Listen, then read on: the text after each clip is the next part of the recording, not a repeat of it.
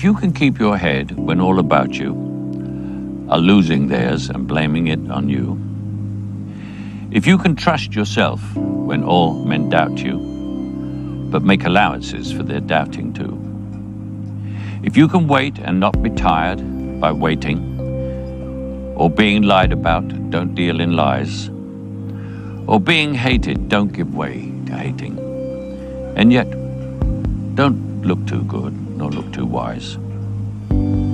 If you can dream and not make dreams your master, if you can think and not make thoughts your aim, if you can meet with triumph and disaster and treat those two impostors just the same, if you can hear the truth you've spoken twisted by knaves to make a trap for fools, or watch the things you gave your life for broken, and stoop and build them up with worn-out tools, if you can make one heap of all your winnings and risk it on one turn of pitch and toss, and lose and start again at the beginning, and never breathe a word about your loss, if you can force your heart and nerve and sinew to serve your turn long after they are done, and so hold on when there is nothing in you except the will which says to them, hold on.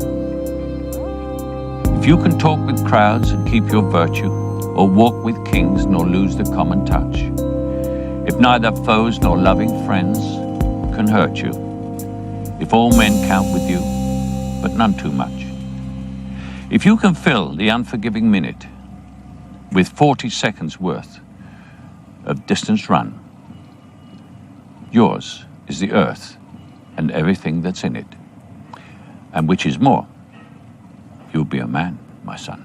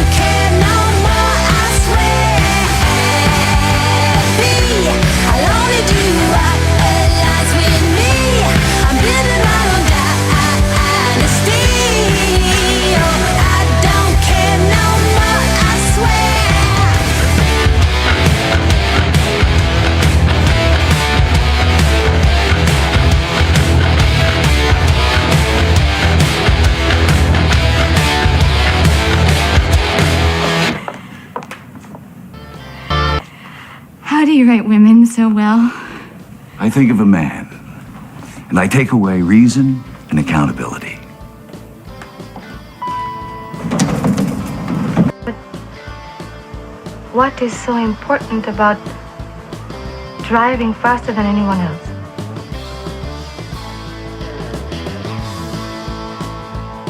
A lot of people go through life doing things badly. Racing's important to men who do it well. When you're racing, it's life. Anything that happens before or after, it's just waiting.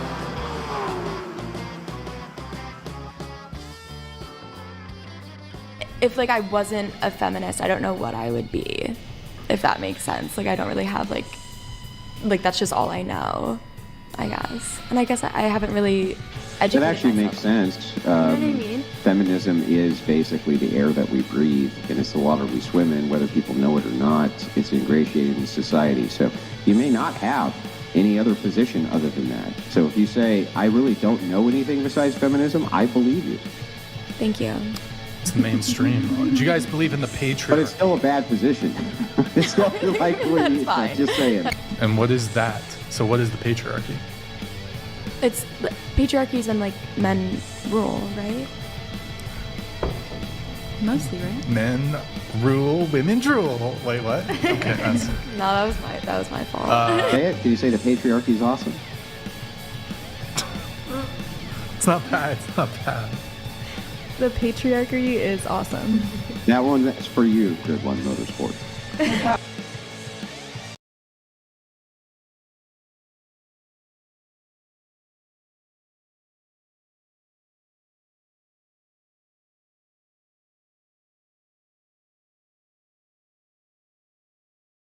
Forgot to unmute myself. What the hell? Welcome to the show, guys. What? I apparently have another window open somewhere that has uh-huh.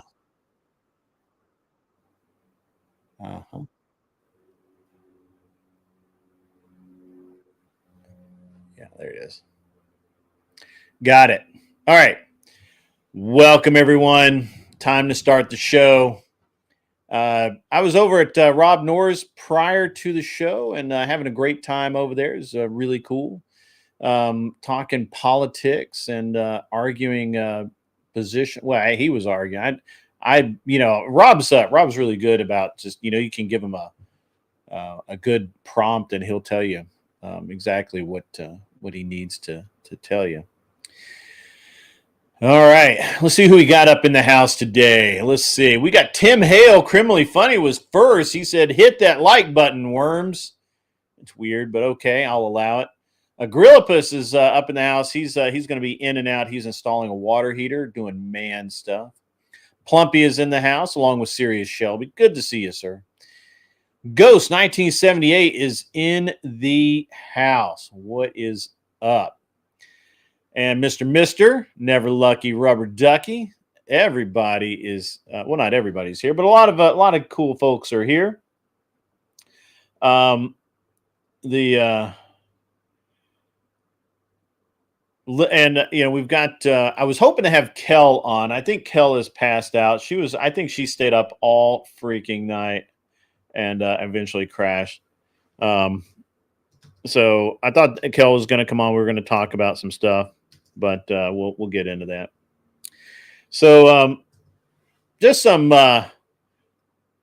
Hey Nate, what's up, man? What's up, my man? 13 is in the house. Excellent. Good to see you, sir. Awesome. So last week we talked about how to buy a business. Today we're going to talk about how to run one. We're also going to talk about some news and current events. We've got a lot of wild shit going on in the world today, and it's we have people walking into areas and where gun-free zones and hurting people. We really have to get rid of these gun-free zones, guys. I don't care, I don't care if you want to agree with your woman on this, or, you don't want to make waves or what the fuck ever. But every time someone talks about a gun-free zone, all I hear is there's going to be a shooting there someday. Somebody, some maggot with no backbone, no core, no sense of being a human being is going to walk in there one day with some kind of weapon and wreak havoc.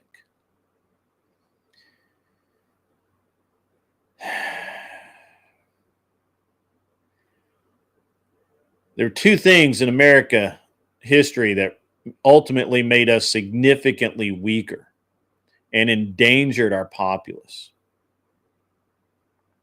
The first was the Zero Tolerance Act for weapons on school property. Having grown up in the dirty South,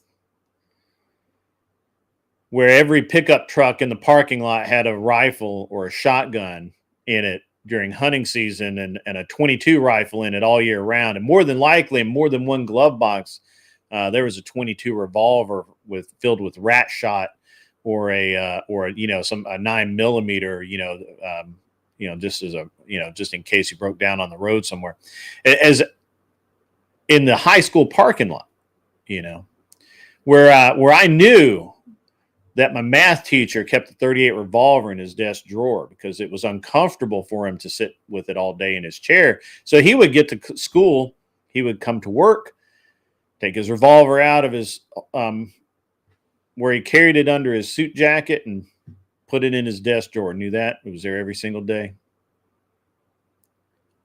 Guy's a hell of a math teacher. Hope he's okay. Hope he's still alive. Probably not. I'm old, and he was old when I knew him, when I was a kid.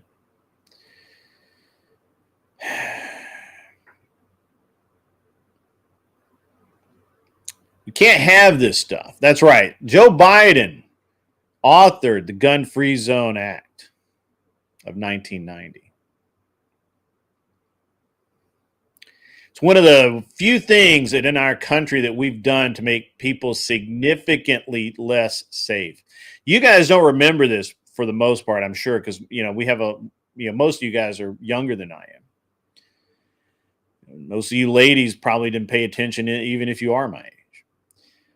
We used to have Eddie the Eagle, who would come to, which was an NRA program, and they would come to schools and they would teach gun safety in the cities, in the counties, mostly in the cities,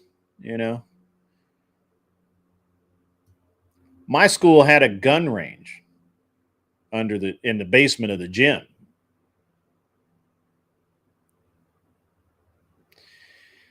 And as a result of these ridiculous laws, everyone is less safe. Now you may say to me, Mr. Walker, sir, I don't believe in carrying a gun. I have a temper. I don't trust myself. Sir, I don't believe in carrying a gun. It's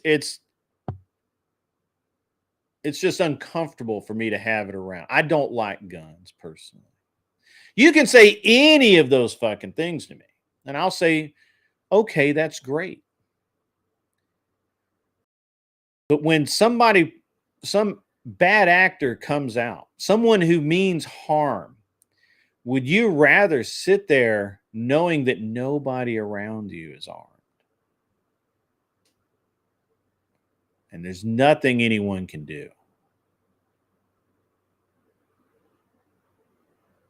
Or would you rather the guy standing quietly a few feet left or right of you draws his personally owned firearm and defends you and everyone else there? We're seeing this in New York. We're seeing it in Florida. We're seeing it in Texas. We're seeing it in a lot of places where people go specifically to gun-free zones. These are soft targets. ducks, shooting galleries. I don't go to them myself. If I can't carry a gun there, I don't go there. Matter of fact, the only places that you will find me unarmed are places that have metal detectors. I carry, even where it says I can't carry it, I carry it. Because concealed means concealed.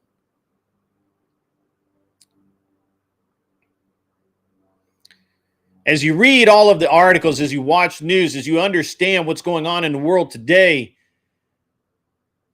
don't sit there and say, well, if only that person could not have gotten a gun. If only there was a way to tell that mentally unstable person was mentally unstable and deny him a firearm, all of these people would be safe. Maybe that's true, but unfortunately, despite having a very large set of balls, they aren't crystal, and I cannot predict the future. Just saying, can't do it. So with lacking a set of crystal balls, I have to be prepared. I can't predict that I'm going to go walk into Walmart and some nut job is not going to walk in with a shotgun and start trying to, hurt people. I can't predict that. What I can do is I can be prepared. I can be ready. I can make part of my everyday normal carry things that protect myself. I go nowhere without a knife. I go nowhere without a firearm. I go nowhere without my wallet. These days, I don't go anywhere without reading glasses.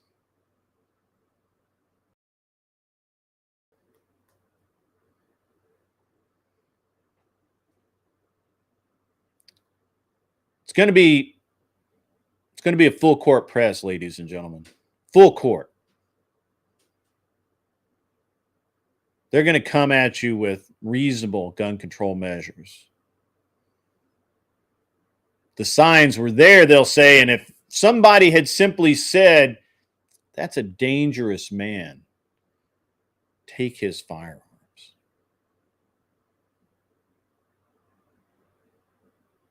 They're going to say that. You're going to read it. There'll be votes.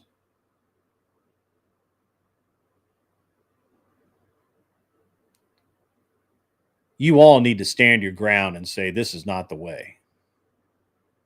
This is not the way. This is not the way that we disarm people who are willing to defend their lives, their properties, and probably your life and property. Disarming those people is not the way. More guns, not less guns, is the way, is the solution.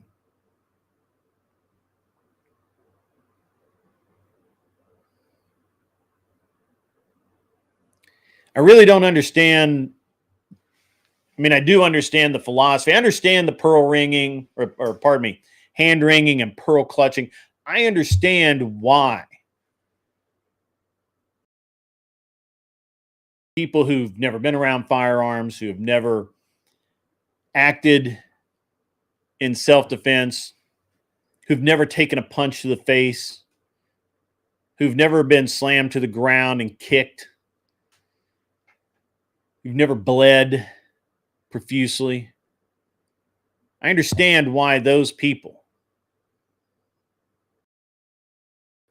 think that if you just take away the tool, you can't create the violence. But ladies and gentlemen, the tools do not create the violence. The humans do. And again, none of us have crystal balls. We just don't.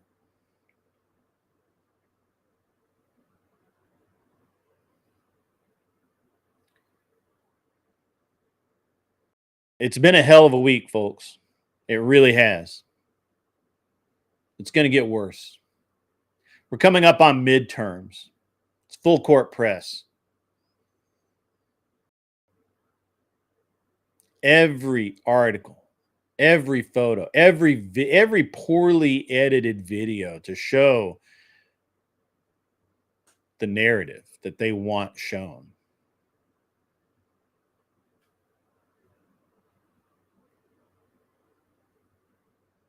Laws do not protect you. Law enforcement officers enforce the law. They do not protect you. If you want someone to provide protection for you, I suggest that you pony up and pay for private security. It is, in fact, their job to protect you. It's not law enforcement's job to protect you. To serve and protect is no longer the standard. We know that. The Supreme Court has ruled on that a couple of times now. There is no duty to protect.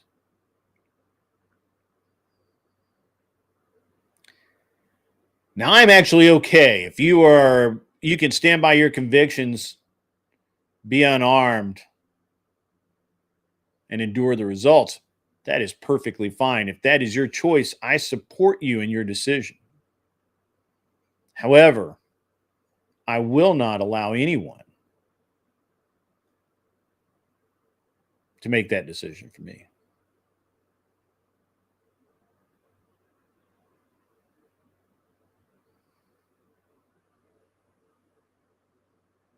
Anyway, again, you're going to see all these stories. I mean, they're starting now. They're spinning them up as we speak. I mean, we just had the thing in Florida. We just had New York. The most gun laws ever. The most gun laws anywhere in the country, and twice within a year. You had people do bad things to good people, or reasonably decent people. They're not blaming the people, folks. They're blaming the tools. They're blaming the tools because to blame the people is to admit the tool is meaningless.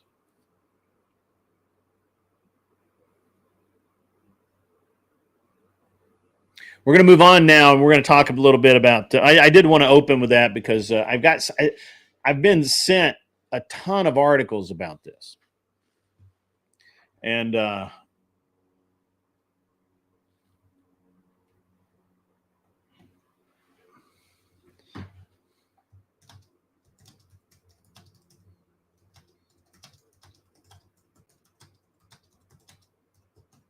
sorry, guys.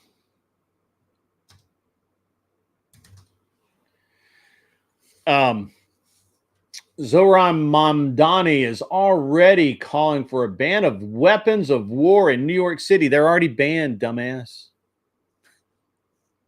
They're already banned. You can ban them from the cops too. What about that? Mr. It has become the standard for police officers to carry weapons, rifles, usually. And that's a real thing. Hey, it's Damien, the parkour expert, the guy. I haven't seen you in a while, man. Welcome back. I really appreciate you dropping by. So that's really good. All right, guys. So moving into so I want to put this out there. I know that not everybody is, but there are at least a few people who are very interested in business and starting businesses and that sort of thing. So here's the deal. If you want, you can go out, find a business that you're interested in, shoot the information, and we'll go over it live on the internet, live on the show, and I'll help you try and make it. I'll give you my input on it. Obviously, I'm not going to give you professional advice. I'm not going to tell you to do, I'll give you my opinion. Certainly, it's not advice to buy, sell, or trade. But I'm willing to help. If somebody is looking at something now, or they're gonna, if they want to just try it out, you're absolutely welcome to put get your deal packet together, or just find the ad, and we'll work through the deal from start to finish with you. And maybe you can make it happen. I don't know, but I'm willing to do that for you guys. That's no big deal. And at least getting you to the first stage.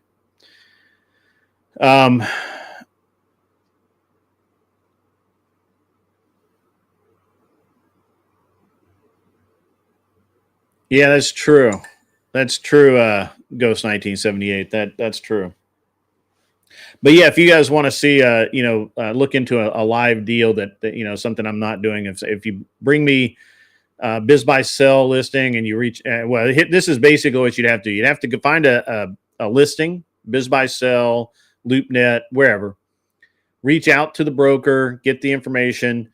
They make you sign an NDA, so we wouldn't be able to talk about everything live, but we could look at the ad. And there are certain things that you could just talk about in the abstract, so we could kind of go through how the deal is put together. What's up, Glenn Lawrence? How the hell are you, man, my man? I'm gonna throw Glenn a link just for the fuck of it. If you guys missed last night, we had Sarah, the Raging Tomato, and Kinetic Kel on. Kinetic Kel was going to come on this morning. However, I think that she's asleep. She was still streaming when I got up at like 4:30 or 5. And when I left for the gym at 7 o'clock, she was still on. So, hey, it's my buddy Cat GTP, PT, yeah, whatever, PTG. PT, whatever. All right, Glenn, if you want to jump up, Kat, if you would like a link, you're welcome to one as well. Kissy Cat, you're all kinds of fun. So, and I really want to see your new hair. That'll be cool.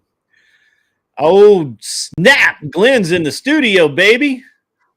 Look at that. What's up, man? What's up, man? I got adulting to do today. I just got off of adulting, like a business, like setting up the business account through, the bank. How to do that, fucking hey, this adulting shit, Yeah. Well, at least you had all your EIN numbers and stuff fresh. So. Yep.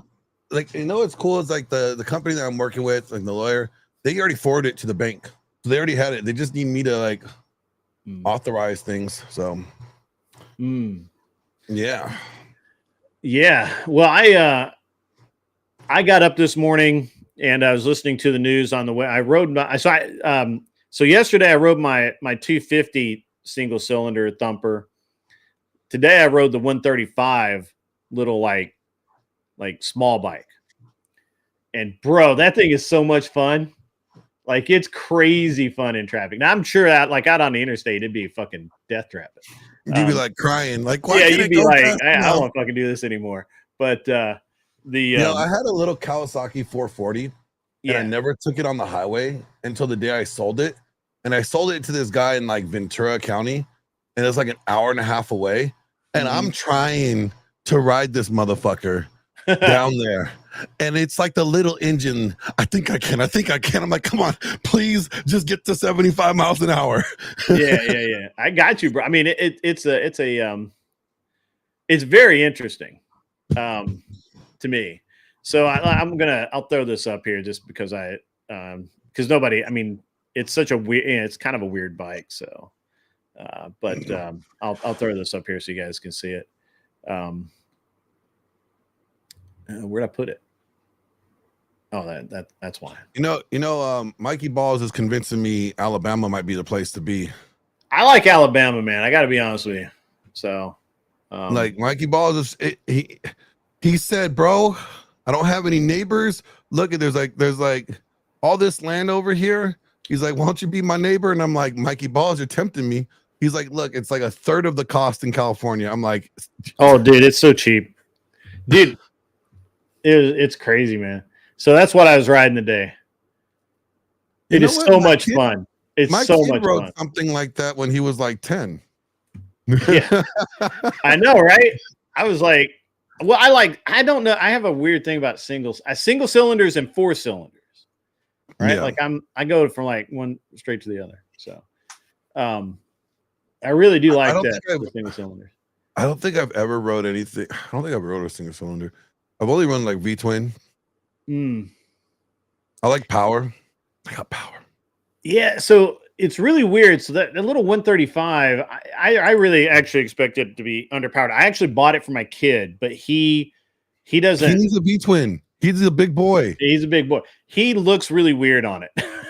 Yeah, he's my height, if not a little bit taller than me. He looks and really he's weird on it. fucking as big as me, dude. I can imagine on him. He looks like a clown on that thing. Like, Yeah, it's pretty funny. He fits better on the 250, but so I'm like, so this it's a really I don't know, man. It's really fun, and it's like riding a hyper motard. I don't know if you ever ridden one. It's like it doesn't have quite the power of a motard, but it is just as maneuverable, and like it is just crazy fun. You know, but like crazy? I said, if you got it out like on the interstate and somebody blew by you at like 90 miles an hour, it'd be fucking scary as shit. So like I have the same engine as like I have the Milwaukee 114, right? Okay. Big engine. It's a big engine. And it's the same one. Like Thor had the 107, right? And he had like the cross country, Harley cross country something, right?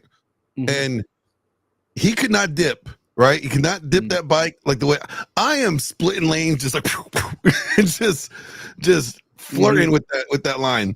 And I hated riding with him because I'd always have to wait for him. I would go like 2 miles ahead. I'm like, where's Thor? God damn it! So have you ever heard of a Kawasaki Eliminator or something like that? It's like it's a really scary bike. It's got like a Ninja 1000 motor. Yeah. Yes. I don't know. I don't remember the name. It's a cruiser, and it's got like it's not even a monoshock. It's got like dual shocks in the rear. I mean it's like old school frame and chassis and everything. I was talking to Bjorn, I want to say either yesterday or the day before. I think it was yesterday. And he was telling me he's selling his bike and he's going to buy a new bike. And this new bike, it's a Harley, but it's like it's a crossover bike where it's like you could ride in the dirt. It could be off-road, or then just with the push a button, it's street. Like the traction and the suspension is completely different. Yeah. And he lives off on like some gravel road in the middle of bumfucking Egypt. I've ridden on gravel quite. I don't like big bikes on gravel. That's neither do I. Plan. It's a bad plan. But so my buddy had this Kawasaki Eliminator or whatever the fuck it was, and it's supposed to be like it's basically like the Widowmaker. Like people that have them, it has so much power and it's such a old antique ass suspension that people just like crash out on them all the time.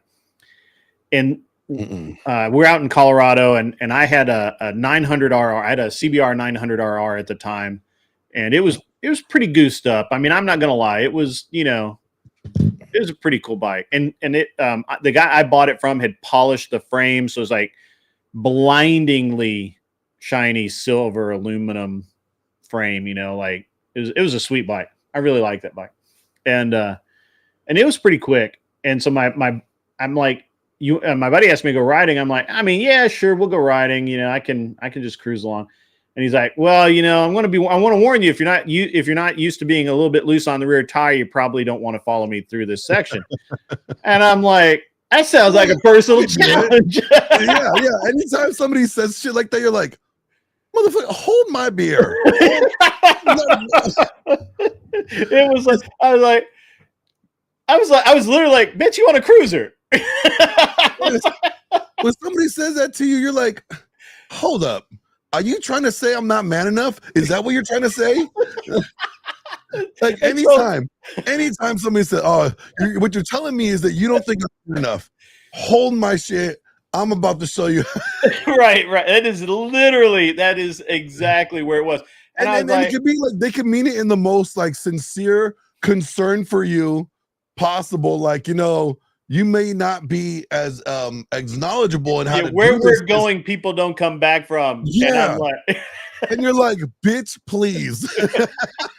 And so it's a 900RR. It's basically it is a leader bike, and and it's badass bike. The Fireblade is what they called it. Honda called it, and I'm like, you're on a cruiser, bro.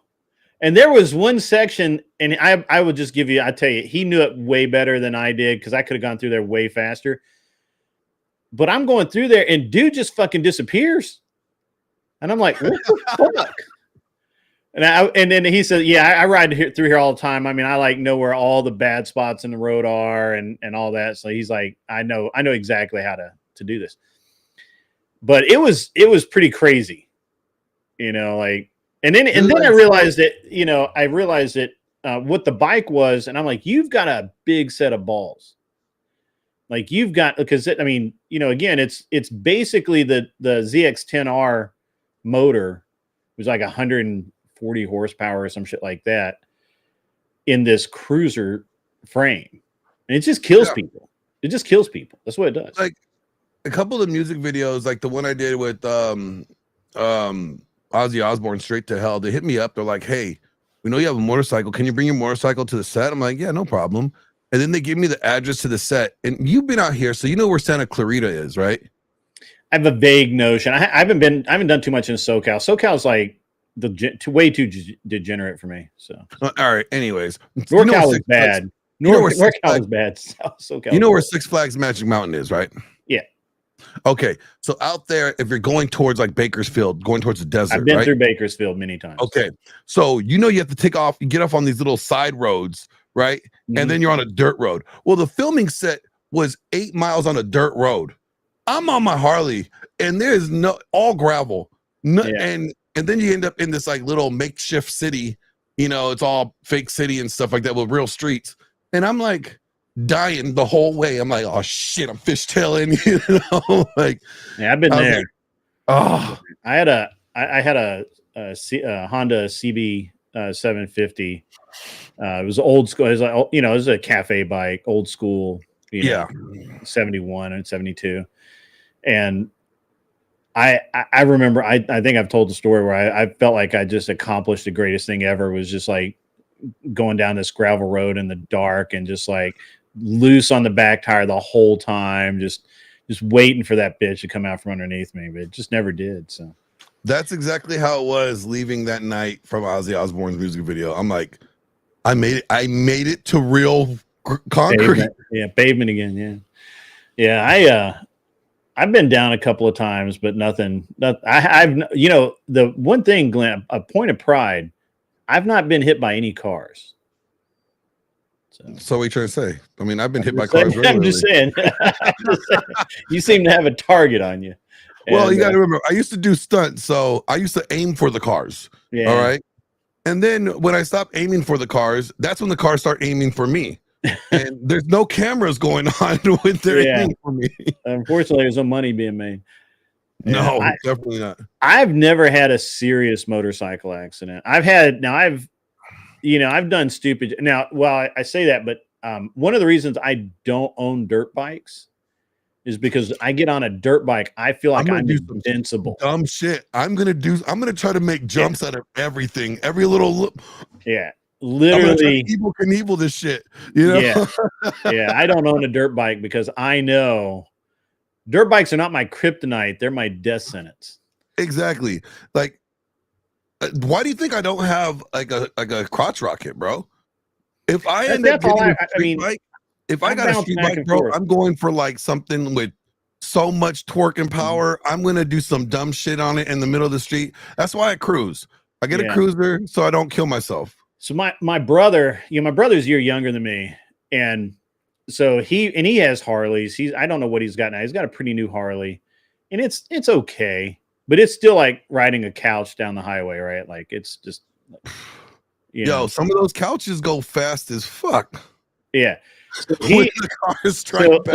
So he sold me this CBR 600 F4. And I put it all back together, tuned the carbs, all the body work, painted it, and I let him ride it. And he came back, and he was like, he didn't want to admit it, but he was shaking. Dude, I'm not getting on a street bike for a reason because I know I'm gonna do dumb shit, and yeah, I know. Like, I already had like a highway patrol. I pulled up pulled up next to on my motorcycle, pulled up next to a highway patrol car, our cop on his bike, and I look at him. He's driving a Beamer. I just rev my engine up, and he he pulls up his visor. He goes, "I ain't racing you. I'll wait for your death. Like when you die, when you get in an accident, and then I'll come over there." I have a buddy of mine who's big into the BMW sport bikes, the R1000s, and and they're so fucking fast, dude. And dude, they're quick. And I have I actually have a Z1000R, which is a Kawasaki. It's the Ninja motor in a Street Fighter configuration, right? Nope. And so it's a little bit more upright riding position, and it's a little more maneuverable, but it's still a heavy ass bike, and it's still got a fuck ton of power.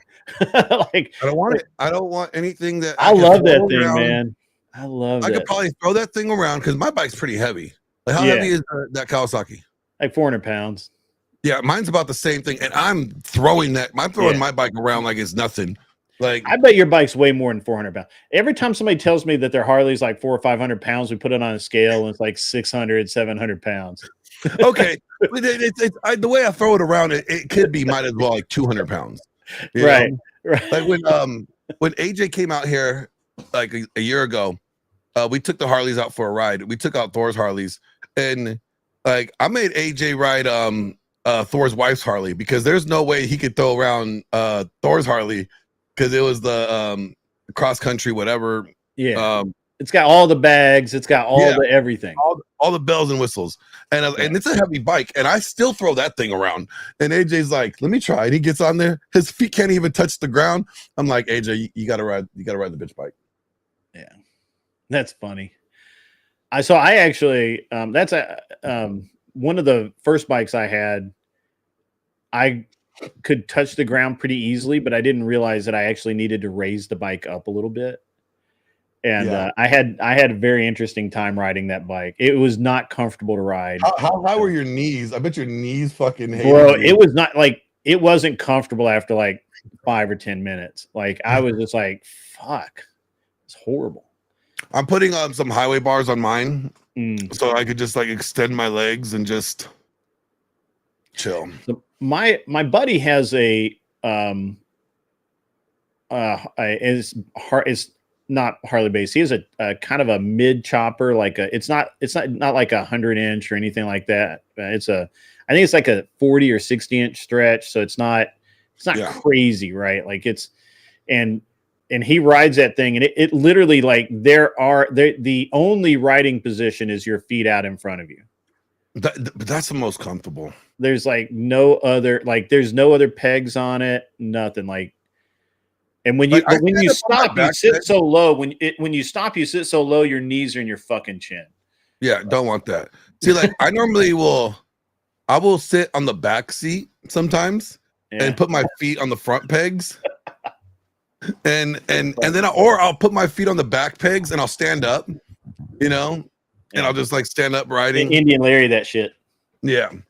But I definitely want to get some highway pegs on it. It's fun. Yeah.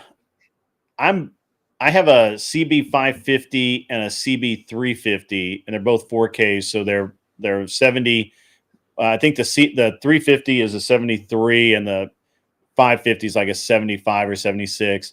They're Hondas, and they're both 4 cylinders. One's just bigger than the other one. My kid wants that 350 so bad. And I'm like, bro, you got to learn how to ride a bike first. I mean, look, this is, first of all, it's an old bike. So parts aren't like, like it's all eBay for the parts. Like there's no, you're not calling Honda up to get a new fucking fuel tank. You're going to be fabricating them.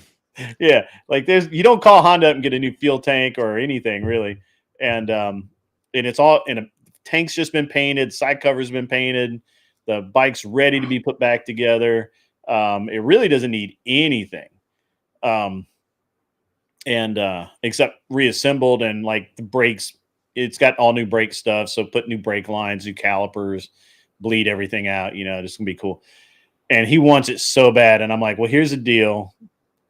You work on that bike and you work on my 550. and I'll paint the, because I got to paint the tank and stuff. I said, I'll get the tank painted. I'll get everything. And you just work on both bikes. You get both bikes together to where we can ride them, and you learn how to ride on the small bikes. Then you can ride the cool bike.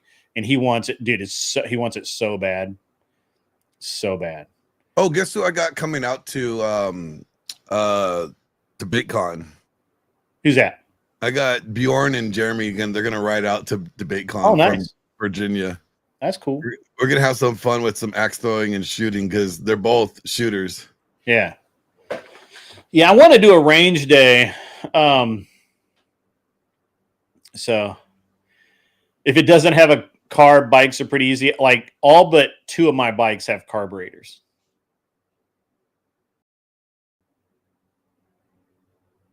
Just saying. I have the last year that they offered the CBR 600R with no carb, with carbs. Oh, with carb, yeah, yeah. And it's right now. I actually have. It's actually apart right now because they don't make, because it's a Ram Air bike, and it's got all these fucking valves and solenoids and everything, bro. They don't make any of the lines for it anymore. Any of the vacuum tubes, any of the rubber pieces, they don't make them. And the bike was made in '99. That shit's old, bro. I'm like, and it's all cracked and it's starting to just go bad. And I'm like, where the fuck do I get this stuff? There has to be aftermarket somewhere. You would think, but there is not. And it was like a 1-year bike. And really, they only made it for like 8 or 9 months because they had the CBR F3, and then they had the CBR F4, and then the F4i, which is the injected version. The F4, the one I have, is the highest output CBR 600 stock.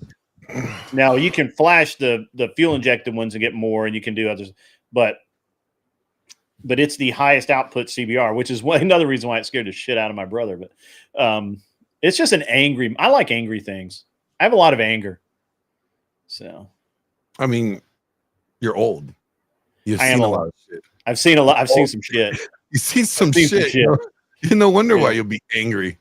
Yeah. I've seen some shit. So like, it's when I get in like crowds, like I went to the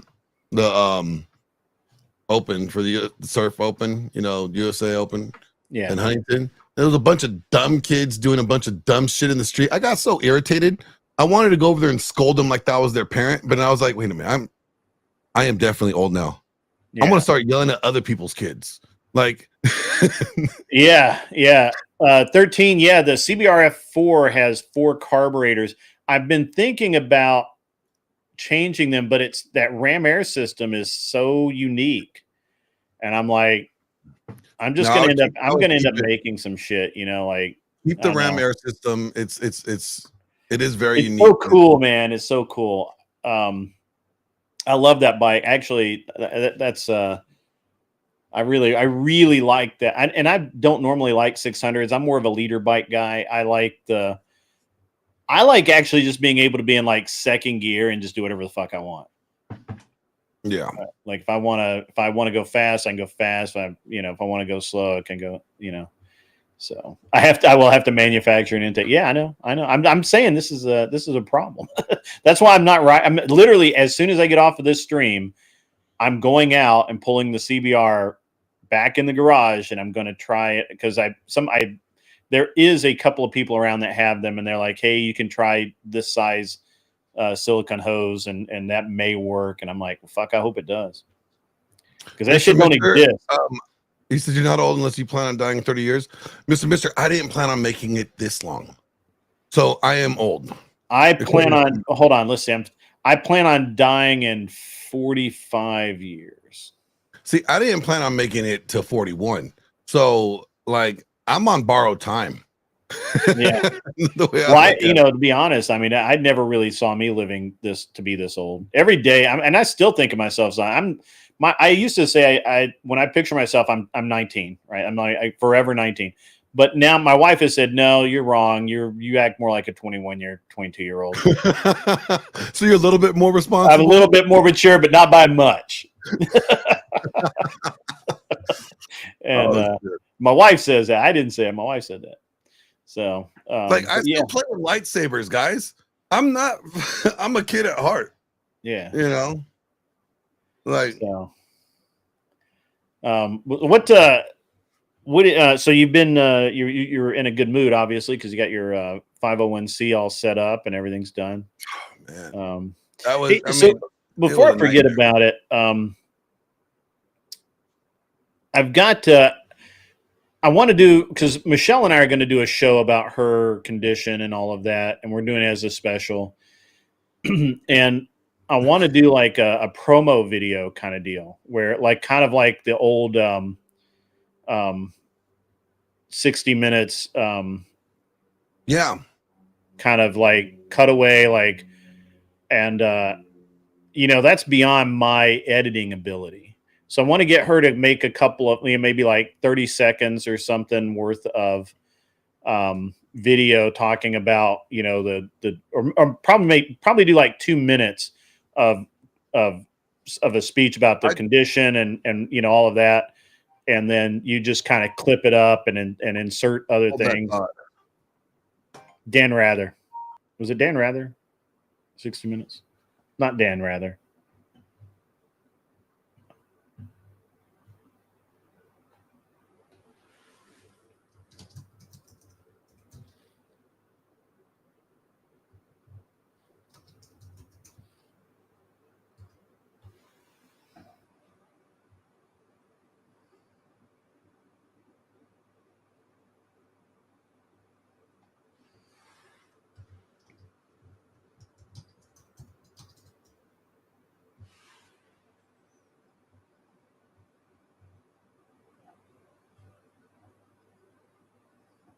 Paul Harvey. That's what I'm thinking of, Paul Harvey.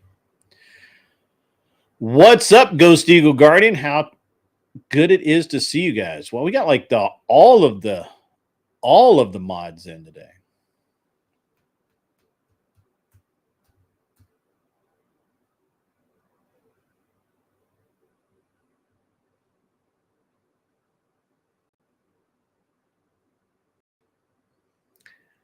He said to hold that thought. I did. I did refuse to make you a mod, Anson. I'm sorry. There was good reasoning behind that. They just turned the entire chat blue. I'm so blue when I think of you. What's up, Smoking Spaceman? Good to see you, man. Never Lucky Rubber Ducky has to throw some green in there. Still a member, though. That's awesome, bro. Breaking Up the Blues says, what say Lou? Hey, what say Lou? How are you? How are you? Anson asked you on a date? Interesting. Make him trim that beard if he does. Needs to be more stylistic. A little less hillbilly, a little more culture. I don't know where Glenn went. Anyway, ladies and gentlemen, again, earlier I was saying that if we talked about buying a business last week. If this is something that interests you, or even just a conversation interests you, you're. So what's that? I told Michelle what we need to do is get a bunch of B-roll of like her, in the condition and everything to highlight it. And then just talking about like this could have resulted from whatever, and just and then stitch it together. Yeah, I get it. Yeah, and her do a testimonial, like how it impacts her, like and even get like a doctor like talking about like this condition in itself, and how often does it get misdiagnosed, right, as something else. I need a good promo. So basically, what I want to do, Glenn, creatively, is I need a promo that just has me like, and I'm gonna go like, I'm gonna turn the lights off in here. I'm gonna go kind of film noir. Ooh, go dark. A little dark.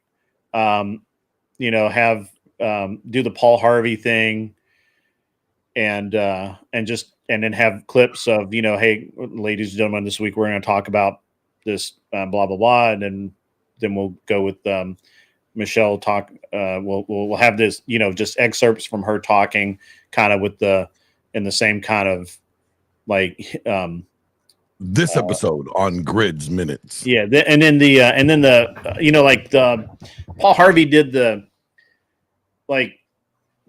guest was partially lit, but it had the the shadow across, right? And I think that would be really cool. I think that'd be a really good promo. And I'll bring the cameras. We'll shoot everything right. I want to do it. I want to do the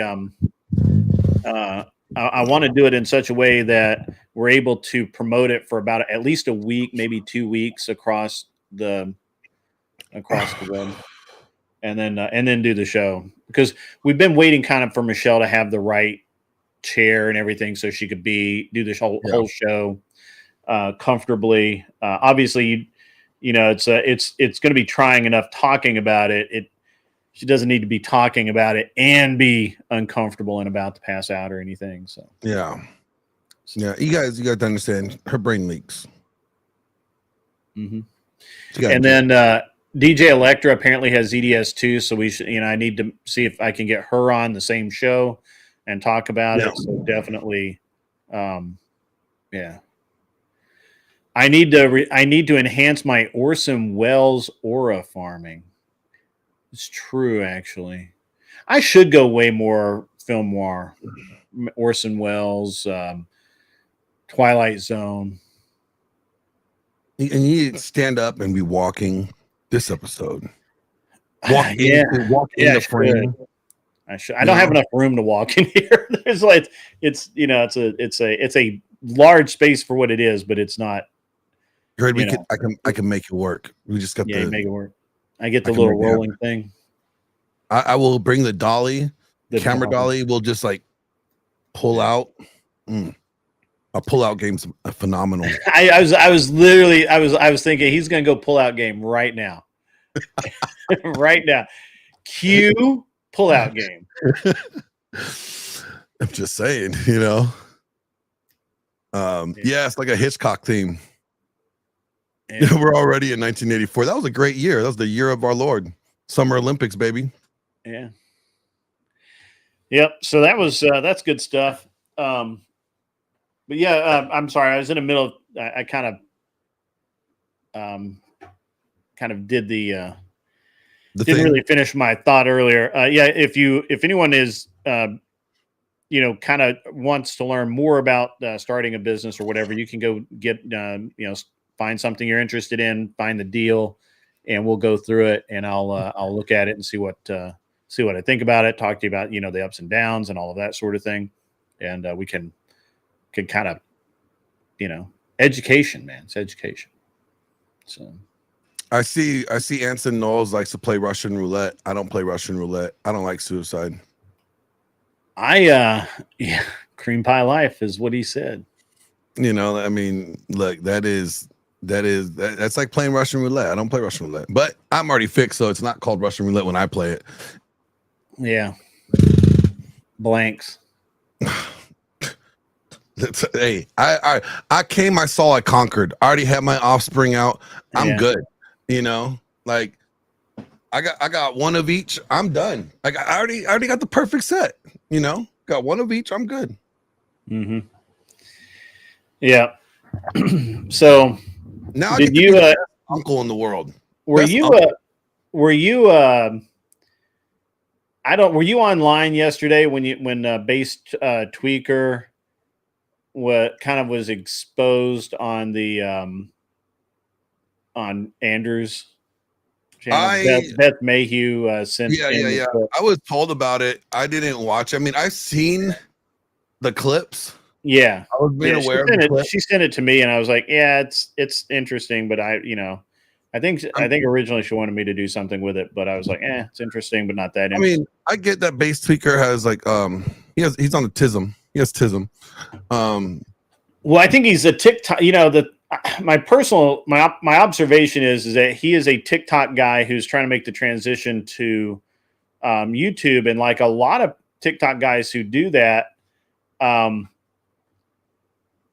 it's just not, it's not realistic for them. They just can't do it.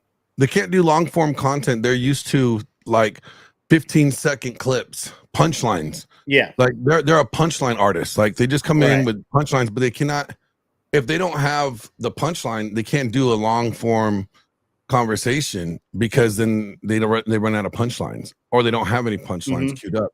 And here's the problem is like everybody is trying to be an Andrew Light. And instead of being authentic, we talked about that last night. Yeah. It's sad because it's so disingenuous when you know that they're trying to be something that they're not. And it's like I love Andrew. I love Andrew like a brother, and I love what he does and the way that he does things. But guess what? Glenn will never be an Andrew. Right. And I will never try to do, because all that would do would be a generic version of him, and it would actually take away from what he actually does really well. It would be like a slap in the face to, like, paying homage to him. It'll be like a slap in the face to him because it wouldn't be doing him any justice. Right. Yeah. So what people need to do is just be authentically themselves and talk the way that they talk, or, you know, formulate their arguments the way that that's comfortable for them, not trying to review the Andrew Wilson debate guide of how to sound like Andrew Wilson in a debate. Like, just be themselves. Right. And that's, I think, one of the reasons why I think I surprise people is I don't debate like Andrew. I don't. No, you don't. No. You know, I mean, we often end up at the same point, but I don't get that. We don't get there in the same way. And that's fine, right? That's totally cool. So I actually just had a lefty. It's weird that I have all of the lefties now. Like, look at what 13 said. I like Mr. 13. He said that's a nice compliment. Thank you, sir. I appreciate you. Yeah. Well, 13 is he's good. He's a good dude. I like that. No, Andrew is so hard to imitate. Oh my god! Like when I did the clips on Angry Dad, like the spoof of Andrew Wilson, it was fucking hard because, like, no matter how much you watch Andrew Wilson, trying to imitate exactly how he would respond in his mannerisms, it was difficult. Oh, by the way, guys, I'm streaming the Rumble as well. So we're live on Twitch. Let me make sure. We're live on Twitch and Rumble, I believe. Let me make sure. Rumble's gay, so I don't know if we're actually live there. Really, really don't like Rumble, but it's fine. So we'll see. Maybe I am. Maybe I'm not. I'm supposed to be. Let's see. Normally, I've been doing Rumble, Twitch, Kick, X, YouTube. I've been all of them. Yeah, I got to do Kick. It was supposed to go live, but apparently maybe it didn't. I don't know. It's supposed to be. So it's not showing me. Oh, it does say I'm live. Recording in progress. Let's take a look here. You know what you need to start doing, Grid? Since you're very conservative, you're on the conservative spectrum. You need to start uploading your shit to Parler. Play TV. Go to Play TV, and you'll thank me later. I got so that's one of the guys I got a meeting with later on today. He's one of the board members on Play TV. And I'm going to get him to donate to the nonprofit. He's going to donate nodes. Like, I don't know what the fuck a node is, but he's going to give me like 10,000 in nodes. And basically, you'll be getting paid out from Parler like 90%. Yeah, so I am live over on Rumble right now, and from now on, we will be streaming to. I'm going to end up streaming simultaneously to all platforms. I need to get Kick set up, and then we'll be. I'll be there too, and yeah, it'll be cool. So the only thing about Parler that sucks, Grid, we don't go live. You can't go live there, so everything has to be uploaded. Edited. Yeah. It has to be like tits. That's unfortunate. So anyway, like yeah, I see. Up FNC says live on Twitch. So I'm actually got people over there watching on Twitch. That's awesome.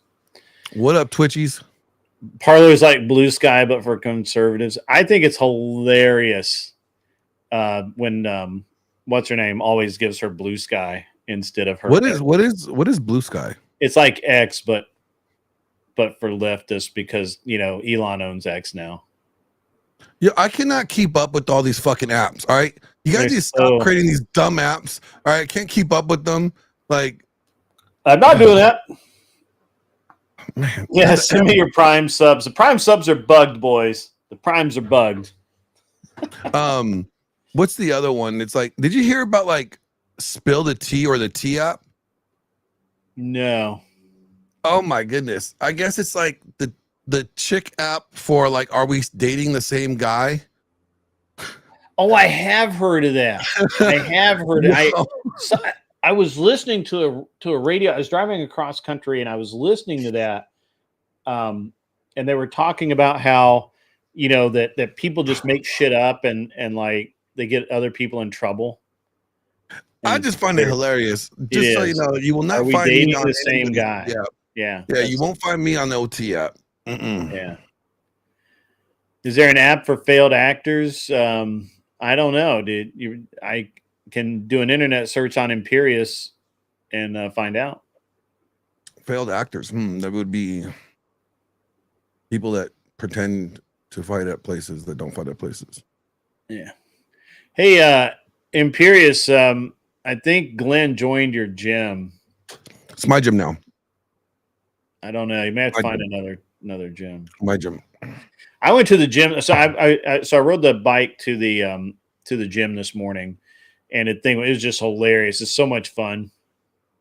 And went in and I reversed my workout today. Instead of doing the treadmill and walking a mile or whatever first, I did the machines first. Yeah. And bro, I hurt a lot. Well, that's what I do, like a 10-minute warm up on the treadmill, and then I go lift, and then I'll do a 20-minute cardio afterwards. Oh, he says, "Oh, great! Please, I'll hit up Cordero, whatever. Then we can get the waiver signed really easy. Get those tits running, Glenn." Yep. Hey, I didn't know Glenn was bringing women with him, but okay, that's fine. I got a fan. Anyway, so I did leg press. I did 2 sets of 12 and then one set to failure, and ended up going 24 or 25, and that hurt so much. And then I literally did like military press and something else before I went to the treadmill, and I was hurting on the treadmill. I was not having a good time. So I may not do that in the future, but I reversed it today just to see how it felt. Oh yeah, no, like I always start. I mean, I just do the 10-minute cardio to get the blood flowing, and then I get right into it. Yeah, right into it. So how many exercises when you go do, like, let's just say you're doing like your Monday? Depends on the workout, what muscle group I'm focused on. So okay, how many different exercises do you do? Anywhere between 7 and 9. Okay. I'm doing like 4 and then I always like do like a secondary muscle group. So like if the main muscle group is going to be back, well, the secondary muscle group is my biceps, because any type of pull motion, right? So you have a push and pull. So chest, I'll do chest and tries, right? And then I'll do back and bis. And then like today is shoulders, so I'll be doing shoulders and tries. And then tomorrow is going to be legs, like just quad focus, just all quad focus. And then the following day will be hammies and glutes and calves, Yeah, so I get it. I split up the muscle group that way, just because you can't put all that if I'm doing quad focus, right? I'm going to be going hard on quads, right? So then if I try to do any type of hammies after that, I'm not going to be able to have the same amount of energy or strength to do it. So it's kind of like cheating myself if I do it that way. I'd rather wait till the next day. I do that. I kind of do that. So I did mostly upper body today. So I did a tricep extension, tricep the whatever. I did 2 different tricep exercises. I did military press, lat pull down, and bench press. And then, but I also did leg press, but I didn't do like anything else, legs, except walking. Yeah. So. And, you know, I'll do like, you know, a lot of like, when I do legs, like for like on quad day, I'll do a lot of lunges, like weighted lunges. I'll put the bar on my back, 135, right? And then I'll just do walking lunges with 135 on the back, or hold like, or I'll do like the stability ball, right? To anybody could do squats and everything on a flat surface because, you know, you're grounded. But to engage your stabilizers, get on like the Bosu ball, flip it upside down to where you're on the flat part, and then the curved part is on the ground, and then try to do your squats. That will, even the lightest workout will send your legs on fire because your legs are shaking, trying to stabilize as you're doing the squat, you know, and it's fun. It's scary, but it's fun. Yeah. Okay. All right. It's interesting because your stabilizers, you know, we that's probably the weakest muscle groups, or, you know, that people actually don't realize is their stabilizers. Your core is a stabilizer. Your legs have stabilizers on the side, your IT bands, right? But you don't work those out nowhere near as much as you should because everything you do is flat. So yeah. So are you now are you doing body weight exercises at all, or just yeah? Okay. That's my. I quit doing body weight exercises because I'm going back to the gym, and I'm gonna start phasing them back in. I definitely incorporate them in. Like dips are all body weight. You know, even doing like muscle ups is a body weight. I don't like doing muscle ups so much because it hurts my wrist these days. I'm getting old. Yeah. Well, I sprained my wrist a couple of weeks ago, so I was actually on the lat. I remember that. You had your whole fucking. Yeah, I had and so it's still. I mean, obviously, movement's fine, but weight, it doesn't like the weight. So, like on the military press, I had to keep my wrist perfectly straight. If I got any out of anywhere, man, it was just. That's why you gotta get like. I use these wraps when I'm doing like any type of pulls or any pull-ups and stuff. Helps keep your wrist straight. And then I use the other wraps when I'm doing any type of presses, so you don't end up bending your wrist forward or backwards. You know, so yeah, it's you know, yeah, all right. I mean that makes sense. Anyway, so I went and worked out today. I had a pretty decent workout, and I've got other stuff to do today. I'm gonna work on the CBR today. I'm trying to get it back to where it will where the Ram Air works, and I have full, you know, because it's just such a cool bike. It's sad that it's now that it's older that it's just hard to get parts for, but it is what it is. Yeah. Have you been following any? I know that you're not really a politics guy. Have you been following any of the investigations coming out of Washington? No, I just watched the video about that councilman getting on fire. That was interesting, dude. So the guy that lit him on fire, I guess his name translates like to lover or something like that. And me and my dad were watching it. He's like, I think that's his gay lover. I bet you it's his gay lover. I swear to you, it's his gay lover. What's with Imperious? Does he love you this much? Imperious wants my dick down his throat, and he's gay. I don't know. $2 comes in from Imperious. Broken wrist from jerking off men. Glenn, I don't have a broken wrist. I don't have a broken wrist. Actually, I've never broken my wrist. I've never broken any bones. I had my clavicle broken, but that was. I should have probably and actually, so they found what when they X-rayed my wrist, they found that there was a small, what might have been a fracture, but they couldn't. But actually, I've broken a bone before, but it wasn't mine. I've broken this guy's orbital socket. Yeah, for being like a broken teeth. I've taken teeth out as well. Right in my knuckle, 2 front teeth. Not a problem. Just get it removed with the doctor. Guy has to wear a funny looking, mouthpiece.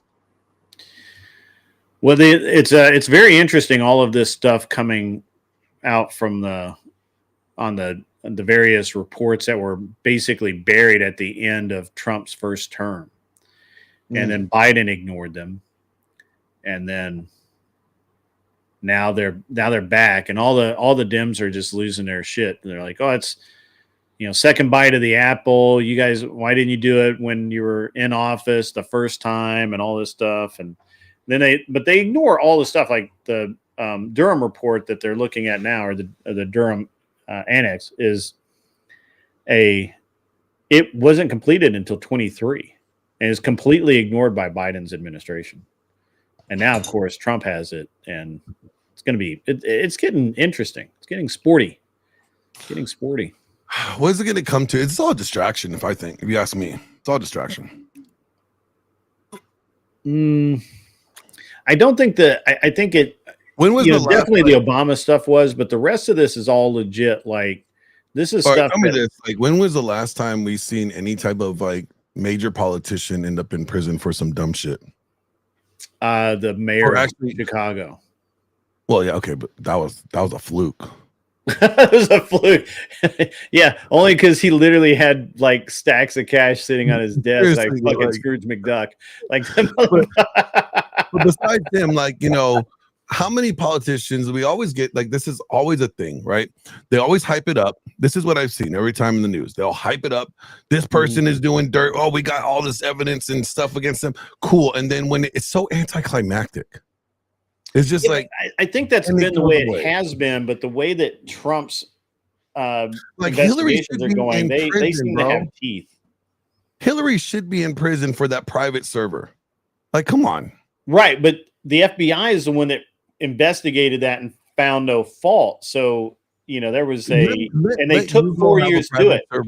Let you go have a private server and see what happens. Yeah. The problem is that, again, the FBI was so crooked at the time that it literally took them 4 years to make a determination, and Trump was busy campaigning at that time. So, yeah, I'm just saying, like, to me, it's all anticlimactic. Everybody's going to be all hyped up, and, this is going to be it. They're going to get them. They're going to get them. And then there's going to be like some loophole that they get out of. And like, well, this person was, the president's, the acting president's butt plug at the time. So they get immunity. Well, but they don't have immunity. That's a problem. And the very interesting thing is, like, did you know that there's a large number? I got to do the Imperius thing again. Imperius, thank you for the $2. Glenn's ex gave DGen records of Glenn on Jess' show. Okay. Are you sure? And are you sure? What records? Yeah. And I don't care. Yeah. I feel like Imperius could afford a lot more. Well, I mean, he's supposed to be some hotshot lawyer. Why are you accepting $2 from rich people? Audio records. Was it you having phone sex, Glenn? Maybe, I don't know. Leave Glenn out of it. I mean, actually, Glenn's pretty much dead center, except they don't want to mess with Glenn because Glenn has screenshots and shit. So just put that out there. We've talked many times about that. What was that? I was in the middle of saying something before. So would you find it amazing that a large number of congressional people, senators, representatives, have, if not outright convictions in various states where they will go to jail as soon as they come out of office? They have investigations or indictments or warrants. That as soon as they're not a public protected, they're probably going to jail. That'd be pretty dope. Right? And that's why you don't hear about a lot of it is they get out of office and they leave office and then bam, they go to jail. Now they're not going to, down to the local, to the county jail. They're not going to the state prison. They're going to federal pound me in the ass prison. But it is actually kind of more like Club Fed than it is. Yeah, they're going to where Martha Stewart went. Yeah.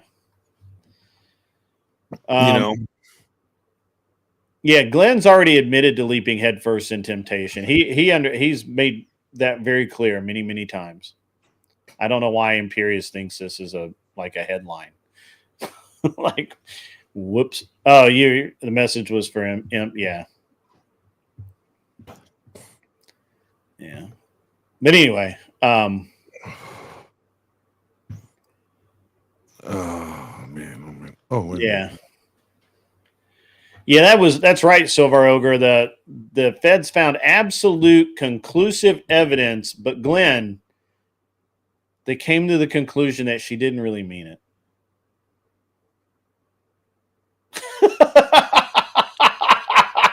The fucking FBI did that. That's fucking hilarious, Glenn. Come on. You wanna look at how men still help women avoid accountability? There is the fucking. It just did, she didn't really mean it. Imperious getting excited about prison. Yeah, boy. Yeah, boy. And you know what I'm saying? Like, it's like this is like men like, oh, she didn't mean it. She knew the law. What do you mean she didn't mean it? She didn't mean to suck that dick, Glenn. It just, she slipped, she fell, dick in her mouth. You know, I hear that happens a lot. It's never happened. Pussy has never fallen from the sky and landed on my dick, okay? Yeah. It just hasn't happened. You got to be beaten cheeks to have pussy, to just trip and fall into pussy. Which, by the way, I hadn't seen Beaten Cheeks in a minute. He occasionally posts in forums, but you did? I talked to him the other day. He messages me. He doesn't call me anymore. And I think he's too busy. He's busy working on. He has to raise $50,000, bro. He has to raise $50,000 for what? Remember that is a bill that he put that he's trying to get in the legislator's office. They already have that bill. Or they already have the law. He needs to. Well, no, his bill is different. How's his bill different? It's the basically charging the person or with the same amount of time that the person was going to be facing for false allegations. Oh, okay. Yeah. Yeah, because they can already go to jail for false allegations. I don't know. But it's a misdemeanor, unless you could get it like it could be a gross misdemeanor. But he wants it to be a felony, and I agree. It should be a felony. So his bill, he needs to raise $50,000 for the lobbyist. Let him to even read his bill. Someone's floating audio about a Soros employee talking about pinning Trump to Russian collusion to distract from Hitlery, but unfortunately the X platform is very collective in terms of sourcing. Yeah, that's true. Yeah, it would be easier to amend the law. That's true. I wouldn't know. I'm not in the law. You're not? Dang. I felt like you were I was a correctional officer. I enforced it. I even enforced the law. Think about it. That's what police do. I just babysat. I babysat. I would go to the prison every day and be like, "Hey guys, look, I came here to hang out. I tried to get away from the little lady. All right, I didn't come here to work, so don't make me work today." That was the same thing I would say every morning. I would walk in the day. And how often did you have to work? I rarely did. Unless there was a fight in another cell block and they needed me to respond for backup, that would be the only time I've ever had to work. But in my blocks, we never had problems because I treat them like humans. hey, you guys know the system. You guys know the game. We have count at these hours. You guys are allowed to do your things at these hours. You know, do your shit. You know, keep your rooms clean, and then don't make me work. I mean, that's fair.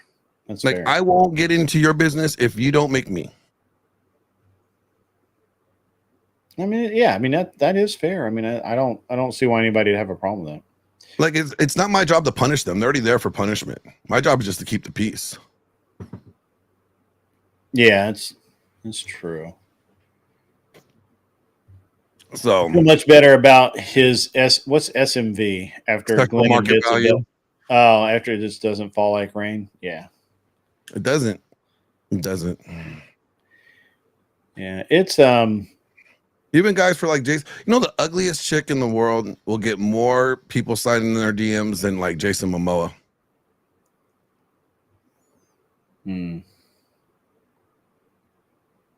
So, yeah.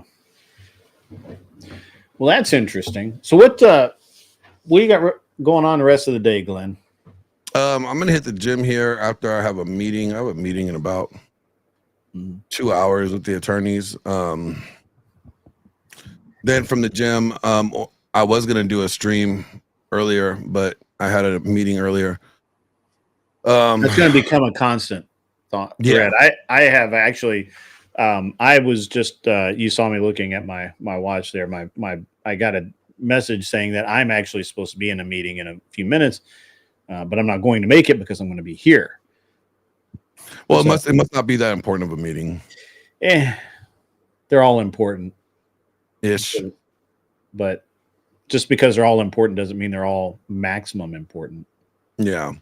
You know, yesterday I went out to the desert, right? The reason why I couldn't have my conversation with Andrew was because I was looking at one of the homes that, you know, Matthew's house that I was going to help out, that I'm going to help out. And we're going to do like a tour of the property and film everything and do interviews with the people that they helped. People that you're telling me. Yeah, it's going to be neat. It's going to be, you know, see exactly what, you know, I don't think there's not enough, because there's people that want to donate and help people out, but they don't know about these programs, especially for men. Like they're kind of quiet about it. Like, you know, and I only know about Matthew's house because I've had family go through there and become clean and become very productive members of society and thriving. Like my cousin is like the vice president of one of the largest construction companies in Southern California. They make all the new apartment complexes and, you know, develop like neighborhood developments and stuff like that.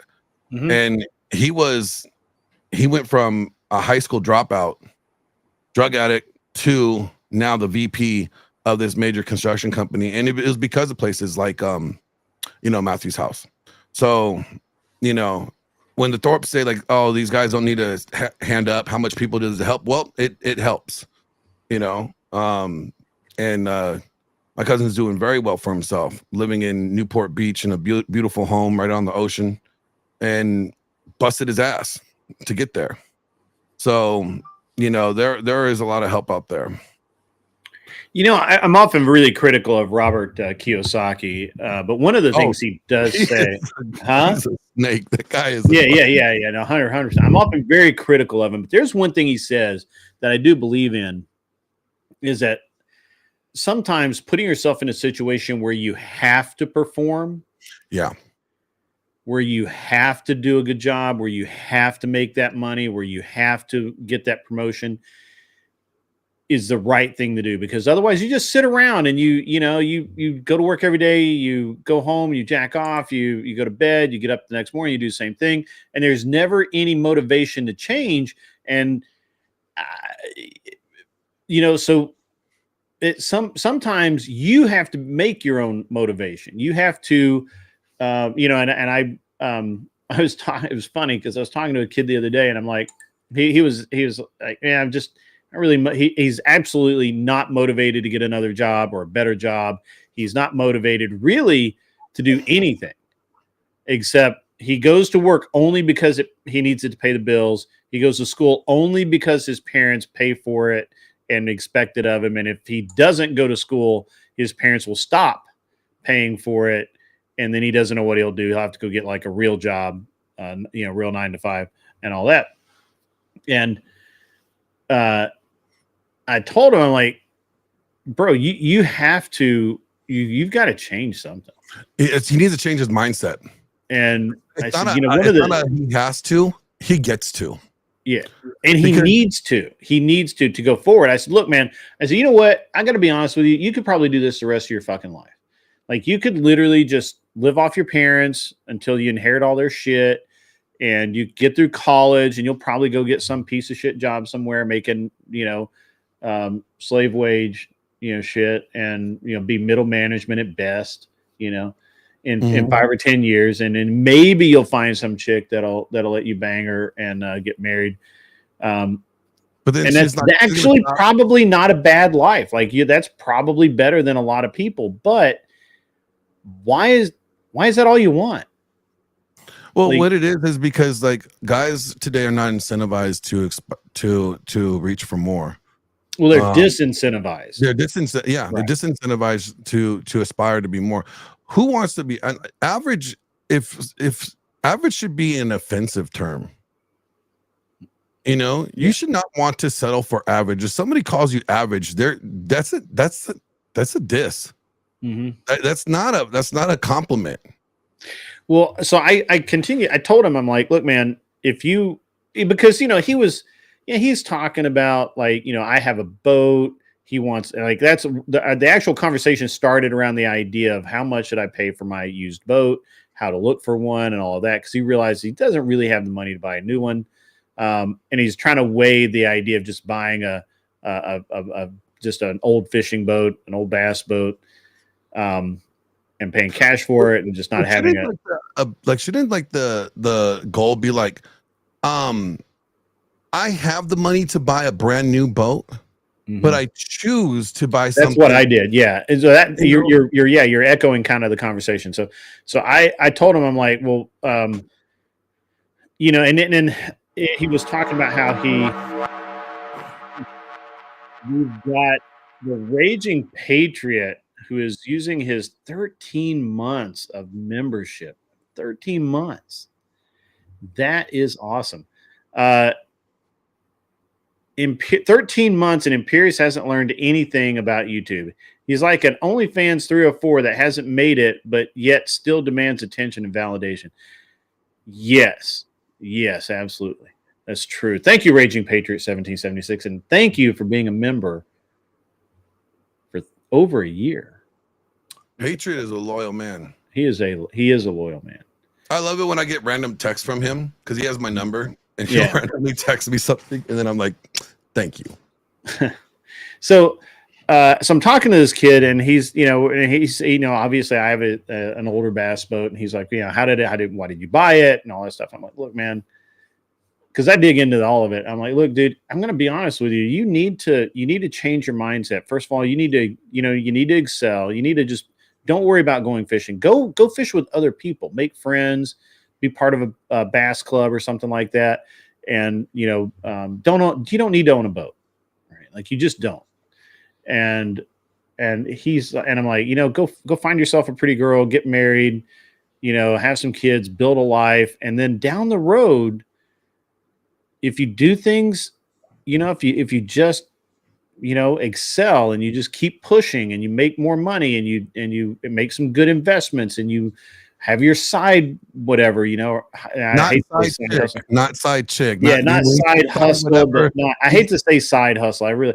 But I'm like, and then at that point you do that. And we were also talking about how, I told him about, that you shouldn't go on vacation. Why do you do that? I mean, you just spend your time working, man. You don't have time to take a vacation. Besides, your whole life is a fucking vacation. Here's the thing. It's like really when it comes to guys, though. Here's the thing. And before everybody's like, well, married men make more money. Yes, because they have to. Yeah, they have to. They put themselves in a situation where they have to get up and go do it. Yeah. So when I hear this stat, like when I hear the stats, like, oh well, married men make more money and they live longer because they have to. Yeah. It's a requirement. It's a duty. Yeah, no, that's right. Duty. And I don't think people respect duty as much. Like, you know, sure. When I size up guys, like if you haven't accomplished something, if you don't have a list of accomplishments, I don't really respect you. It's hard to, right? It's really hard. It's really hard. And it's like, you know, if you don't have a resume that supports what you have done on this earth, on this rock that you've been here for like so long, like I when you're 20, I don't expect much on your resume. Yeah. You know, when you're in your 30s, I do expect things on your resume. I expect to see maybe a few things of accomplishments there. And then, you know, when you get to 40s and 50s, I expect a fucking laundry list on your resume, you know? And right. Yeah. Yeah. And because if you want me to respect you, then you got to show me that you're worthy of respect. And where have you shown me you're worthy of respect? Let me see your accomplishments in life, you know? And it's that drive that men need to have again. It's for you. You're doing it for you. You're not this mindset of doing it for women or doing it for, you know, this or that. It's irrelevant. Don't think about doing anything for women. Okay. You're leveling up and you're becoming something better for yourself. You know, if you're not doing it for yourself, then, you know, you're doing it for the wrong reasons. Yeah. But even beyond that, so, you know, I was telling him, like, you know, a lot of successful people I know will set like a really unrealistic goal, right? Like, I'm going to own $100,000 car. It's also a status symbol. That's all it is. And they set that unrealistic goal. But that, even though, and I've seen this over and over before, guys says, I'm going to go next year, I'm going to have this car. And they work hard, they put the money away, and they get there and they're like, you know what?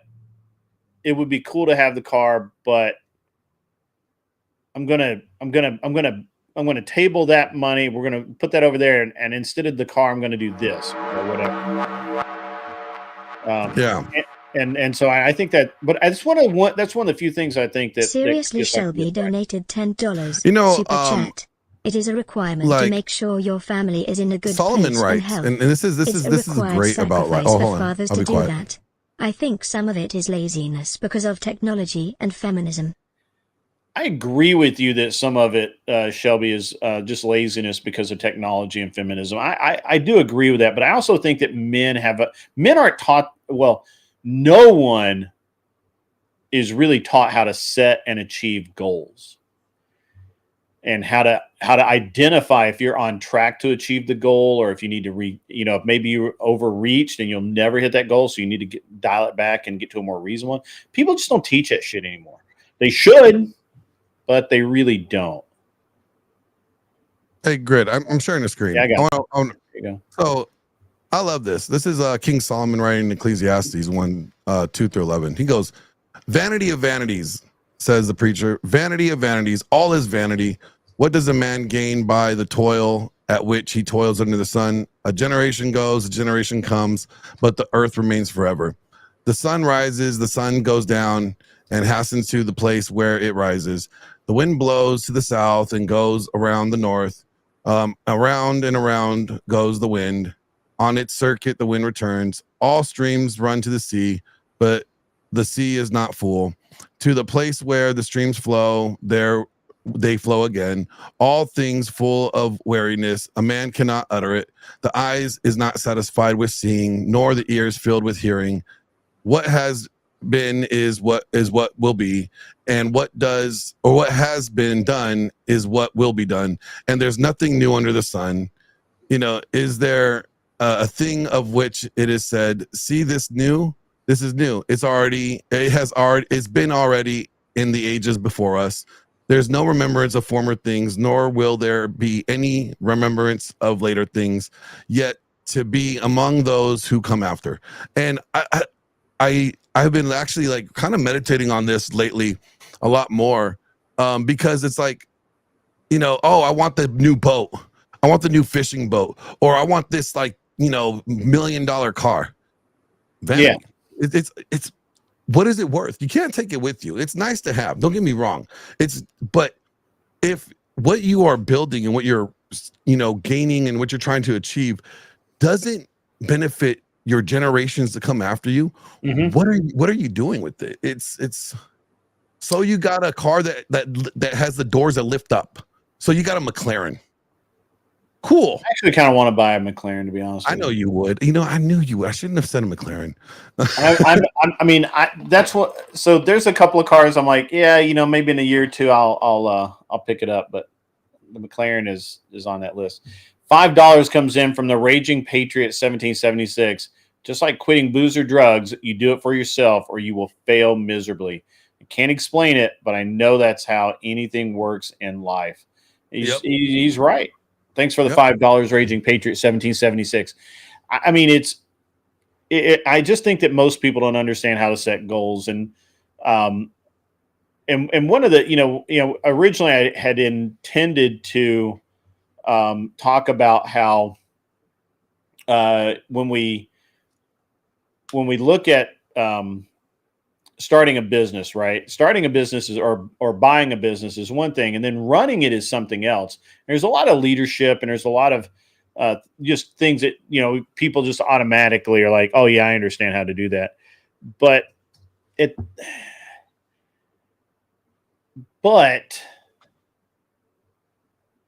you might understand. You might think you understand how it works, but do you really? Do you understand how to talk to people and how to inspire them to meet your goal?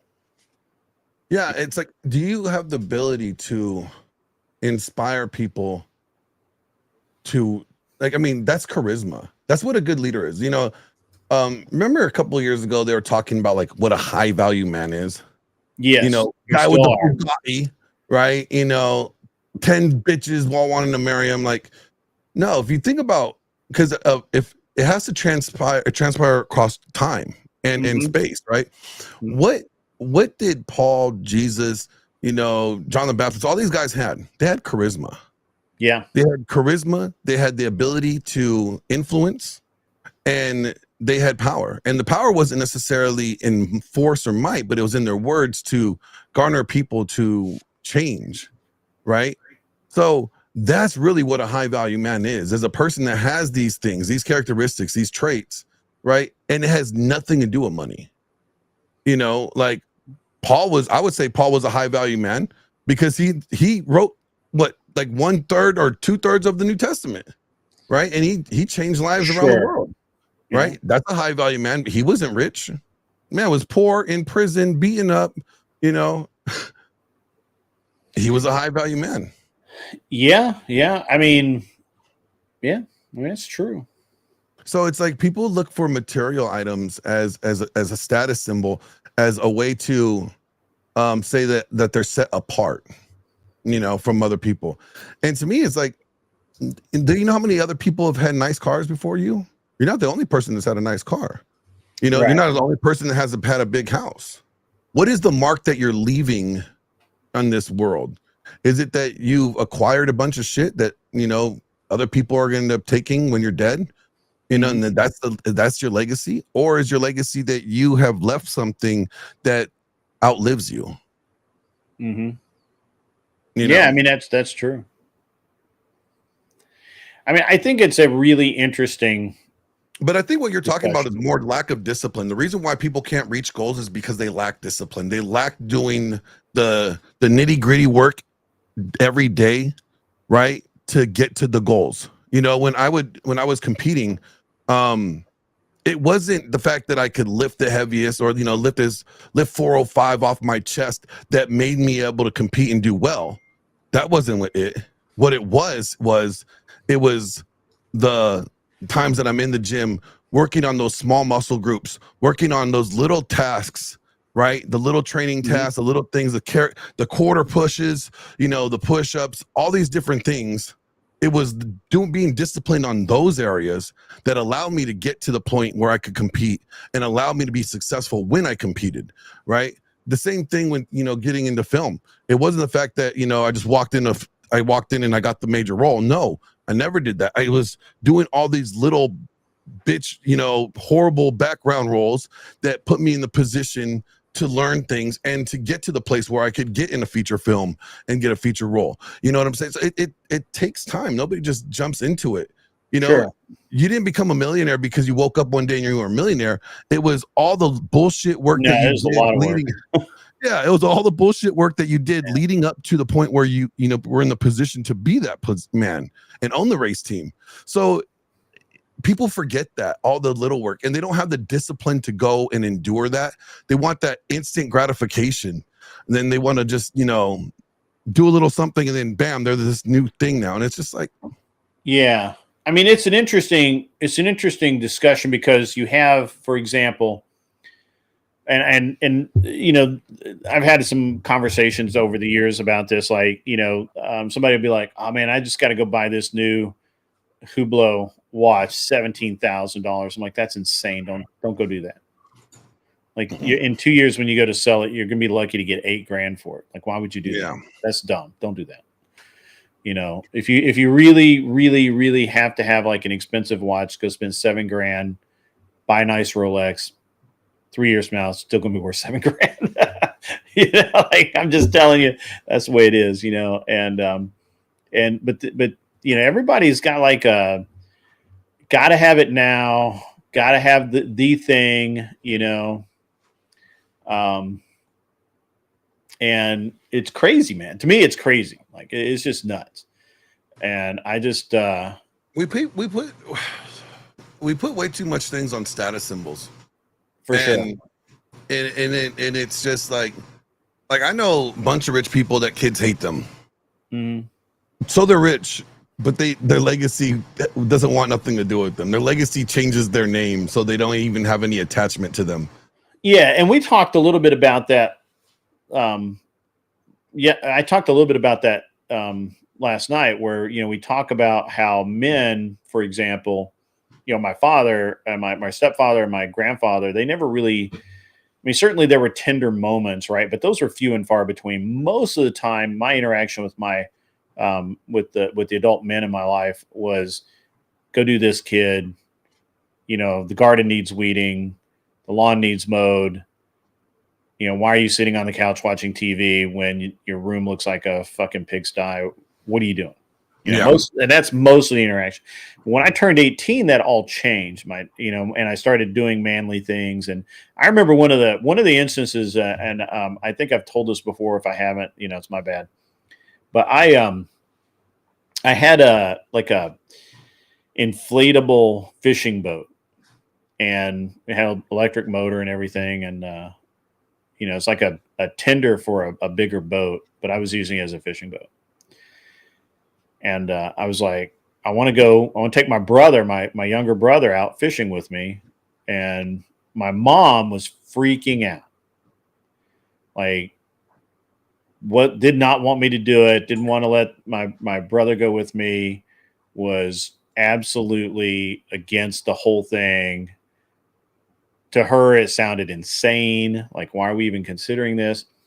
And I never forget my stepdad saying, he's 18. He's a man, make his own decisions. And he stood up, you know, he stood up and said, stop talking about this. Like, this shouldn't even be a question that you're having. I was that was like a defining moment. You know what I mean? Like, it really was one of those things where I was like, at that moment, it was like, yeah, he believes in me. He understands that I'm actually grown up. I'm not an idiot anymore, and or as big an idiot. I mean, yeah, but yeah, it was pretty cool, and I'll never forget it. It was one of those moments where. What was the most tender moment that you recall, like with your stepdad? My most tender moment. Yeah, like it was you and him, and like, you know, and he just says, like, you know, I'm proud of you, or, you know, whatever it is, like, you know, you just feel like it was meaningful. I've never had I don't think my stepdad ever told me that he was actually proud of me. I don't remember him ever saying that. The most tender moment we ever had was when he was in the hospital, and we knew that his time was really short. And I said, what do you want to do? I'll back whatever play. You want to stay in the hospital, that's fine. You want to go home, that's fine. Whatever play you want to make. He's like, I don't want to die. And I'm like, I understand. I can't help you there. I was like, I understand. I get it. I don't think anybody, wants you to go, but this is bad. And he's like, yeah, I know it's real bad. And after that, he lost the power of speech and he couldn't talk. And so he had to write everything down. But that was the last conversation I had with him. Me and my dad are really close. So we go to the gym together. We do a lot of things together. But it's because I didn't have that with him growing up. Sure. Right. And I remember a couple years ago, and I was just got out of my divorce. It was just really just tore up about it. And I was just like, I'm a failure, just thinking I'm a failure. And my dad's like, what are you talking about? He's like, everything that you've ever set your mind to, you have accomplished. He's like, it may have taken you a lot longer than you wanted to, but you have done everything you said you were going to do. Mm-hmm. How can you say you're a failure? You failed at times, but you're not a failure. A failure is somebody that habitually fails, that lives in failure, that doesn't try. Mm-hmm. And that was probably one of the most tender moments. It's almost like saying, I'm proud of you without saying I'm proud of you. Right. You know what I'm saying? Yeah, I think it would have been weird if he had come out and said, hey man, I'm really proud of you. What you've done in life. I think that would have been just weird. It was like, there were always moments like they really liked my wife. Like they thought that I just did an exceptional job, choosing a wife and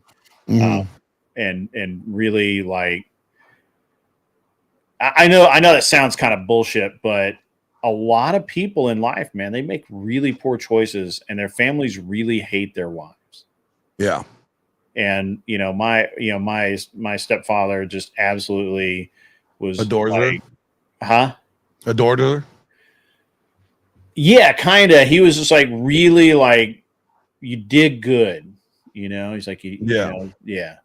And so that actually was if he had said, hey man, I'm really proud of the things you've done in life, that would have been meaningless. But saying you did good. Yeah. And it's you can't like with my dad, he never said I am proud of you. He just said how can you call yourself a failure when everything you've ever set your mind to, you've accomplished? And you failed many times along the way, but you are stubborn enough to see it through. Yeah. There's no talking you down once you have your mind set on something.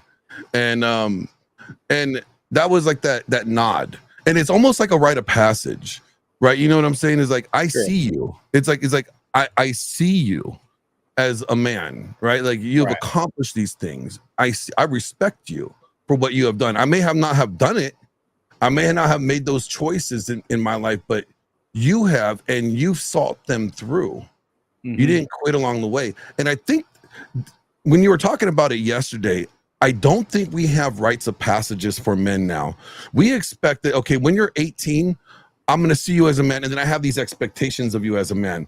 And this kind of goes back to accomplishments, as what I was talking about earlier, is that we need to go back to the accomplishment, standard again, merit base, right? And not give them this false, sense of respect because they hit a threshold in age.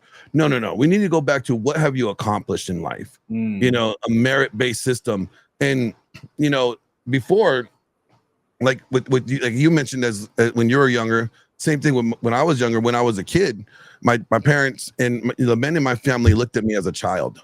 It wasn't until I accomplished something in life that they started, even when I was in my young 20s, after I got out of the military, my uncles and aunts would still treat me like a child. And it wasn't until I accomplished things in life that I got the nod of you're a man, I see you as a man now. And I think we need to go back to that. I think that is something we're missing culturally, and we're kind of almost cheating our young men away from that by fast tracking them to, oh, you're 18, you're a man now. No. You are an adult, but to be a man, you got to earn that. There needs some merit there.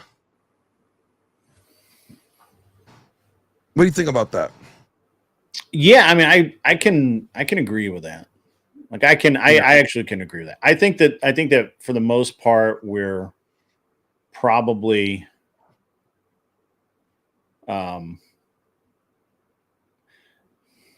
we're doing, I mean, obviously I personally feel like we do young men a lot of injustice, right? We do.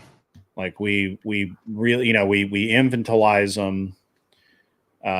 You have moms out there that won't let their, 13 or 14-year-old young men go on a walk with a buddy or ride their bike a mile away or whatever, and they have cell phones with trackers, and they have watches with tracking GPS ability, GPS location, and they, it won't be long now before they just, they have clothes with cameras in them so that you can just log in and see what your kid's doing,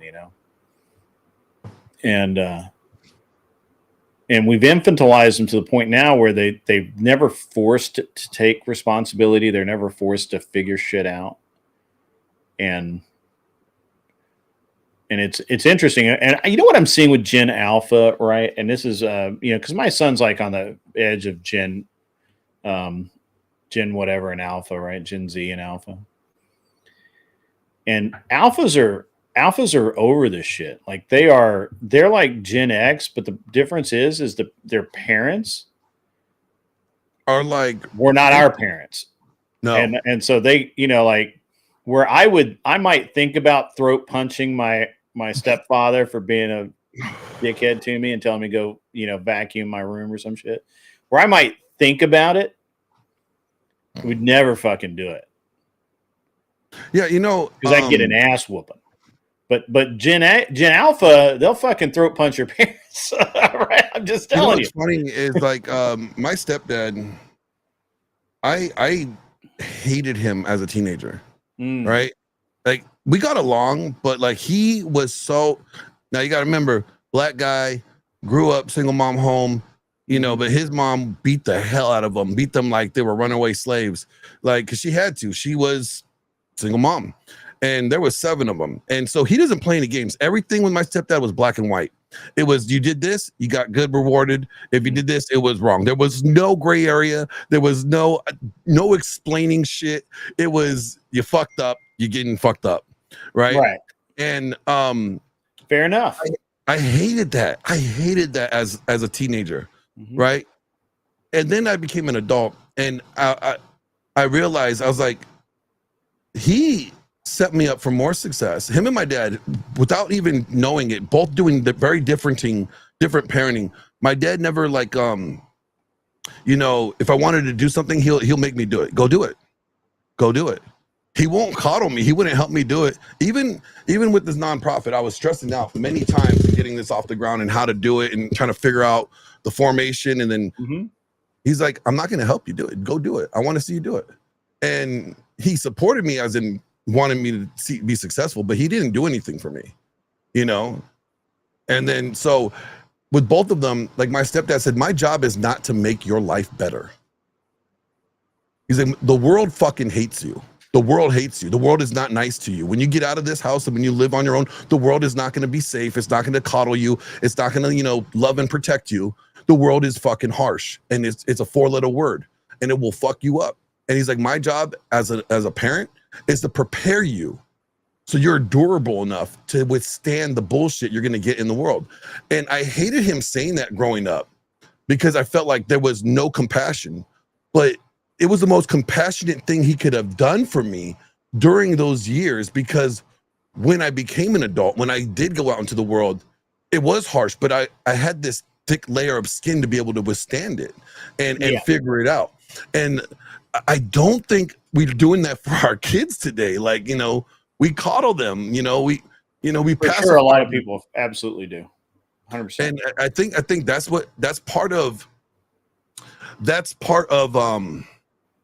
rites of passage that we are not giving our young men, and sure.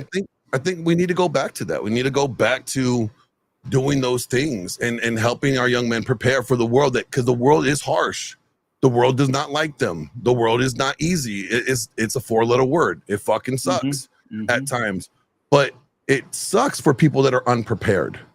It does for 100%. It's just a really interesting thing. But even when you do try and set people up for success, and you try and teach these things, a lot of the self-sabotage comes out, and because people, so what a lot of kids have learned, especially like millennials, Gen Y, Gen Z, what they've really learned is, if I fuck up, people will not expect me to do it anymore. Yeah. That there's a handout. Somebody's going to help me up, or somebody's going to help me out. Yeah. I don't have to worry about paying my rent, because if I can't pay my rent, I can talk to these people over here and they'll give me money to pay my rent. Yep. And I'm like, you know what? No. I will help you out. What I'm doing is, yes, I'm going to help you out now that you're ready to be helped out. Because you know what? Remember that time when nobody could tell you anything? I mean, I've talked to many young men, and they tell me their plans, and they're like, yeah, I'm going to do it like this. And I'm like, look, man, you know what? You need to have another plan for that. Because if that doesn't work out, you don't want to be asked out. You need to have backup plan. And they're like, man, no, I got this. My friend did this. He's doing this thing now. And I could do it too. Okay, cool. I hope so. I hope that works for you. And then when that shit doesn't happen, and, they wasted 10, 15 years of their life trying to make this thing, now they're coming back. They're like, bro, I should have listened to you, like, and it's when they're at that point, when they're at that moment in their life, then they're able to listen to the advice. Then they're able to take the steps that they need to take to do it right, or become successful in life in these areas. But it's almost like this like naivety, this like young dreamer naivety that they have. They have to have that crushed. They have to have that world, that dream popped. I disagree. They don't need it crushed, but they have to experience true loss. Yes. True pain. Yeah. Right? Like really want something so bad it hurts, and then not get it. Yeah. No, I agree. You get it after such a hard path. Yeah. You almost don't even want it anymore. Dude, everything, and I've said this, anything that's worth having in life, if it came easy, it wasn't valuable. It wasn't worth it. Yeah. Silver Ogre says I'm a Gen X. Look at that. I knew I was Gen X. I was 84, baby. I knew I was Gen X. By the skin of your hind teeth. Hey, 5 months. 5 months, because I was born in July. So I was the Summer Olympics baby. Summer Olympics. There you go. I believe my dad was telling me, like, when they took me out of the hospital, the guy was running down Sunset Boulevard with the torch. I mean, the reality is the reality, right? Yeah. Like kids today are not enduring what they need to endure. And here's the devious thing. I'm going to open it up. We're going to get in the last hour here in a minute. And I'm going to open up the panel. If you guys want to come up, if you know somebody that wants to come up and chat or whatever, please feel free. And we'll, please feel free to come up, see what, we'll chat about whatever, but really kind of, staying on this, this idea of, staying on this idea of, we've got a lot of issues raising not just young men, but also young women. I'm focusing on young men because that's who we could help. Yeah. I mean, I've attempted to help young women before, but it's not the same. It just isn't. So and whatever. So in a way, if you help young men, you actually do help young women. Sure. Yeah. Because if you help young men become men of value, men of standard, quality men, right? They're going to hold women to a standard that they will have in their life, or that's what you're hoping that they'll do. Yeah. And I think that, again, I dropped the link in the mod chat. So anybody wants to come up, just go over to the shed, go to the waiting room, grab a link from a moderator. They'll be over there to hand out links. Really appreciate everybody coming in today. It's actually been a really good show. Really varied, and not really the show that I had thought that I was going to make today, but that's okay. I'm okay with it. So we have two real problems here, Glenn. And first is that obviously we're not, in my opinion, we don't challenge young men enough. We don't challenge young women enough. We do not impart a sense of personal responsibility in the proper way. A lot of people do actually have a sense of personal responsibility, but it's very skewed and very weird sense of personal responsibility. And I don't know how to fix it. I've thought about this quite a bit. I've thought about, all of the, all the self-help books, all of the various things that people say will help. Here's the thing. All the self-help books can't do anything for you unless you are not willing to change your mindset. Yeah. Nothing I say could help you unless you're willing to change the current Even if you mindset buy Glenn Lawrence's book.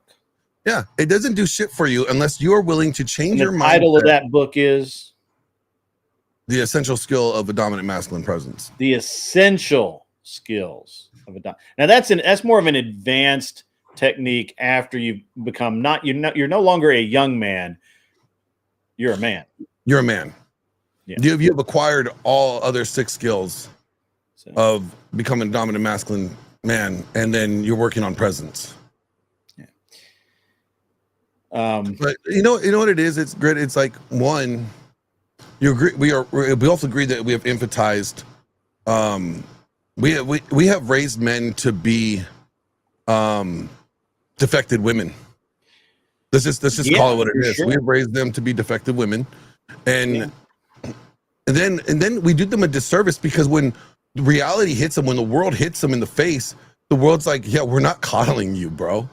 You're a fucking dude. Well, the world it is now though, and this is where we're changing the world. That's where they're changing the world, and it took me a while to admit this, right? Because let's just be honest. I'm a crotchety old bastard, and you are a fucking grumpy old man. Like, you know what? The movie The Grumpy Old Man was a foretelling of your life. It really was. It really was. I just don't like anybody well enough to have a neighbor like that. So it's in my case, it'd just be grumpy old man, not grumpy old man. Right? Yeah, but I think there is some coddling of men going on. But here's the real thing, though. That's only for a certain time because we're not coddling 30-year-old men. Okay? We'll coddle you in your 25. You'll still be coddled. But for some reason, at the point of 30, we're like, yo, you should have fucking got your shit together by now. And it's almost a disservice because when I was 16, I was making money. We don't force our young people to, you want that? You need to go get it now. Like, my son had to work for his own cell phone. I paid the bills under my plan, but I made that boy do work, and he had to go find a little part-time job to pay his cell phone bill. And then he wanted like the high-speed internet. This is before I got into streaming and, to play video games. He had to pay for the internet. That was his responsibility. Parents don't require their kids to pay bills anymore. My kid had to pay bills of the house. Why? Because I wanted him to learn the value of money. You got it, great, but guess what? Now you owe this bill. You owe me for the cell phone bill. You owe me for your internet, right? Like those are not requirements in life. I don't owe you those things. Those are luxuries. And if you want a luxury, you're gonna have to pay for it. You're gonna have to pay the cost to enjoy that luxury that you want. And parents don't do that for their kids. They give their kids everything on a silver platter. And then when their kids move out the house, they're still expecting the silver platter. And the parents do them wrong because either the parents cut them off and be like, hey, you're on your own now, you're an adult, right? And then never require their kids to learn how to take care of that. What the kids would think are essentials in life because they're so used to them, when really they're luxuries. Like, look, as long as you got a place to lay your head and you have food and you have clothes in your stomach and you have food in your stomach and clothes on your body, and you're clean, that's all a parent is required to provide you. Sure. But I think that we would both agree that as we want more for our kids, and therefore we have these requirements. We have this, like, we want more for our kids, but we sacrifice the things that they need in order to that would do them service. I don't know that I can agree with sacrifice. I think what we do is we have a not a sacrifice. We have a point of view that we want them to get to, and we have to set a path for them to follow so that they can learn it and earn it. But when we take away the struggle, like when okay, I remember I had a pager back in the day. Mm-hmm. Now, why I had a pager? I was selling drugs. Okay, people need to get a hold of me. Okay, that's what I was doing. I was selling weed. I was doing the thing, because I wanted Jordans back then. You know what I'm saying? Like, so I did. Yeah, I was doing bad, but I had a pager. I had to pay for that pager. Mm-hmm. It wasn't given to me. It wasn't like, oh, here's a pager for you. No, if I wanted it, I had to pay the bill for it, right? Sure. And it's that as it should be. Yes, but we take away from our kids if we just give them a cell phone, right, and not expect them to earn it or to work for it, right? And then when they become adults and then they're out on their own, and then we take them off of our plan, they're like, hey, my phone doesn't work. How does this thing? How do you make this thing work? Well, you got to pay the bill. What's that? Mm-hmm. Like they have no knowledge of what the life in the world is going to expect from them. And I think we do a disservice to men because men and women are looked at differently in the world. I don't care where you go. This is true. Any part of the world, as a man, you are expected. There's expectations. Society will always expect more of you than they do of women, and that's fine. That's just the way things are. But we do a disservice when we raise them as blank slates, as equals, right? And think that the world is not going to expect more of our sons than our daughters. And that's where I'm saying we do wrong. Okay.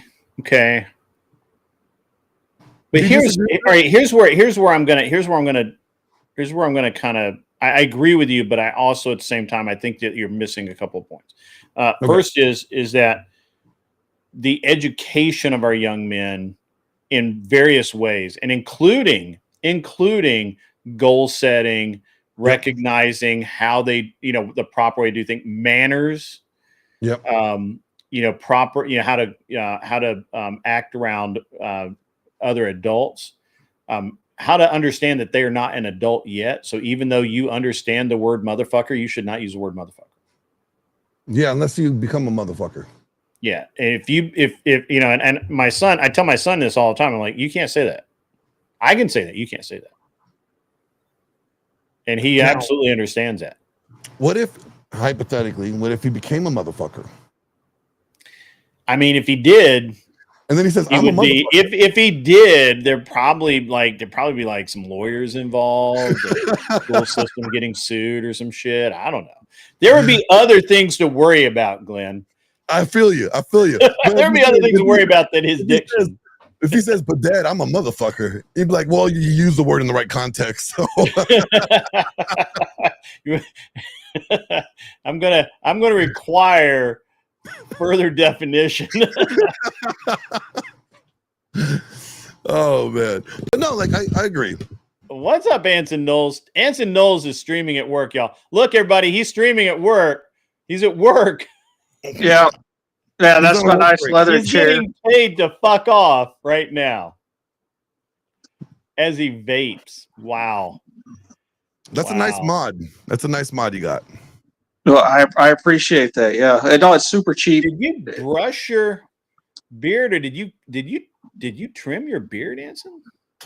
No, I didn't trim it. No, I washed it today. That's what's different. That's what it is. The other day, you seriously looked like Popcorn Sutton.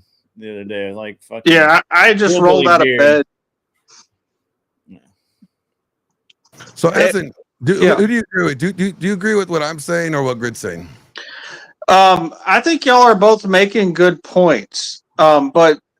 But y'all are missing out on the whole reason why status is important. Like you talked a lot about like status in terms of like status symbols and chasing materialism, and the reason why the society is set up that way is because women value that because that's how they know which dick to jump on. Like historically, like sure, I agree with you, but do you think like when sex robots come out and the sex robots are better than women, do you think that they're still going to have that issue? No, and that's part of the reason why we got things like declining birth rates and stuff like that, right? It's not just. I swear to God, I thought he was going to say in Nintendo. I swear to God, I did. No. No, there's a lot of guys who aren't being responsible because they can stay at home and fap instead of deal with all the responsibilities that has to go with building up the status to get a woman to sit on them. Yeah. And so the status is still important, but women will find status in other ways than just materialism if the men stop producing that, right? Because it doesn't really matter what group the woman goes to. Like if a woman's trying to get like a rich person, like that's important to her. But like there's women who find value in status amongst D&D players. It's true. Like status isn't just material, but it's like a major component. Yeah. No, yeah. I had this interview with Turd Flinging Monkey. If you guys don't know who he is, he married his doll. Like he's done with women. I did see that. And he was like, bro, he's like, wait till like this, he's like super sonic spinning pussy contraption that you stick in his doll. He's like, it's better than real vagina. I'm like, I don't ever want to find out. I do. That is going to be a very sad day. At that point, you have to question the kind of vagina he's had in the past. or just putting this out there, if maybe he was, doing gay stuff. No, Turd's is a pretty solid dude, No, I don't necessarily agree with him in getting the doll thing, and he says the AI robots, it's not going to be a thing.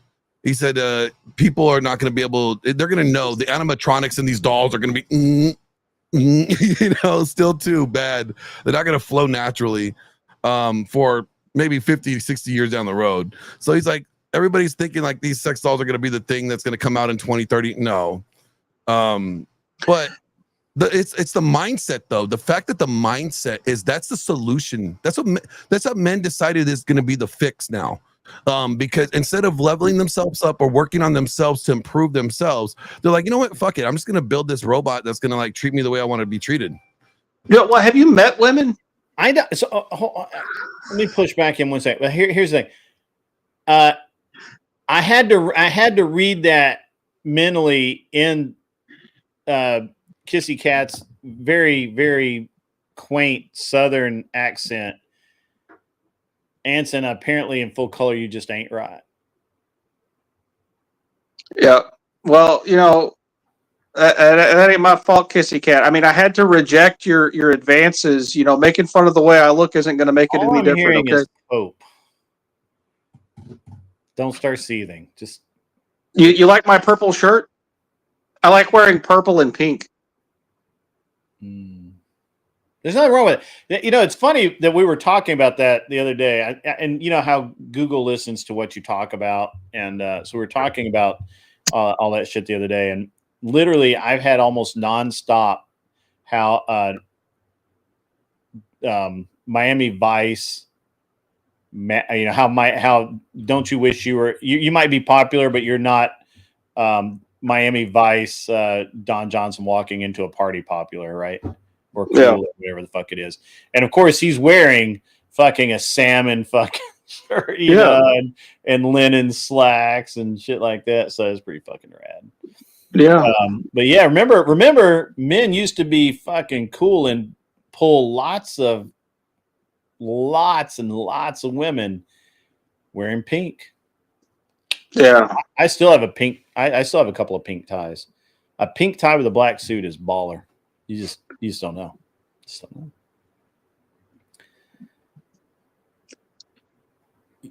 We're the reason for the nightmare you had. Don't put that evil on me, Ricky Bobby. Where did Glenn go? Did Glenn's got to go get his Glenn's got to go brush his beard out now so he can compete. Yeah, and Silvar Ogre was putting misinformation in the chat about the generations. That wasn't the breakdown for the generations. That was his wishful thinking about what they were. He was off by a few years on each one of them. So Silvar, that's an L for you, buddy. I don't know if it's an L. I don't think anyone's. I don't know where it's been clearly defined, so I'm not going to render an opinion. Okay, well, you could be wrong too, Grid. That's okay. I thought I was wrong once before, but it turns out I was mistaken. I was right the whole time. Yeah. It takes a big man to admit that.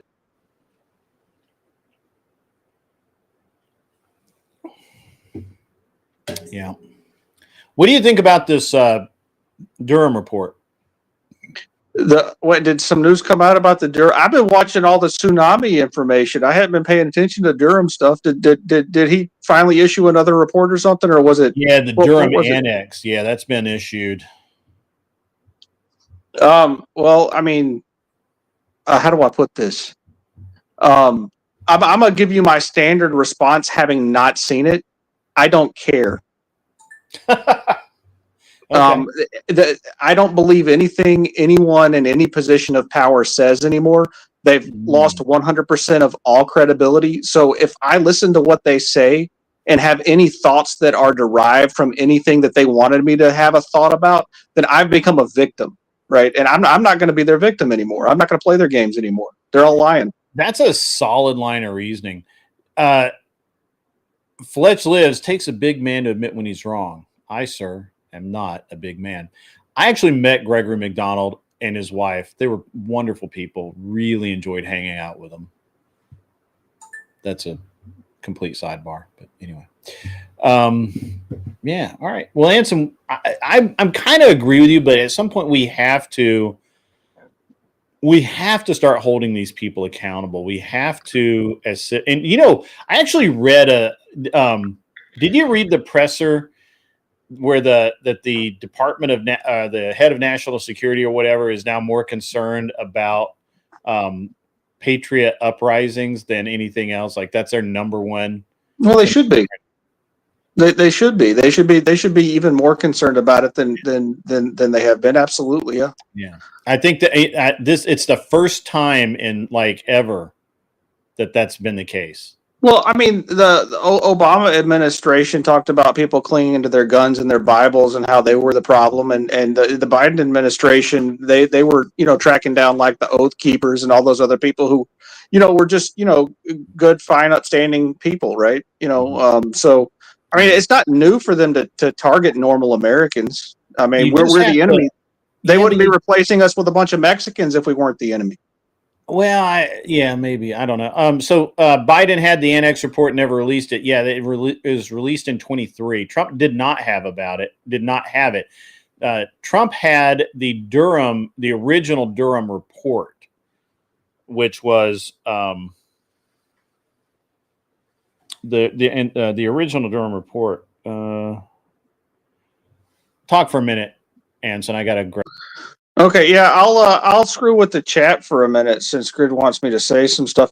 Kat, I'm glad you wear pink. I also wear pink, so you can wear that on our date that you keep asking me on, and then we'll match and it'll be cool because I've always wanted to go on a date with some chick matching clothes with her.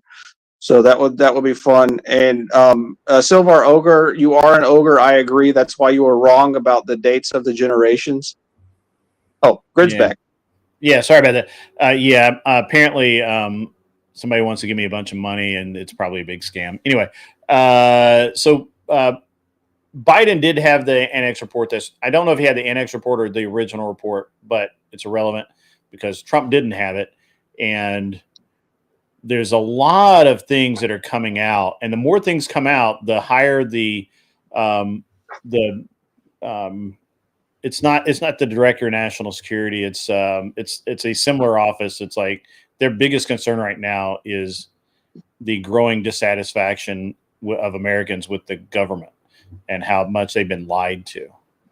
And it's getting more and more apparent every day how much they've lied. And it's really getting bad.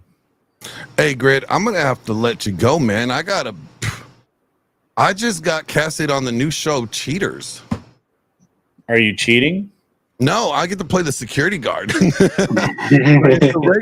a regular recurring role, like the people that break up the fights and shit. Yeah. Like, yeah, my boy Fatel just hit me up. He's like, yo, man, we got a new spot. We got a new show. They're bringing back the show Cheaters. They're making it LA edition. It's going to be on Netflix now. He's like, you want the contract? I was like, send it over. And I was like, cool. So I'm going to be filming today. I will go film. Nice. Yeah. Go do cool shit. I'll sit here and talk to Anson about politics and shit. Yep. Stay away from bad hoes. Stay away from good hoes. The no hoes are the best hoes, but we already know that there's no more no hoes. Wear glasses or some shit if you need them, and stay off Grid's lawn. Yeah. Actually, take a shit on his lawn. Yeah, I'm doing that Glenn's right now. lawn. Glenn has invited you all to his lawn. All right. Anyway, so there's like massive growing dissatisfaction amongst the citizenry and mistrust of the government. Well, I mean, they keep lying to us. Well, yeah, they do. That's what they fucking do. I mean, that's no shit. Yeah, they keep lying, and they get the problem is not that they're lying to us. The problem is they keep getting caught lying to us. Well, and they don't control the information anymore like they did prior to the internet decentralization and people being able to generate content online like you, Grid. Right? At one point in time, like you would have had zero voice. Correct. I would have. Right. I could have gone down and raged at my local Elks Lodge. Yeah. And you know, and that even the Elks Lodge had a hierarchy and they controlled the top of it, right? Mm. I mean, the whole patronage system is kind of falling apart, but they're trying to put it back together again. I've been paying attention to the shows on YouTube that are popular, quote unquote, because of views, and the number of content creators who are getting a lot of views, who are or have a lot of likes and followers and so forth, are they're more well produced and generating narratives that are more in line with the state. I'm curious about how many YouTube content creators are actually actors of the state, either by proxy or directly.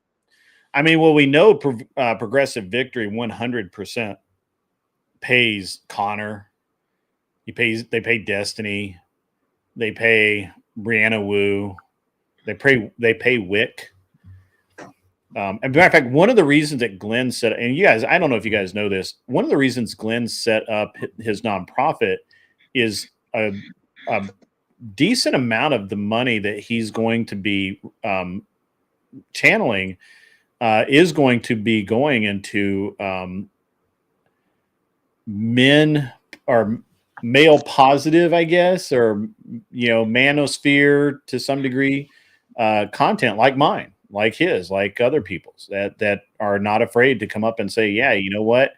Women are cool and we love them, but they got to quit fucking us over. So,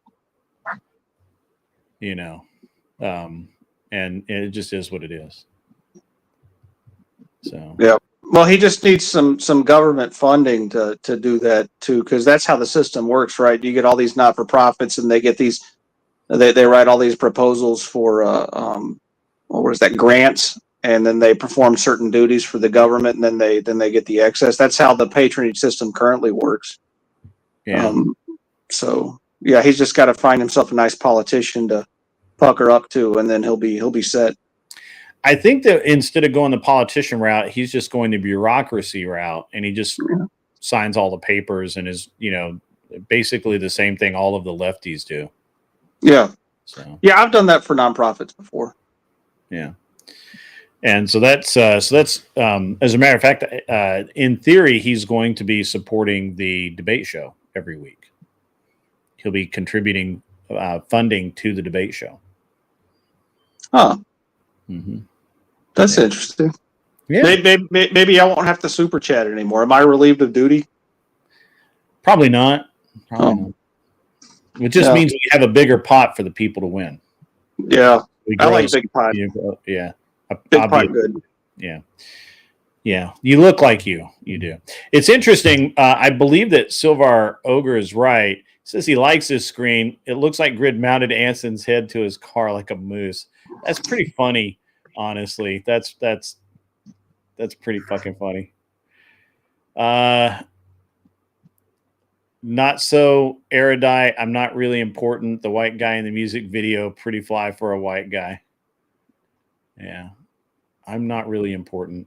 I remember that guy. Yeah. They were giving Pixie money. Yeah, for sure. Not so erudite's hot too. You should pull up a video of her. I like watching her. Hot, dude. Oh, I'd tap it. She's got some good decent tap looks. A whiskey barrel with the plug removed. What do you? Yeah, it's not a standard of that. Have lower class. Now we have lower standards. that's Anson's new channel. Lower standards. Yeah, that's not a bad idea, Grid. I like that. You should sell courses, Grid, on how to be sexist or how to be misogynist. Mm-hmm. I think you'd have a lot of takers. I'm not either of those things. How can I teach the thing that I'm not? I'll tell you what. I'll make the videos and you can just sell them and give me a commission. Okay. Yeah. Yeah. Okay. Sorry, I got like the proper way to tell women to calm down. That's a whole video in and of itself. Yeah, yeah. And you'll have to do it 4 times because you'll get it struck. Yeah. It's okay. Oh, is Kel in here? Kel overslept. Kel, you can come on up. The link still works. I'm sorry that you overslept. I was very clear in the scheduling. I was super careful not to wake her up when I got out of bed this morning. That's my fault, Grid. Kel streamed straight through the night, apparently, which is something that,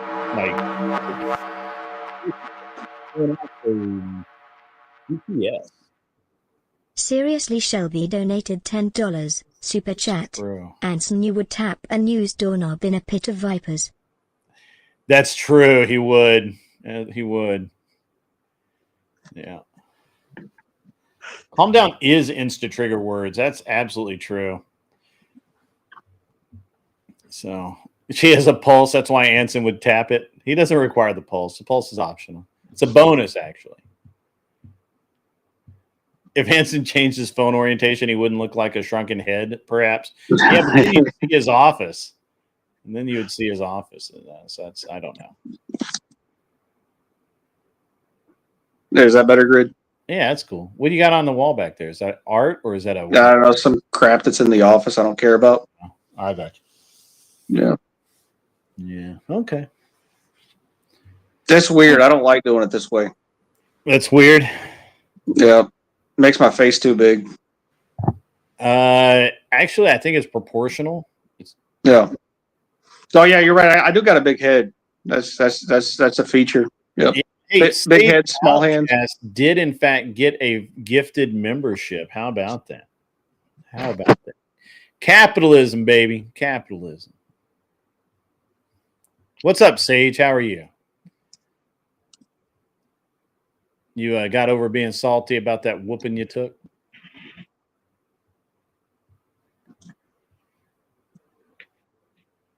Yeah. Who's a Republican? Yeah, Grid's a Republican, aren't you, Grid? I tend to align with the Republicans more than anything else. I'm a constitutional conservative, so yeah. The Republicans started out as constitutional conservatives, and then they've been watered down because the stupid Democrats keep coming over. Yeah.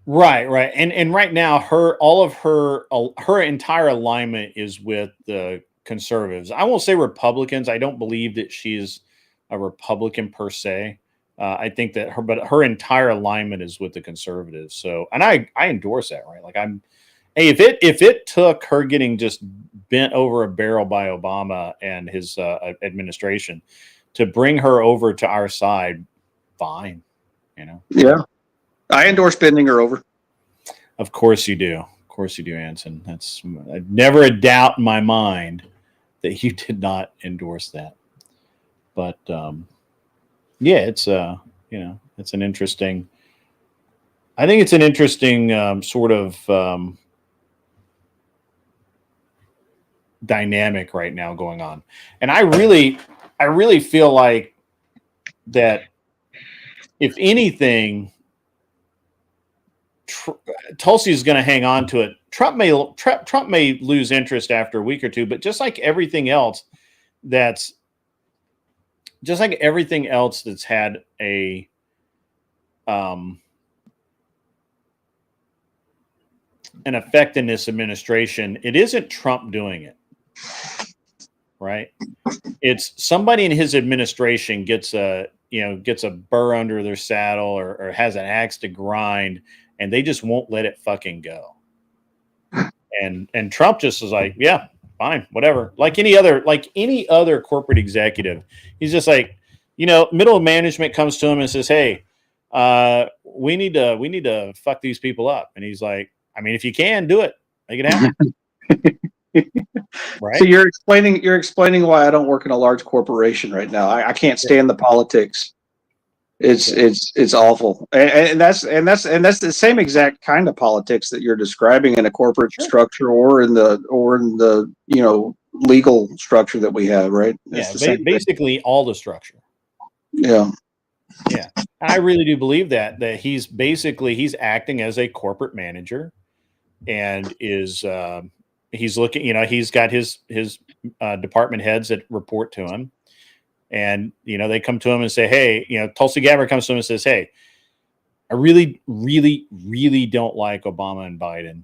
And matter of fact, I don't like, and Nancy Pelosi and Chuck Schumer can suck it. I want to go after them for this. And he's like, yeah, sure. Let's make it happen. So it's fine. What's up, Uncle Fatty? I see you out there. And I see Abe Dingus too. Abe, what is up, my man? Hey, the link is in the moderator chat. Anybody that wants to come up, you guys can come on up. We've got about half an hour left in the show. So yeah, if Kissy Cat wants to come up. I know she's still upset about being rejected, but she can come up and we can be civil. Kissy Cat will yell at you. That's why you're doing that, so you can be yelled at. It is a fetish. You just want to be yelled at. I mean, I just think it's like anything else, right? Like I understand that sounds very cynical. I just think that's the reality. Well, I mean, it's like Reagan and the Iran-Contra deal, right? Like Reagan had a decentralized method of control, right? He's not like the Democrats. Democrats generally have a highly centralized method where there's a uniform message. Everybody gets marching orders and they start marching. And if anybody steps out of line, they get moved out of the party. The Republicans, when they govern, have historically been much more decentralized, like what you're describing. So it's not that abnormal. Anson, Ghost 1978 says, I don't think that's what she meant when she called you a reject. I think you're reading into this a little too much. A little too much. I think you're right about that. I think so, and I think that's the difference. And I think that's why more people are responsive right now to the conservative side than they are the leftist side. And I think the reason for that is you have someone like Trump who, for all of his foibles, is used to just telling people, yeah, run with it, make it happen. And then he just goes and does something else. Like, it's like totally out of his brain. He's just like, let's have a meeting Thursday on it or something. Give me an update. Whereas you're absolutely correct. I think the leftists have a very centralized, and they have to, power structure, because none of them trust each other. None of them, they're all trying to stab each other in the back. They're literally the crab in the bucket mentality. And so where, Trump says Tulsi comes to Trump and says, hey, I really want to go with this. This has come across my desk. I'm now the DNI and I have access to all of this information. And I believe that she can classify and declassify information quicker than any other person or organization. I thought Trump could just willy-nilly declassify whenever he wanted. Isn't that technically? I guess he can, but he would have to know it exists first. Yeah. See, the way that everything works is the DNI actually has all of the information, and they basically choose to interact with or choose what the president sees, right? To some degree. I don't know. If I was president, I'd just walk right into the intelligence office and say, "Hey, show me everything you got." I would too. I think I would be that kind of president where I'd be like, yeah, I want to see everything the CIA's done since they toppled the Shah of Iran. I just want to know. Right. You have to head out, Kissy Cat. Well, I'm sorry. But have a great rest of your day. We'll see you later. So, but I mean, look, this is really just the way our government works now. On the one hand, you do have people who actually try and at least use some of the methods that the government is supposed to work.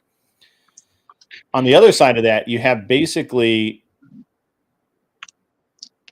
I'm going to really piss people off. You basically have an oligarchy that is composed of people like Nancy Pelosi and Chuck Schumer and even what's his name? I can never remember his name. The guy from Vermont, Bernie Sanders. You have all of these guys who pretend to be not wealthy, act like they're acting in the public interest, and yet they're all multimillionaires. And they all got to be multimillionaires in office. They all got to be multimillionaires trading in information, and they literally all stab each other in the back at every opportunity they get. And it's and there's one or two people who know everything that's going on, and no one else knows anything that's going on. So I would prefer myself. I actually prefer Trump's method. I think I do. And like the way Bush ran it, Bush basically he was decentralized as well, but he got hosed. He got, people were giving him bad information, and then he would run off with it. So the way that Trump's look at what's happening. Trump's given Tulsi all of this rope. If she runs and runs and runs, and Obama ends up being a nothing burger, Trump's like, yeah, I gave her the head, I gave her head, and she just ran with it, and it turned out to be nothing. Bad on Tulsi, but at least she tried. And he's bulletproof on that. Well, if you look at his track record, Trump has zero loyalty to the people around him, but demands that they have 100% loyalty to him. Right? Unless they're family, he's not loyal to them. And there's lots of people there was a lot of turnover in the first administration, and there's already been turnover in this administration when he stabbed Elon Musk in the back. I mean, Trump in terms of his management style. In the back, though, really? Yeah, I'm very interested in that. I don't. I didn't pay enough attention, so I'm very out of the loop on it. Yeah, so he was doing the Doge thing and really running with the whole exposing waste and fraud and abuse in the federal government. And then all of a sudden there were a bunch of hit pieces in the media about how he's a drug user and, oh, look, he got his face beat up. And, there was a lot of negative press on him. And I think that but Trump doesn't control the press, right? Trump he doesn't control the press, but he didn't. I feel like he didn't back up his boy, right? He didn't say, "Look, no, I would." That's it. I believe that 100%, and I think, and this is what I think kind of happened, right? I think Trump had Elon come in, do the thing, and they had some they had a 130-day arrangement, right? It's 130 days that Elon would actually do this. Trump, in my opinion, stupidly represented that whatever changes Elon found that they would be, or recommended ways that he found, they would take care of it, right? They were actually gonna do substantial changes. You have to be an idiot to believe that. Well, no, you can. Trump couldn't really do it. The voters believed it. The rank and file believed it. There were a lot of people, on the small government side who actually thought that Trump was going to actually try and do something to reduce the size of government for a change. And then when Elon Musk was successful in pointing stuff out, like the establishment circled the wagons, and what they got is the guy who was exposing everything was shoved out the door, right? And Trump, when someone becomes unpopular, Trump has a track record of distancing himself from them and saying, "Hey, you're not on my team anymore," right? He's done it with lots of different politicians who dropped in the polls, where he switched endorsements and things like that. I mean, Trump has a track record of basically just trying to find the winning side and jumping on it. I mean, that's how he framed his entire first campaign, was through responses on Twitter, and whether or not some position he was talking about was popular. He's a lead from behind kind of guy. Yeah, it could be. I don't know. I feel like that the thing that happened with him and Elon, though, really came down to Trump represented that he could actually get those changes made, when we all know that he could get some. I mean, some of the things he could do, and he did do, right? He fired some people. He did some minor things which were within his purview, but everything else, you basically, it has to run through the governmental machine and get spit out the other side. And look, that's wrong, right? Like, it really should be that the waste that Elon found, all of the nonsense that Elon found, it really should be that Trump should have been able to say, yeah, okay, we're going to get rid of this department. We're going to get rid of that. We're going to get rid of that. It's duplicate, or it's irrelevant now because we have computers or whatever. But I think we all know, and I think even Elon had to have known that's how that works. Well, Trump isn't willing to go to war with his own party. Right. I think he's willing to go to war with anybody. Well, I think that in order to actually change the system, and like you were talking about holding people accountable, like in order to actually hold the people accountable, I mean, there would have to be, actual congressional turnover. Yeah, but I mean, so the problem is that you can't fire senators. I mean, Anson would, and I was talking to Glenn about this. I don't know if you heard it, but you know how many? I mean, it's an impressive number of congressional leaders or congressmen in general that actually has existing felonies. Like, when they get out of office, they're going to jail. If they and a lot of them have warrants where the minute they're out of office, they're getting arrested, or they have pending indictments.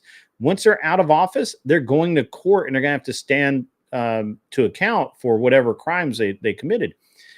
And I think it's a majority of congressmen or congress people have, at least, have a felony that if not has already been decided is pending.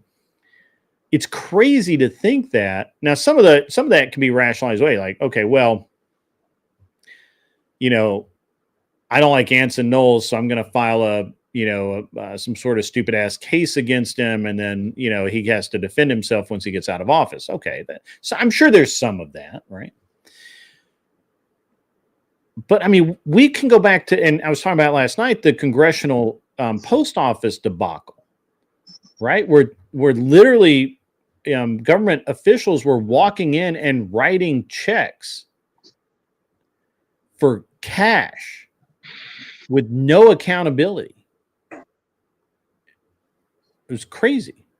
And so I don't think that Trump has been completely ineffective. He has, gotten rid of a lot of extra wasteful employment in the government. But there is, unfortunately, you can argue all you want, but he can't get rid of a department because that requires a congressional approval or a vote, or he has to go to the Supreme Court, and those things take time. Well, he's 1/3 of the government. He can declare something unconstitutional and then force them to say that it's yeah. And I think that I don't know how to fix this, right? And I've been looking at this for 15 years, 20 years now, and it's just like what we've created is Congress has ceded a vast majority of their authority to the courts.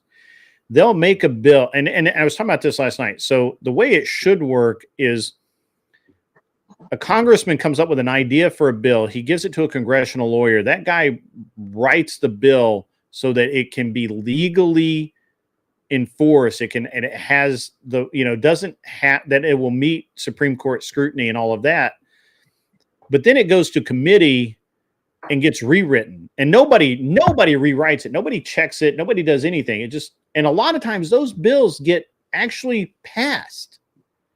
Like they go up for a vote with no congressional lawyer, no constitutional attorney, nobody checking this shit out to see if it's even constitutional.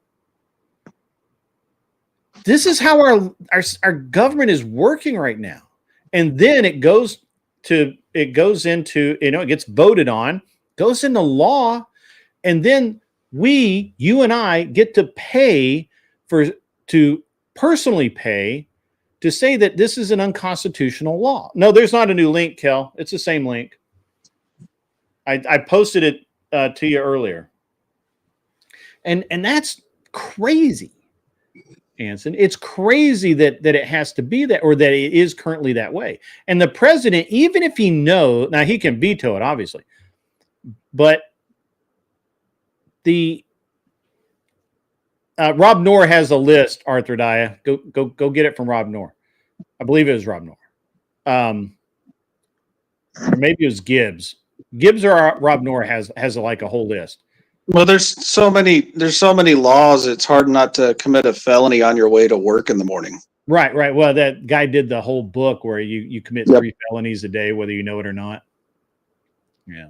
But I mean, it's an interesting, the way that we're running our government and putting laws into place is actually insane.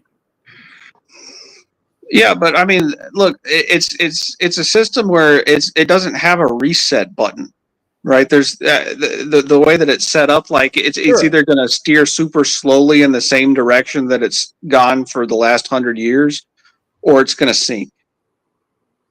Like there's too much inertia and it's too big. It's right. Sure. I agree. There has to be something where, and this is what this is what I perceive is happening, right? So we got Trump in, and everybody has seen how that's kind of worked. And now you have people that are happy, you have people that are unhappy, you have people that it's so polarizing that people are lighting people on fire in Miami over it, right? So it's coming to a head, and what I'm hoping happens is there is a sense of fear. All right, hold on. I got to answer. Arthur Daya. Rob Noor or Admiral Gibbs has a list. We were talking about it the other night. I don't have the list, and I'm not going to guess. So just we'll get it from them. Just calm down. But there's a very large percentage of Congress people who are actually have committed crimes and are criminals in office that then bitch about Donald Trump being a criminal. It's very funny. Why would you leave Congress? You got a big sentence waiting for you at the end, bro. What's that? Why would you leave Congress? You got a big sentence waiting for you at the end. Yeah, right. That's why they never want to get voted out. Yeah, make sure they don't. It's a great motivation to not get voted out.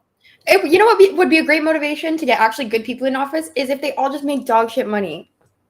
They should not be like supposed to. Yes, They're supposed to. They're supposed to barely make any money at it, and yet they all go in as poor. You know, a lot of them go in poorer than you. I mean, one of them was a bartender. Can you believe that shit? And now they're multimillionaires. Yeah, I was gonna say I mean, come on, Kel, come on. If you could just get yourself elected and go and just take a bunch of money from people, compromise yourself, vote. You may not agree with the vote, but fuck it. It's money. I'd end up like George Santos. I'd be like a public spectacle. I could not just keep my mouth up and shut my mouth and take the money. I'm such a fucking. I'd be like that, like the mayor of Chicago. I'd be like fucking get the police force, like paying like 300% over for like. I mean, so you probably don't remember this because you were probably in fucking high school. But when AOC got elected the first time to Congress, she literally bitched about the cost of clothes and an apartment in Washington. She was literally crying about it, and her family, by the way, has a lot of money. Yeah, crazy. And she was bitching about it, and now she's literally a millionaire in like 6 years, with working for Congress as her only job on 100. What do Congress people make now? They're making $180,000 a year. Yeah, but I mean, they get other stuff paid for too, and when you're up there, you like bunk with other congressmen, and so there's cost that's deferred, and it's not too bad. No, I don't know if you've ever talked to your congressman. She has a luxury apartment now and a very, very nice wardrobe. Yeah, and she's still super thick. She's hot too. Dude, Anson's such a simp. I can always count on him. Bruh. Remember me how I was, not how I am. Kel, so you were supposed to go to sleep and then come on the show all fresh and perky, and we would have had a great show talking about other stuff. True. But what happened? I went to the gym and you were like, word. I know. I should have just kept streaming. I should have done a 24-hour stream. I almost did. No, you should not, because then you'd be all loopy, and Anson would be like taking that basically as you were roofied, and I can't deal with that. He's like prime real estate. Yeah, just how I like him. Yeah. Instead, you came on. You didn't put your face on. You look like you're 10 years older, and you just like rolled out of some guy's bed. I mean, what's the deal? Anson, you can't say she looks 10 years old. 10 years older. Oh, okay. Hey, old Joe's in the house. Good to see you, my man. Wild times, wild women. Flow State got her to eggplant her face. What? K2 donated $50, and I did draw an eggplant on my cheek yesterday. Okay. You did the lolcow thing again? I had other stuff on my face. Got corrupted on Flow State's channel. That's funny. Tomato Flow State. I was like menstrual cycle. I actually saw that right as I left. Yeah. GG. I just had to. I know I was like looking for his channel for so long. I'm just looking up Ant Flow. I called this Missy Ant Flow, and she looked so unenthused. I was like, I'm sorry. I was trying to be funny. I was like, blink twice if you need help. And she like gets all close to the camera. She's like, you see me not blinking? As soon as we have a female on, Ben Thorpe pops up. He's like the evil version of Knowles. Not Ben Thorpe. Not Ben Thorpe. Dude, I didn't get the chance to talk to fucking the Thorpes the other night. That was wild. I was literally at work. I was like I was like the one night I'm fucking well, maybe not the one night I'm working late, but that was insane. Yeah. I have some questions. I have a lot of questions, but let's hear the questions. I come in peace. Are you come in peace? I saw that movie. It was great. Okay, killer CDs out of his thing. Anyway. Dude, okay, I think that was legendary that you guys pulled up on Keemstar's Fat Cam. That was like the funniest arc I've seen in a long time on the internet. It was so funny. Keemstar was like, or I forget who, but someone like made some like fake threat, like then pull up or whatever. So the Thorpes fucking packed up their RV. They did. And then they like called the cops on them for like stalking them and stuff. When they were like, oh, we can't raid Rob. He just raided us. What's up with that? Big Rob Moore raid. What is up? Yeah, Rob Noor's a legend right there. He can actually debate. Yeah. Anson, did you watch my debate with Sage and the other guy the other night on Wick's panel? Yeah, I watched part of it, but it was painful, Grid, because like you know, I've watched a bunch of your debates, man, and you've got a set style and cadence, and there's only just so much of you like trying to use common sense with libtards that I can take. Right? It was painful. I literally said, please get me a better class of liberal. Yeah. I was begging. Am I the tolerable class? Yes. One of the good ones. Yeah, you're tolerable. Absolutely. Let's go. Yeah, well, you're not really a liberal, Kel. You're just a woman that's in need of a good man. She's just a Californian.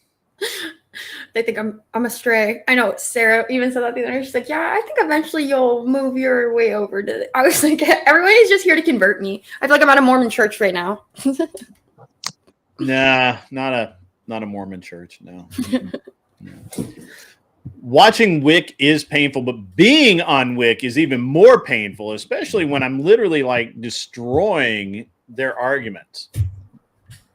Demolished. Verbal Grace combat. says that she was supposed to debate you on the Friday debate panel. Yeah, we were, and then she got muted. That was your fault, Grant. You muted her for so long that she left. I did not. I do what people pay me to do. We have a mechanism for that now. Kel will be here tomorrow night, and she'll be debating. And Grace, you can be here and debate her as well. Yes, I will. Grace, let's debate tomorrow. And yeah, you won't. Anson's already excited. You won't get muted like last time, Grace, because Grid put a fix in so that it's not super long anymore. So you won't just have for you, literally just for you, Grace. Because your haters won't come in there and stop the cat fight from happening. I was super excited. I was ready to pay for a prompt, and I wanted the ladies to really get in the jello and wrestle. It's just like the Thorpes are a part of internet history. I've like known who they are for so long. It was so weird to open your panel, and I'm like, what? Are these the Thorpes on Grid's panel? I was like, what the fuck is going on? Yeah, you never know who's going to pop up. I was one night I had Pearl Davis on, and somebody's like, wait, Pearl Davis is on your panel? Like, yeah. The most random ass shit goes down. I know every time you open it up, it's like, whoa, what the fuck? Like, the only thing Sage owned was himself because his fucking microphone wouldn't even work. Damn, that's rough, bro. Got him. Sage actually had no facts, and all they could say was they dodged literally every question. And their reason why that Biden didn't release the Epstein report is the most insane thing I have ever heard in my life. Anson Knowles, let me run this by you there, brother. What's your guys' reason? What's your guys' reason the reason that they gave me that Biden did not release the entire Epstein report was because it would have turned off the voters. It would have alienated a major segment of voters. Yeah, that's a legitimate reason for you to make a political decision. I actually agree with that. Yeah. That actually is a rational decision. But if Trump had done that, they'd have cried like bitches. So why didn't Trump release it? What's his excuse? Because there's other things going on. There's floods in Texas. No, it's probably for the same reason. I don't know that. I don't know. Yeah, actually, I think there is actually. I think a good reason. Yes, he has a good reason. I don't know. This is what I think. I think this is what I think. I think that Trump's not releasing it because there are some people who are mentioned in that report that never did anything, and there's no proof of anything that they did anything that will get basically ruined by association. Supposedly, I don't know that this is true. I actually don't think it's true, but it's a good story. The rumor is that Pam Bondi and cognitive dissonance means The state of having inconsistent thoughts, beliefs, or attitudes, especially as relating to behavioral decisions and attitude change. Okay. Yeah. That's extremely cognitive dissonance to not release the fucking report when Biden had it, right? Yeah, I think both of them should. I don't want to protect any of them. So I personally believe that I think that Trump's waiting for the DOJ to like go through it, and supposedly they're going through all of the video and trying to figure out who is and who is not actually guilty or potentially guilty of all of the whatever crimes. Whether that's true or not, I don't fucking know. I think that's a little bit of cope, honestly, but whatever. The Thorpes are actually like, I know. I'm like, they're teasing you a little bit. They're flirting. Do you think that it's possible? I'm just going to throw this out there because there's probable political reasons. There's that you didn't mention. So it's possible that this will hurt Democrats way more than Republicans, and holding it until closer to the midterm elections. I've thought of that a strategic choice. I've thought of that too, but here's the thing, and that may be. Look, I'm not going to Put it away, sir. Put it away. This is. I'm not. It's YouTube.com.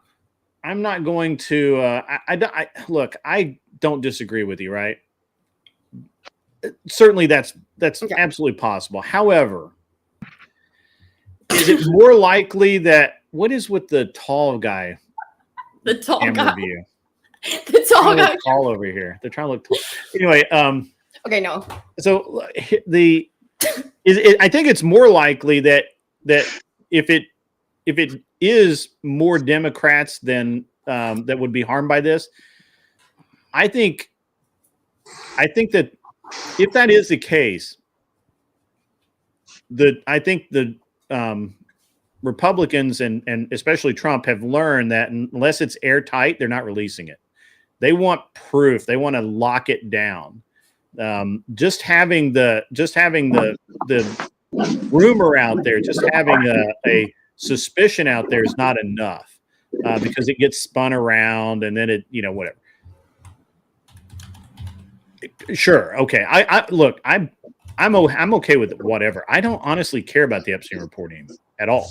I think it's a tactic to every time they bring up Epstein, I start looking around at what else is going on and what is probably more important that I should actually be worried about.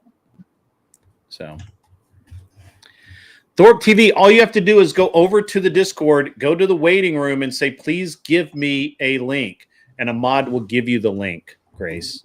Yeah, Grace, I really want to see you up on the panel. It'd be nice to have a hot chick up here for a change. Okay, all right. Whoa, that's not nice. That's not meant to make Kel feel good. Greg, you seen We're that not here to new, be nice. We're here to be objective, okay? Listen. But also, I was seen going to say... that new bill to save the kids online? yeah, against you, buddy. Joking, Tennessee. Just kidding. Well, no, there's key words that's going to set off a locking mechanism, and you have to provide an ID to get verified in order to get access back to your program. That's in the UK.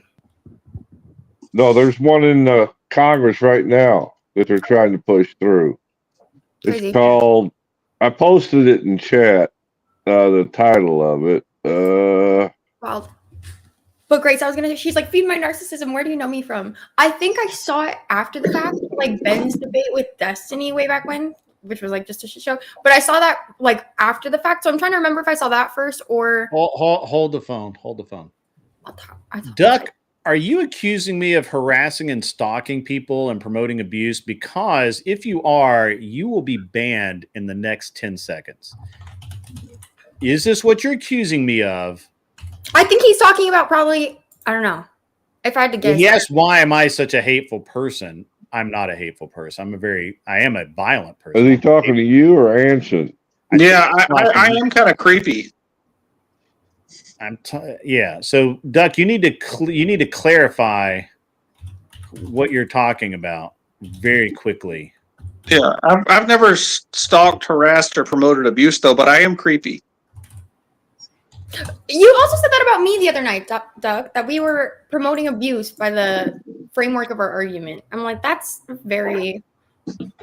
It's called the Kids Online Safety Act, KOSA, bipartisan bill aimed at providing more protections for children and teens.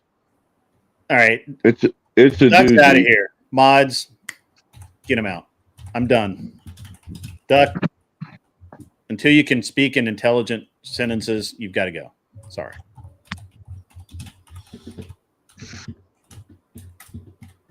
I am violent. I never made any. You're violent? You're promoting violence? What the hell does that even mean? I admit that I have a violent nature. I'm talking about what Duck wrote. Your microphone is a connection. Well, gone now. Hello, Lawrence R. Hello, Wicked Wally again. Wicked Wally is back. Anyway, all right. So that was very Lawrence. Wicked Wally's like speaking intelligent sentences. Well, we've seen the last of Duck. I mean, it's a low bar. It's a low bar. No, but I'm like, I want to say like the Ben debate with Destiny is what introduced me to them. But I'm like, I remember watching that years after the fact. Like, I did not watch that in the crux of it. So I think the first thing that like brought me into like, because you guys have been around a long time in the background. But the first time I remember is like pulling up on Keemstar's Fat Camp. I was just telling Grit about that. That shit's fucking Wicked hilarious. Wally isn't the Crucible plant. I'm the Crucible plant. You couldn't tell by my Crucible hat. No, I'm the Crucible plant. No, not according to Are We Not Men, girl. You know, they have like an almost zero tolerance policy for women in the Crucible. GG. They let what's her name? Paige over there. Okay, I got it. All right. I did. All right. Let me give me a second. You know, it's been a while since I've seen Paige. What's Paige been up to? Paige, She I was talked at to Paige Flo's last night. last night. Yep. She wants to do a We got- 1v1. I was like, yeah. We got to meet all of Kel's friends last night too. Yeah. The roommates. Yeah, my roommates drew the eggplant on my face. Thanks, Q2. Because I couldn't get the angle right. They said, "Ooh, look at all the old people up there." It's true. Ben Thorpe was on the Crucible before any of us. That's true. How did Ben Thorpe make it to the Crucible? I don't think know. he's one of the founding members before he went kind of on. So is turning no, dude. So the Crucible's like a media conglomerate, right? Because I had one of my friends tell me, and I was like, "This can't be true. My whole world perspective is about to change." Wait, what? They're like, it's like a the pyramid scheme. No, they said it's the newer, cooler, like Daily Wire, and I was like, okay, it's not that. It's not It like is that. not that. Who Like, said that? One of my like lefty friends. I was like, Oh The my Daily God. Wire. Look, please. They're like- please. someone Please. also said this was like an ex-mod of mine said that it's like a Nazi adjacent space. I was like, are you serious? By like going into like debate panels, I'm going in Nazi adjacent spaces is crazy. That's crazy. Yeah, the lefties don't own me 100% anymore, bro. Like, there's like a I big know. portion of them I lost. I'm like, they're like, why are you always talking to a bunch of conservative guys on a panel? I'm like, Because they're rad. What's up, Ben? Hey, I made it. Shalom. Hey, Cal, what's up? Why do you make sex jokes about your daughter? I'm just kidding. just straight into the crux. I'd of be it. happy to make them about towards you. It said. Oh How my about that? God. He will. Make a actually. deal. He can be quite. He can be quite creepy. So you know. I'm quite the Lothario. Goated. Just yeah. Pull up Did you and say There you quite go. the Whoa. fair? Pulling that. Yeah. I one thought he off. said it. Quite trying to the get laid in fairy. the family RV. Crazy. No, I prefer any pussy except family pussy. So if you're interested, I got DMs. I I'm just saying. Hot take. Yeah. It'd be good There for you me. It'd be go, good for you. Anthony. Degenerate a You little. get to be with the hottest guy on the internet. I get to like, The hottest. assuage guy. all of the There's your rumors. chance to get Who next to loses? Grace, Who loses, Anthony. Cal? All right. Yeah. Plus, if Maybe- you get pregnant, look at these fucking genetics. Whoa, whoa, whoa, whoa. I'm Pregnancy. 6'8". Straight to pregnancy is crazy. I'm I'm like, just saying, shit happens. okay, listen. You can slide into the DMs after you win a debate. You gotta set it up. I have done nothing but win debates. Apparently, I look like the most generic dad this guy's ever seen. GG. Generic. I mean, I How's your kind of guys' day do. been? Yeah, it's true. Yeah. I Oh, like, kind of do. I'm a Giga Chad dad. Giga Chad See what I'm dad. saying? GG. I mean, in those glasses with that haircut, you look like you're Yeah, I got a you're little late for cleaning your up, a soy little latte at Starbucks. A little spit and polish. Yeah, sure. But I got a jail record. I got violent crimes against females. I got everything you want. Yeah, you got domestic violence. Oh, You yeah, even lived you're in a fine. car, a mobile vehicle. Yeah, I've been an outlaw. An outlaw. He's I got it all. He's resourceful. He was arrested at a campground once. Yeah. Getting locked in the bathroom. Live I stream. can't get out. Live local cops, the state trooper, You did that, K9, right? and Grace, you turned him in, right? You did that. No, I didn't. But With the the best click. part of that arrest was when they were looking for him in the trees. Can you imagine looking for a 6'8" man in the trees? The best part was when the cop grabbed that drone and walked around the van. The drone, holding yeah. the drone in his hand. The heat seeker. Yep. What do you do? They were really on Busted. you. They thought they claimed that I had a protection order against him. So by us being in the same campground, he would be. They got it all claiming that, wrong. But they cleared him of all charges. They are gonna, and you know what's beautiful about that campground? It was It wasn't really- just I didn't a have one. campground. It was a campground owned by $1 billion company, Oh. and they're the ones who called the cops on their own guests who had a Damn. membership. Damn. But I mean, Not gonna go well. So there's I'm gonna let me read this here real quick. But there's an alternate reality where I run a hardware store in Mayberry. Wicked Wally, how did you know? You're just not really bad. Jimmy Beam again comes in saying that I look like I have a Zoom budget call at 4:30. Actually, I have a call to buy a business at like 4 o'clock, but that's fine. That was But yesterday. Yeah, it's like every day. I'm doing a couple of them. Grind But he already has his kids. I don't have little league kids. Grind One Motorsports. Yeah. Now, kinetic Cal, you say kinetic means that you're into speed. No, it means in motion. You know, trying to make She's shit got a That happen. mean lot you're of fast? energies. Does that mean you're fast? No, it means I make shit happen, or I'm trying to. Like I'm not. I feel like I just jinxed it when I said it out loud. That's the thought behind it, though. Kel, did you get your car working? Yeah, I did. Okay. GG. Thank you, Grid. Grid might have paid the money to embarrass me on whatever, but he also paid the money to get me home. Oh, were you on whatever? Uh-huh. How'd it go? So Grace, what would you happened go? on? Would you Yeah, ever go? I got her on whatever. They want me to bring someone else back. I'm like, dude, let's do it. You're like Bring me- you're like oh my God, bring Ghislaine. me. You're like bring us some more girls. Literally, oh my God, bring me. A couple Sundays from now, if you're down. I'm like, I'll message you. 100%. Dude, this is gonna be a legendary fucking collab. Oh my God. They're really anal. They're really anal about stuff. But... No, Yeah. it's gonna be fun. Are you gonna get past the Crucible people trying to block her? Well, Trying to who's block trying her? to block her? Oh, Grace. Oh, is this an I uphill don't battle? know. Let's she see. was set to go on Fresh and Fit, and she had someone like. Wait, we have to be diplomatic about this. Let's keep this on the DL. So no, I mean, there's no such thing. But so They never said I couldn't. Not go now. on. There isn't. So the problem, what happened with Kel is that Wilson is getting emails right now. Must I stop sent, the war. I sent Brian a thing saying that I had someone on from my show that he should put on, and Crash out then, Kel. and then Kel went on, and she had like all of this drama leading up to it, and Drama. but Normal. still showed up. Of course. What episode were you on? It And was did 2 not weeks ago. Poor baby complain. daddies, She poor did kid. not complain either, Grid. And she didn't complain about it, so we raised money to help kind of defray her cost because she had to take a $400 Uber ride. Oh, there you are. Oh my God. $400 She pushed. Uber ride. She pushed Dude. through like a champ. My car breaks Yeah. down. So it's like not that far from me, but my car literally breaks down before I even left my city, and it's like a 3-hour drive. But I had like I left an hour ahead, but an hour is like not enough to like get a train or anything. It's like, and I'm like, bro. Oh, you're in the West Coast already? Yeah. Yeah. So I was like, dude, fuck it. So I fucking called the Uber. I wasn't even gonna say anything, dude, but Grid was like pre-showing with me. I think we were on like the call on the way up. And then he fucking like changed it. Good girl. You made it happen. Most girls just flake. on Yeah, everything. that's what they all said, and that's why I knew they were all going to say that. And I was like, you know what? Even though this is a completely reasonable excuse, I have to show up because you guys already have a I negative view of literally women. told her the one Speaking thing of you cannot flake, do is flake. Do not. I seen yesterday that Glenn flaked because of a flat tire. He did. He flaked on Andrew. Yeah. What a pussy. Yeah. What a pussy ass bitch. And Kel pushed through, Call it spent Uber, all bro. that money to honor her commitment. Of course. Now, Kelly, I have to ask you: are you an Irish American? No, I'm Latino.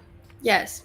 I have a long-standing beef with Irish Americans, but I think we love each other, but we hate each other. You know what I'm saying? He grew up in an Irish. I grew up around Irish. I became Catholic. What in are New you, England. Polish?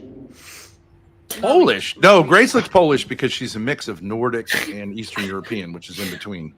But What are you, gay? I'm joking.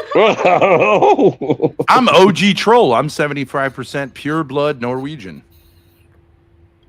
GG. Tell us about the Troll. Norwegians. What was the podcast? We're like? trolls. Did you get pressed? Dude, I thought so. Yeah, I'm like kind of there, like bring on, bring nose. Did you ring, say what your pussy. body count was? That lady next to you was a real winner. Yeah, I got fucking. Oh I got my the short, God. I got the short end of the What'd you stick. say for your body count? Watch the podcast. I'm just like promoting. Fast forward it because bitches can't say what they said already on the interwebs. Yeah, it's private. It's private. Did you go on there as? Well, but why tell the truth? Why not say a million? True. So true. Or Dude, none. I'm a virgin. The one How girl dare you? literally pulled the like, I don't want to say it, and then they pulled it. It's a dating show. I was like, dude, did you do no prep? No prep. I've told Grace what A lot she of should girls say who is, go does on that count anal? yeah, yeah. It's gonna be weird, dude. I know my friend Just Jenny. keep going. how you Like, get what kicked about out. black guys? What about a hand job? Is that count? That's literally how you Just get keep kicked going off and that then show. recalculate and then go, oh, zero. Dude, I had a whole idea for a bit, but they're very, very strict. Probably because they've been like traumatized and how like people pull a bunch of shit. But so like they literally have like sit down and they go through the rules like 4 times. Like there's like a 40-minute setup. They have you like stand in a line of height and they're like staring at you for a long time to like figure out exactly where everyone's gonna sit. And they're like, Yeah, Brian seems kind of anal that way. Yeah, he's like literal OCD. He is literally OCD. I feel like most that people little expect thing he him to holds be. on to is like yeah. Yeah, I thought he'd be like a little like, I don't know, like less like, I don't know. He just runs a very tight ship off camera. He's Yes. exactly the same. He's exactly the same off camera. Just like very like to the point. Like He's actually a really funny guy. Like his early His videos phone are very call, funny. like I've talked to him on the phone a few times, and even the phone calls are just like click, click, click, click, click. yeah, like to the point. He's very Yeah. like just make the conversation flow. He's a moneymaker. It was long as fuck. They had donuts and they cut them in fourths. So it was like this guy I was like, what? Did you get like subs from it? Yeah, I actually I feel like I got pretty good like engagement and stuff. I don't know. Yeah, you were actually, pretty active on the panel. The show would have been way worse without Kel. Yeah, I stayed yapping. The number one thing is, oh my god, that girl in Tier 3 does not know how to fucking stop talking over everyone. I'm like, So your thing was like you guys are misogynistic. Is that what it was? Did you take that angle? of course. No, we just like talked about things like as they came. But the girl Well, next I had to me, to out her for being in a polycule, and then I had to out her for what's a polycule? That wasn't a polycule though, Greg. yeah, I literally got And- I think it's a She group got of people who dumped. have She was polyamorous both- relationships. Boyfriend lived in a hearse. Right, and she wasn't gonna mention that at Dude. all, and I'm like, no, we gotta Wait. Is that when a group of people live together and all do polyamorous stuff with each other? Yeah. They Is didn't that what live that is? together. No, he, well, so I was he just in a lived in a polyamorous hearse. relationship. I was dating this guy. I literally was like live streaming downtown one night, and I meet this fucking stand-up comedian. It was all documented on stream, but it was like supposed to be a fucking bit. But we end up actually liking each other and like dating. But this guy like literally already has a girlfriend. Like he's like poly, and I'm like, damn, like I would never. And then like 2 months of hanging out, I'm like, maybe it's not that weird. Like, yeah, I don't know. So It then wasn't we, exactly that weird. yeah. You were the side piece, Kel. Well, I met the other girl. Like, I literally met the person. Like, we went to comedy shows together, but they got super, like, weird. And anyways, I ended up, like, he tried to forbid me from playing Fortnite with this guy on my stream. It was very stupid. And But I was isn't like, isn't polyamorous when you all kind of have sex with each other? No, like so. I just wanted to be like friends with the girl. Like we weren't like I wasn't dating the girl at all. But the idea was like so. It's basically just an open relationship. I'm like you call it He poly. was I'm like a side piece. But so then I start literally talking to this other person, not even talking, just playing Fortnite with this guy on stream. And he gets super mad and jealous. And I'm like, what the fuck are we doing? I literally met my like Eskimo. K2 sends in $200. Eskimo sister. No, Eskimo is when. Hey, Kel, can two you guys read are having the sex super with the same chat, please? Can you do that for me? Can you read my cash app from last night, K2? Okay. He wanted the eggplant, bro. Shout out K2. You know, an eggplant emoji like is like what ruined my life. Read the super chat, Kel. Supposedly. K2 on the internet. Don't use Sharpie to draw on your face, Kel. Yeah, don't use Sharpie to draw on your face. That's bad. Yeah, there's like tomato above my eyebrow. She did a lot of that last night. I did. I was looking like Post Malone. Someone said, I forget, post like get a loan or something. I forget. Someone said something very funny in chat. Do I have an opinion on the... Wait, hold on. Where was that? Do I have an opinion? What Ava call in? Oh, when Ava was on the Whatever podcast. I don't know if you ever saw it. I don't think Ava did that well. No, she did terrible. It's an uphill battle, bro. Come on. And I it's think like this is one of the things I think that a few of the people have tried to do is they think that they're going to go and debate Andrew. Oh yeah, everyone was asking about Andrew. I was like, he's not really on it now, right? Yeah, he's like once a month. Okay. Yeah, he comes like here and there, but yeah. Oh, it used to be like every show. Yeah. Like three people were like, "Where's Andrew?" I was like, "Bro, if he's not here, he's not here." Like, take a hit. He's not going to be here, so it's going to be a regular show. So, I think Ava went there to debate, and she like had all of this like debate stuff research done, and none of it was applicable. And Well, you know, the weird thing about that is that she made a video like about Andrew Wilson, and Brian invited her back to debate Andrew one-on-one, and she declined. So Yeah, she declined. Wow. Can you believe that? If you want to be a streamer, Running. you can debate Andrew literally Wilson insane to me. Like how on the Whatever podcast. Even like, if you how lose, the viewership. And I told her I one-on-one. would prep her. It's That's one-on-one. right Like price. that's a crazy opportunity, but That's insane. Yeah, I was kind of relieved when Andrew was there. Yeah. Apparently he reacted to our debate the other day. I debated Andrew once. Whose debate? Impromptu. It was an impromptu debate. Oh, really? Mm-hmm. What was it about? Mandatory DNA test at birth. Kel, would you consider Amanda being my Taylor like Ferguson. bitch? You know what I mean? Like just like on the internet, just for a joke. There's a very long list, Mr. Thorpe. I told you, once you beat me in a... There's no requirements. You don't have to perform any actual activities. Okay, 1v1 on a Raging Sith. Tomato. On Raging Tomato. How many viewers you got right now? May not. I don't know that. Are you on good terms with Sarah? Oh, I am. My dad is not. Last time he was on her show, he called her a cunt. Well, yeah, because I sat there and waited in the back room, and then the second I come on, she gets $100. I should apologize. Maybe I should apologize to her on his behalf. Oh, by the way, Kel, it was me that kicked Grace off the debate show. It was you? Yeah. Well, I'm just saying, if your thing is like we make money by getting rid of the good content, that kind of sucks. It does suck. Grid learned that. Yeah, Yeah, Grid you learned- gotta Grid learned quick. gotta be Grid- a balance. Greg got on his knees real quick after you ran, bro. He was like, listen, we'll never put someone on hold that one again. It really sucks. I hope Grace does come back. I think you could do things like I think the way to do it is to say like smaller amount of money for a smaller amount of delay, but you can't just keep adding them right on to each other. What's that? What are you talking about? You know what I'm saying? Like, I ran with it. like you can mute someone for 2 minutes, but then they get to be Yeah, that was alive a loophole. for eight That more was the minutes before you loophole, can do it and I again. fixed that. So it was an interesting. It never occurred to me that somebody would do that. Chuck's like, bam. That was very interesting. Flo taught me how to look He's for the misogynistic. loopholes. Oh, everybody got sorry. That was my sorry guys, that was the software. I thought Ben did something wrong.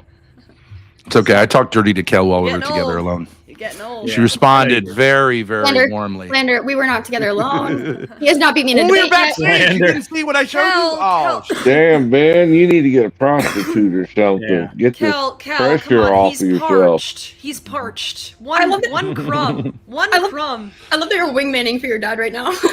Well, I'm the one who has to deal with him all The the only time. the only other time Grace ever did that was on a Tinder date, and she was trying to do with me what that dude tried to do with you. She was trying to make me her side piece, and I was like, "So wait, let me get this straight.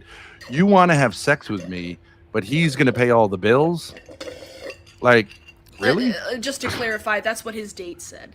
That's what the date. She's like, by the way, I have a boyfriend. I'm like, she what? had a boyfriend, but she was like, And she's like, yeah, but you would be just the guy I have sex with. Oh, So- Ben had a Tinder date that said that. Oh, that's interesting. Yeah. And I was like, She wanted to make him her side piece. yeah, I was gonna be the side piece, and she's like, no, Isn't yeah, that what you it's just said to me? sex, and I was like, really? Is that what you just said to me? What's that? Didn't you just say, "Can you be my e-bitch"? You don't have to do anything. Just, I want the title.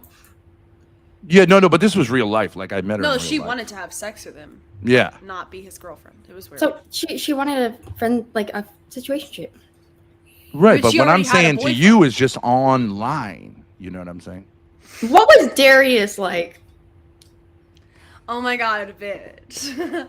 No, he seems like a nightmare. I was like, oh god. He's a Daddy gremlin. issues He's a big little time. gremlin.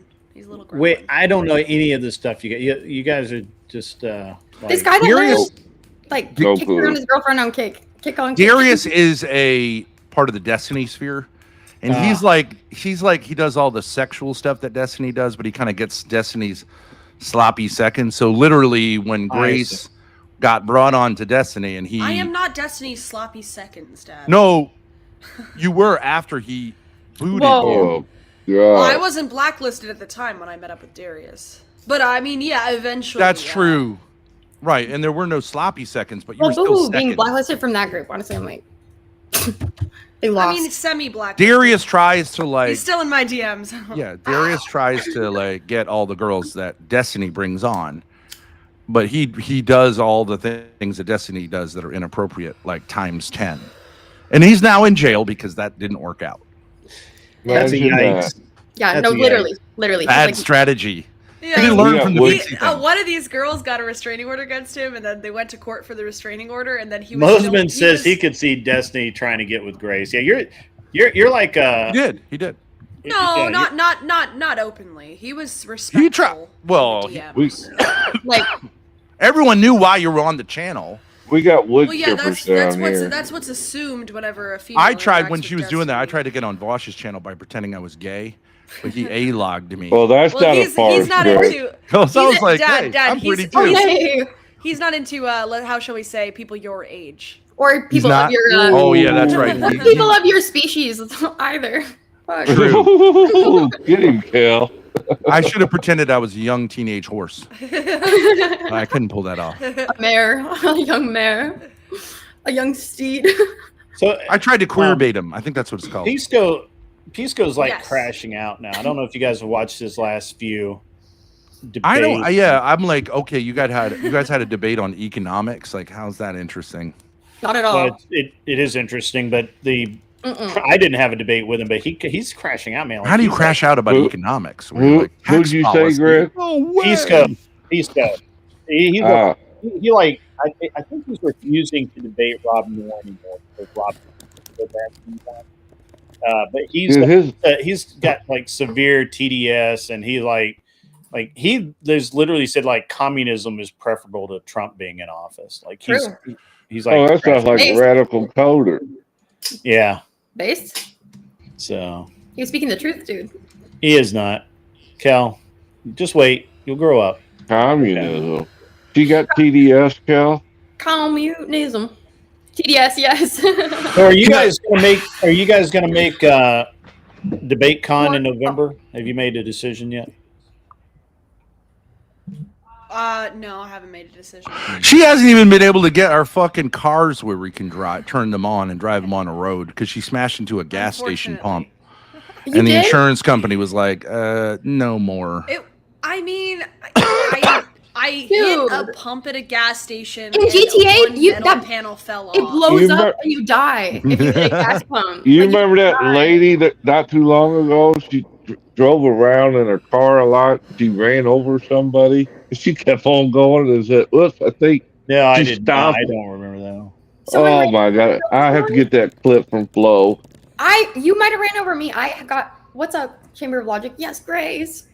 What's up, Robert and Radical Coder? Dude, I got hit by a car and the guy was leaving a soup kitchen. I was like, what kind of bad person I literally broke my neck. This was in like May, literally. Ooh. But I have a lawyer now, so. But I literally lost like a half inch of height. So I'd much Wait a minute. You broke your neck. Did you have surgery? No, I just crunched my C7. I just go to like physical therapy for it. Oh, do you have pain that radiates out onto your arm? I literally have like a constant headache ever since. Everyone's like, "Oh, you're gonna get like your 50 bands." I'm like, "Who cares? I'm 23 and my C7's fucked." So you'll pay for that later in life. I'll pay for it right now. It's okay. Hopefully, probably massage is good therapy for you. I meant the injury. I know. Look at these hands, very strong. Physical therapist, Riz. They look kind of small. I'm not gonna lie. You look like you have small ass hands, dude. My hands look small. Yeah. Yep. All right, now you got to put. You know what they say about small hands? Grace, bring your hands in here. Show her that she's trying to do a Donald Trump. No, just hold up your phone. Just hold up your phone. I'm getting you some food. See how tiny it is? Yep. Okay, that's like an iPod. That's like an old ass iPhone. Show me the camera on that phone. It's an iPhone 10. Here's a lighter. Show me the camera on it. Okay. Camera on what? Oh, this? I don't know what it is. Okay, never mind. It looked tiny. All right, What's up, Kelly. babe? Kelly, you got to take back what you said now about my hands. What? No. Well, because see, it's kind of nuanced because there's in some other reality, there's this philosopher, and in this context, In a multiverse, I'm right. Yeah. You guys missed out the other night. Kel was debating on the raging Amato, and literally everybody crashed out. We won so hard, my debate opponent blocked me. We won that hard, bro. He did not win that hard. He just copes that hard. So, Kel, are you trying to have a career on YouTube as a streamer? I don't know. No, she sells cars. Yeah, I'm just hanging out, having fun. I've been having a lot of fun. I've been spending a lot of time online. Yeah. We're trying to convert her, Ben. We're trying to convert her. Not just use. We have a huge selection of new pre-owned certified. I'm sure we'll have something to suit your needs and budget. Oh, you don't say used, you say pre-owned. Good girl. Pre-owned. She's a saleswoman. Yeah, no. Actually, you could help Grace out a lot I think because she froze. she believes that what you should do as a saleswoman frozen. first is tell you everything that's wrong with what you're proposing. And I'm saying that's not how you sell cars or anything. With girls, you say, "Come here, smell this leather, sit in this." Can't you picture driving to the beach in it? With a man, you say, "Look, I know you've looked around. You're not going to get a better APR. You already drove all the way the fuck out here. Destination dealership." Pro tip, since any of my newbies out there. Because by the time you get them in the store, they're all the way the fucking out there. Half an hour drive. Oh, you're not like in an urban area? No, I actually just left a really like inner city one, which was popping. It was great, don't get me wrong, but it was like challenge credit, like just not feel good about my sales, like 29. Send the old lady home with the 29% APR. That's not dramatic, you know, but Who was in the hood? help like 400 and 500 credit scores. Like that's the people we targeted. But now I'm in like a nice credit destination area. So I've been making less sales, but like way more money on the deals. Oh, because the amount is more? You make percent? Yeah. And I went to like a bigger like car brand too. But people who have better credit also like yeah, they're fucking bargain assholes. harder. They're fucking assholes, dude. They're fucking assholes. But they buy like more expensive cars, but they are. Hey, it's Crystal Strange out there. What is up, man? It's been a minute. It's good. It's good to see you. Do you go like? Would you like the undercoating? It's an extra 500, but and they're like, there's no such thing as undercoating. Listen, we have some mandatory add-ons. They're put onto the vehicle. They're not designed to be removed. Like destination charge. It's already here, bitch. 309. Yeah, well, it didn't get here without having to be transported here, sir. How do you think it got here? Well, it's already here. How's their destination charge? No, I kind of want to. I'll go talk to my manager about that. Yeah, exactly. I'll see what I can work out for you. Yeah. Go back, have a snack, come back. Looks like you're Can I get you in a luck. coffee? We have like the really nice Starbucks stuff. You're in the waiting room. I'm sorry. All the mods are not. Not Just here today, yet. he said he would let it go, but I'm not sure if he'll come back tomorrow if we can maintain that offer. But because you're just exactly the type of guy, and I want to put you in. What do I got to do to get you in this car today? I'll leave right now. Okay, leave. I go like putt with the little thing, and he'll be back. Yeah. What's the best car you have? Like, what's the most like fire car right now? Well, I don't want to say because it's gonna give away my my model or my make. I meant. She doesn't want to You say get- what type Are of you under an NDA? I'm not saying give me the VIN number. No, I'm I know just saying, there's give me only the like a make and model. handful. There's only like a handful of this like kind of. Ladies car. and gentlemen, Ryan, the Here radical he is. coder. Here Ryan, he is. you've been We muted. didn't have enough. We didn't have enough of the wrong kinds of Liberals. energy, so I brought in more. Wait, I got to do my dad joke. Hey, Ryan, looks like your workout machine got laid. Have you ever gotten laid? never once, unfortunately. Dude, Ryan, why does everyone hate you so much? The last two I'm not channels, I've been wanting to ask you, but you've been muted. I don't hate Ryan. I He believes think in he's child hilarious. abuse. That's why. Jesus Christ, I that's not proved true. that to him. People have a love-hate relationship with me. Ben is like a scorned ex-lover of mine in a way. I can see that. There's just a common this common theme of people. Like We got having Ryan a to admit strong once that he would rather suck Destiny's dick than Sneeko. Damn, Ben. Still true. Actually, less true because I. And then we called him racist. On that front, but I still think Sneeko is probably. Ryan, You made assumptions about Sneeko based on his skin color. That's true. That's not true. It's based on a lot of his hold on, behaviors and hold on. comments. This is great lore. Ryan once moderated an argument between me and my dad and my mom on stream. That's true. I did couples And therapy for them. Yeah. The funniest part about it was we titled, because they were talking about divorce and annulment. So we titled the stream "The Final Solution," and Ryan DM'd me and said, "Can you please I was not like, change it. because that seems anti-Semitic." It was. I was like, I don't want my name to be like on this Nazi program. I was teaching kids at the time. Anti-Semitic. It was. Well, I mean, it is. didn't even Obviously, last 5 it's an minutes. obvious illusion. You did not even last 5 minutes, Ryan. Wow. Whatever. I'm gonna leave you up. I'm just gonna That's mute fine. you over here. I'll show Umbrium. Okay, I'm messaging whatever right now. Ryan's in a safe space. Are you serious for real?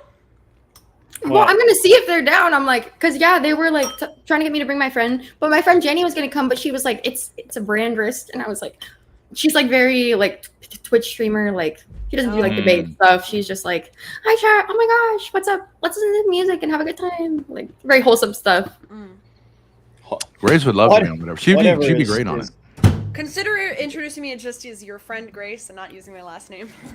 Oh yeah. In case they do the research, just see if they're open to it. No, you were like Send them this a far picture away of from me. being taken on to whatever by that woman Jess, right? Or what was her name? Oh no, what Jess. was her name? The French girl. Josie. Josie, but I couldn't make it out in time. Yeah. I just want you to. Then let she you got know in that trouble anyways I've with never Ryan. been like banned from the podcast or anything. I No. was gonna go on and then I didn't follow through.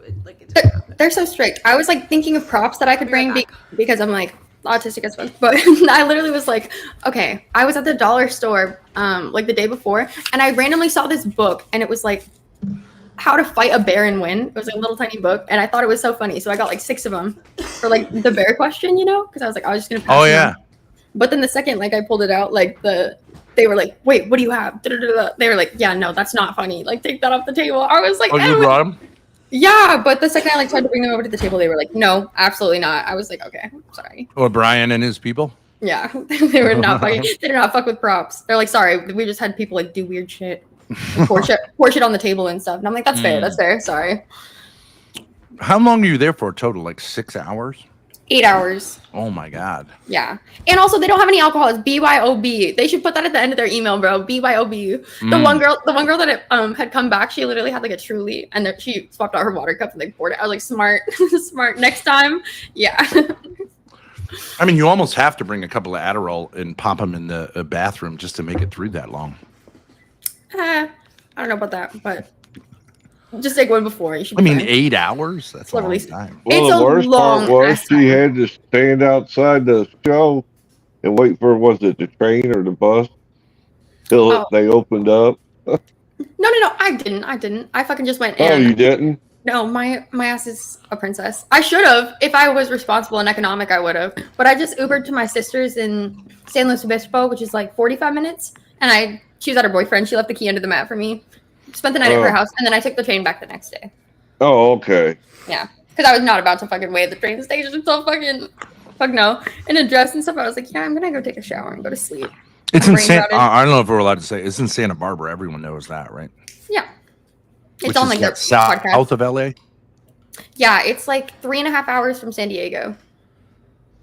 How far is it from LA? It depends on what part of LA. LA's so big. It's not far from LAX. It's as not. I remember. Oh, okay. I think Xena told me or something. No, I'm sorry. That was Fresh and Fit. We've been to, Grace has been to LA twice. I've been there once. Okay, too. If you flew into LAX too, I like come up from like below there, so I could always just swoop on the way. We're getting such good input from Ryan. This is fascinating. My God, Mom. That'd be so fun. It's gonna be so fun. Oh my God, dude, we're gonna have such a good episode. It's hard because I was like, you have to fight to get in on the conversation. But then I look at all the comments and they're like, damn, this bitch would not stop yapping. And I was like, I feel like I didn't yap enough. But I lost my voice the next day, so. Now, what was your angle? Just whatevs. Yeah, I was just honest because I was like scared that they would like do all their research and stuff. And also I was honest because I knew Grid and stuff would be fucking in the shadows telling the truth. Oh, you already knew him. How long ago was this? Oh, this was like a couple weeks ago. 2 weeks ago. Yeah. See, Grace already filled out all the paperwork, but then Andrew Wilson claimed he like quashed her appearance like 2 years ago. Somebody Wasn't it, like, a year and a half? backstage, Grid? I don't see anyone backstage. That doesn't mean there isn't anyone. But he made it like maybe I did. Maybe Oh, you I talking about didn't. Sage? Yeah. Yeah. Sage is just salty that he got his ass beat the other day in debate, and he had absolutely no quality information. Literally just TDS on overdrive, and he got gifted a membership, and somebody actually paid good money to Sage. Silver Ogre, that he was the guy with all the mic problems on Wick's panel the other night. I hope it wasn't me when I bought those memberships. I don't know who bought it for him, but it was funny. I got a fanboy in chat, it looks like. You see, he says he fixed his mic. So No, but Kel, if we have like if we're like E, whatever, then you can always appeal to me for protection because I'm 6'8". But I need like mental and I need protection in the engagement of what is a marketplace of ideas. You know what I'm trying to say? Yeah. I have a degree. I have a master's degree in theology and philosophy, bitch. I can set you up. I've seen some debates that would make me question your ability to defend me. My debate? Oh, wow. My debate? Wow. I'm just kidding. That's I'm just a kidding. nut punch. I'm kidding. I'm kidding. Your debates. Ryan, I am the uncontested. I've been freed. Yeah, sorry about that. Free at last. Ryan, was that a nut punch or what? I can't name one. Ben is notorious for losing debates, so I mean to me as well. Oh yeah, you want to try it right now? Let's do a 5-minute one right now. Okay. What do you want to fight about? What do you want? I don't want to fight. I want to have a debate. Okay, what do you want to debate about? You guys disagree about basically everything. Well, all right. Well, you guys are deciding. Silver Ogre, I don't watch Wick either. I don't find him intelligent or entertaining, although he is a nice guy. I don't understand why anyone funds him. Well, Progressive Victory funds him. So, True. Kel, you choose the topic. Kel, you choose the topic. Help Daddy out. See, this helps me. Whoa, I can take that energy your way. Help Daddy. Are we going? Kel, I wouldn't let him get away with that personally. I'm just kidding around. As someone who calls you Dad One Motorsports, I don't think I have much room to talk. Okay. Literally created a completely new nickname. Yeah, Dad One in chat. Dad One. Topic. Are we going political or DGen? DGen. Too early for DGen. It's never too early. Great. Well, Can you Chuck, help go me? get yourself a tub of Vaseline, all right, boy. Can you help? You got a pretty Pull out mouth, some of your Ben. DGen topics, Grid? Can I Now find that's a friend? jail talk, boy. Grid, can you help me pull out some of your You would DGen know. I can't. I can only hear one of you. What do you want? What Kelly? about something like women enjoy being dominated or something? If you want a DGen topic. I mean, we agree on that. They do. I mean, many okay. such cases. I don't know. Oh, I do have a great clip of Kel. I don't know if you guys have seen this. No, don't do this, Great. please. I'll give you. Bro, I'm obviously not. I told you like multiple times that I'm not fucking like gonna respond. That's what you're in for. All right, Ryan. Why don't you be Kel's gay brother, who's trying to keep her?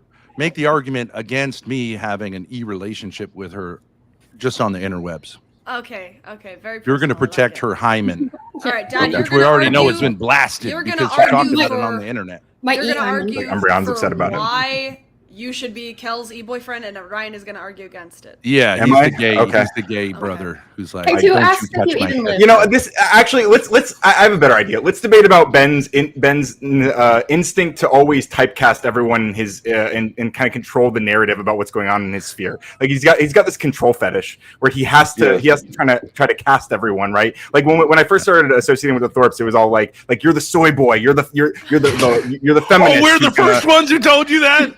No. Well, I mean, of course not. No, I mean, I'm a proud soy boy. Don't get me wrong. I said you were hetero. I'm a proud soy boy, but like it's you always steer me in this role where I'm taking on positions in the conversations that like I don't actually hold, and you just assume that I hold because of some made up idea you have of me in your head, or some idea that what you want the feeder to be like, right? What you want the show to be. Should I go to the list of topics? I feel like I need to go to the list of topics. I control the frame. And you claim to be a victim when I argue into a position of saying I would suck Destiny's dick before. The topic is whether my dad has a control fetish or not. Is that the topic? How about we take the topic off of Ben and just go? Let's not do personal. I think That's for me and Kelly after on DMs. If you win, He's running already. Okay, that's a bet. Okay, if you win, she has to send you one. Look, guys, you both pivoted away from like the most interesting debate topics. They're flaccid. I kind of want to. I either. Intriguing. What? Okay, I mean, I'll take the original topic if you want. I don't even remember the. Why my dad would. You don't have to be my brother. You can be my. You can be my friend. Okay. Okay. If that makes you feel better. Work. GBF. Stop it. What's this topic? All right, how about this? How about this? All right, since I'm doing daddy with Kel. We got veto. Disavow. Calm down, guys. I missed a super chat. Grid, you should make them show up for the debate show tomorrow instead. I should actually. Both you of can't you make guys. them do anything. Let's pregame it. And then we can have real topics and I get paid. So. All right, what about this? A daughter, when she reaches the age of puberty until she gets married, should act as a helpful mother to like a second mother to her younger siblings and a second spouse, a platonic spouse to her father, so she can learn how to take care of. Sounds like something you should debate Grace about. Ryan disagrees. You could debate your mother about it. Okay, Ryan. All right. I mean, if Grace wants to be that, Grillipus is the truth, you know. That's crazy. Well, that's just a straight. Guys, that's just a straight. Guys. That's just a straight Agrilapolis donated $20 super chat. Take it, Ryan. Night take is Friday. Don't let them take control of your stream. Yeah, debate night is tomorrow night. You guys come back tomorrow night and hash this out. Somebody be glad to pay for that. So that's that works out for me. I like that. Are you cucking it? Are you cucking the content right now? We're edging it. We're delaying gratification. Edging. It's 5 minutes. It's 5 minutes. We'll pregame it. I'm the I think it's I think I'm really good. The rules of the Continental, we don't there's no business to be conducted. Ryan, I think you should get laid. Put it on. I think I think Ryan probably has like some, and I hate saying this, by the way. I really hate saying this because I have a visceral reaction to Ryan. I just don't like his face. But all men do. It's all the propaganda. I don't like it's called homophobia. I gotta be honest. He's just a little cocky. I feel like he's probably either just broke up with some hot bitch or he has a hot bitch in the next room that he's not sharing. She's probably black, but he'll share it with us if she's black because he likes to virtue signal that he has sex with black people. Could be virtue signaling, but Ben is referencing lore he didn't even bear witness to. But I was right there, man. You're like, I'm about to fuck this bitch, and then you came back. See, that's how we know you weren't there. It was actually your ex-wife. Again, I really hated. It was Courtney who was in that call, by the way. Has a chance with an actual woman. I hate it. Yeah, I thought you would have picked up on the femininity more. There's a lot of femininity there, but there's a lot. I think you guys like really underestimate the power of being in touch with your femininity as a man. Male feminists can drag the bottom. They can drag the bottom after the pussy parade. 2 a.m. It's like, okay, whatever. I guess I'll take this guy. The cops didn't beat me up. See, this is all projection. So then this guy can come in and just like bottom drag. Bottom feed. He's projecting his insecurities about his fragile masculinity onto me, and male feminists get laid. It makes him feel better. A woman just doesn't enjoy it. Ryan has good content energy. You can't deny that. Grillipus is throwing out $5 to mute Ryan again. Ryan, I'm sorry, buddy. Subscribe to Radical Coder. Yeah. Do some lifts, bro, while we're waiting. If you like TDS, I hear you guys like gold. Of course, he doesn't have actual weights. He has like a. It's hilarious that He it's has a like right cable. over his computer. That's really funny. What aren't those bars? What's next for you guys? What are you guys doing besides harassing poor Kel there? Apparently going to Cali. Podcast. Going to Cali. You guys should come to DebateCon. Debate.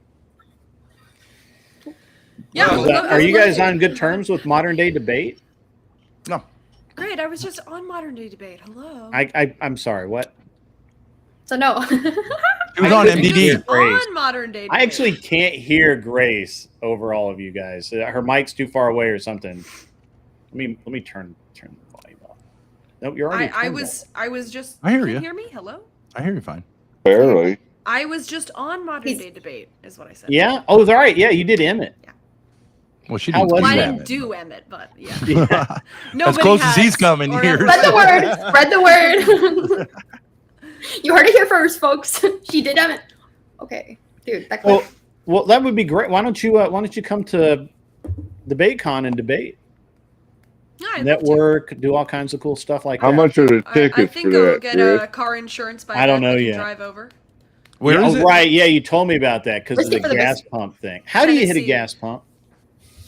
Dude, Very I carefully. was in the RV. I was backing out of a parking spot, and I literally have never gotten in a crash in my entire life. But I just hit the pedal too fast, wasn't paying attention, and then I heard. Is this there a crunch. backup camera on She was that? screaming, holding her phone. She's like, "Chat, this is crazy." Yeah, no, I probably. wasn't. It would have been better if I was. At least I would have had an. She said she was stressed. What were you stressed by? I had just been accepted onto Lolcow Queens with Keemstar, so I was Oh, so my this has been a adrenaline was while. through This the has been a roof. while. Yeah, it was like It was a celebratory. Celebratory. Did your like, smash insurance something. cancel you? Yes. Good luck getting new insurance. Yes. Well, it canceled me. She was on my insurance, so now she can get insurance, maybe and I I'm can- I fucked can get again. Yeah. But it is But in still order for her me to get crashes will insurance- show up. Yeah. I don't know about that. I think it went under mine because it was unclear.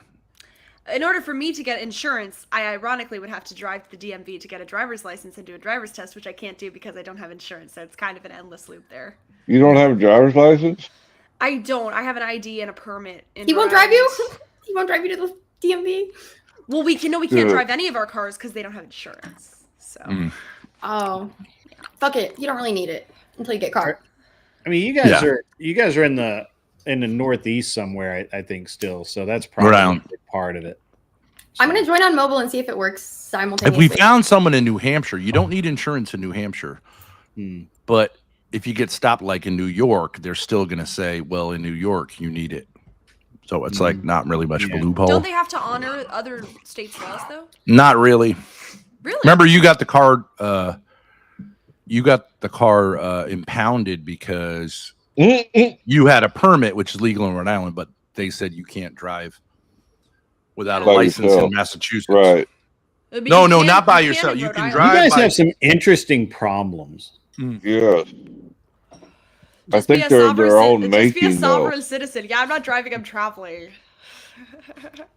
Yeah. Is this a Terry stop? Oh my god. You guys been watching too many of those First Amendment auditors. Well, I watch a significant amount. Mm. Yeah. It is interesting though when need you reasonable know about suspicion of your a crime rights. to ask for my ID, so I declined to identify myself. Thank you. You got to be what 25 to get a rental car. Yeah, too. to get a rental, you have to be 25. You Credit do card. need ID, usually a driver's license, and they will rent it to you without your own insurance, but you have to pay for theirs, which is like $25 a day or something. We'll figure, Yeah, we'll it's figure high. something out. We'll figure something out. Yeah. If you start walking now, you'll make it by the time of debate time. Yeah, it's interesting. That's an interesting problem to have. I She can't fly on a plane either because she doesn't have a real ID. Mm-hmm. You can. There's a way around the real ID. You have to have like some other stuff, but it's not. Oh, is that it's- right? Yeah, I think you Birth certificate or something. Something like that. I forget what it I is. have my Somebody birth else was saying certificate. that I last have a night. birth certificate. Rob Noor was talking about it last night because he needs to get his real ID. So I had to go to the They're not DMV that- yesterday, so that was fun. They're not that hard to get. No, but I again would have to drive to the DMV to get a real ID. So What about Uber? Uber would take you. it would. We're kind of a long ways from it. It would be like 45. She can get the minutes. fucking bus. I can get the fucking Like all the bus, other That's true. That'll take me right there. Peasants, like the rest of the peasants do. Do they? So in Rhode Island, are you able to? Where's the train? Oh, my mobile. Oh. Whoa. In Rhode Island, are you able to drive like a 50cc or 100 or whatever scooter, like a scooter without a license, or how does that work? I don't know what the something like that. Yeah, so here Under a you certain can. amount. Yeah, so here you can ride. If you're over like 15, you can just ride up to like I want to say it's up to like 200cc or something like that scooter, and with no license, no nothing. She could drive a boat. But it's gotta I have got a all the boat. I could dump it in the lights water. and She could go across the turn bay. signals and stuff, doesn't it, Grid? Yeah, it just has to be like like a true like an actual scooter. Yeah, you have to have turn. You don't have to have turn signals because You you can can go like 20 miles per hour. You have to use hand. You can use hand signals. Oh, you can 150cc. Yeah, probably. Side by sides too, as long as they're street legal. Yeah, in Tennessee, you can drive side by sides on any street. You can drive golf carts and side by sides on any street with less than a 45 mile an hour or 35 mile an hour speed limit. Maybe we should get a horse grace in one of those Amish buggies. We got them too down here. Oh yeah, 100%. You'll pass them on the highway. I bet you we'll do. just say we're Amish. Get Vosh to come on for a ride. Man, Pisco is crashing out so hard, man. It's hilarious to watch. Who is Well, Pisco? did you So angry. you see who's the Spurgy new kid? Kelly? No, not Kelly. He's a dude. Brian, your time's up, buddy. Brain dead. What up? We reviewed him last night, Kel. Remember? Oh, the bass speaker, our debate? That was so good. Bass That guy's speaker so when he nuts. went over to lower class and he spurged out about Sarah. Oh, That yeah, was and he a- started that he was- started it was talking about insane. Sarah's kids, too. I was like, Yeah. wow. Oh, really? He called her everything but a white girl. Yeah, he's like, you like have no, like this fucking disrespectful ass, disingenuous platform. Like, you have no morals. Like, That's cope. That's insane cope. Yeah. That's hilarious. and talking about how his partner, like his debate partner, like failed him and basically like didn't. Yeah, it was insane. He just said a bunch of shit. I wasn't It gonna was air out his dirty insane. laundry. I wasn't gonna air out his dirty laundry in the DMs, but I was like, you want to air out shit about people's kids? I'm like, I'm gonna expose that you fucking sent me a weird DM. Like, Lower class said he hadn't heard that many words in under 30 seconds in his life. That's how fast he was going. we're all like that. Me, Gibbs, and Bass. We're like, brrr. So watching the debate back, I'm like, kind of a headache. Like, I don't even want to watch Andrew review it because I'm like, I'm scared. So what sphere are you in? You're talking about Admiral Gibbs and Based Oracle? No, Bass. not Based Oracle. Bass Bass Tweaker. Tweaker. He's a new guy he's a- from he's a new TikTok. guy. He's coming over from TikTok. Based he Oracle was. kind He of was, but flamed I went out to the after fucking his floor, Andrew okay. thing, right? He's Grace, I gone sent now. you Yeah, Kel something finished about him. Real ID. Yeah, demolished. KO. Well, Bass Tweaker rage quit off of the debate he was doing on Sarah's. He rage quit. Yeah. So they're like low-level Crucible orbiters? Debate So I came pros? I came No. from like commentary on YouTube. Paige is kind of a member of the Tweaker. I mean, not Tweaker, kind of a member of the Crucible, but the Crucible is like really, they have a hard line with women. So she's like, she is a member of the Crucible. Base Tweaker is not a member of the Crucible at all. And Admiral Gibbs has his own debate community that he's growing on Twitch mostly. Oh, I see. Okay. And that's where Kel came from. Well, I thought you had to be really politically correct on Twitch. So I came from like commentary. Yeah, you do. Area. You don't really, honestly. It's just like they have certain P's and Q's. They're more strict with like Republican debates, I'll say. Like, I feel like people on the left. Conservative. It's conservative. Oh, sorry, conservative. But like, I got in a fight the other night. Anti-conservative? I was backstage hosting for like a stupid little dating show that was like not marked 18 plus or whatever. And someone like drew like a dick on a whiteboard. And on YouTube, I'd be like, whatever, no big deal. But because I just don't know, and you can get banned. That's everyone's problem with Twitch is like the uneven enforcement of the rules, you know? Yeah. It's just Was it like a very realistic even picture? Even the lefties. So Destiny like spurred on somebody and said a bunch of really crazy shit, and that but the lefty that he was, I forget who it was, but there was a lefty there that was like that got banned, and but the Twitch staff saying happy birthday to his arch nemesis, so that's kind of like been banned on Twitch for a long time. Yeah. It's different. Destiny's gone out. Wick didn't get, so Connor was saying a bunch of really nasty stuff on the Wick show with Rob Noor. Rob Noor got banned from Twitch for like a week or so. Connor didn't get banned at all. And Rob Noor seems pretty mellow. I don't see how he gets banned. Who, Connor? No, Rob Noor. I could see how we get banned from the refrigerator, Rob his is wife not from the mellow at refrigerator, but like not from Rob got banned from somebody on a a bad joke. show. Grace, laugh. Well, I saw like I don't like wasn't Tectone. listening. I'm sorry. But I saw like Tectone got banned for like calling.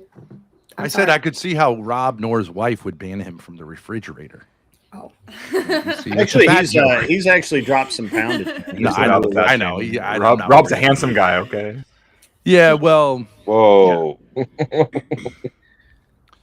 I'm glad that you were the one that can make that judgment, and I'm absolutely ecstatic that none of the other males on the panel did that. Well, I mean, it's kind of concerning if you're like so insecure about your masculinity or your sexuality that you can't like notice that another man's good looking or not. If thinking those thoughts is suddenly gonna like you're afraid you're gonna turn gay or something, I think that's like a sign that you might actually have some gay predispositions. Who are you arguing is gay? Me, because I said Rob's fat.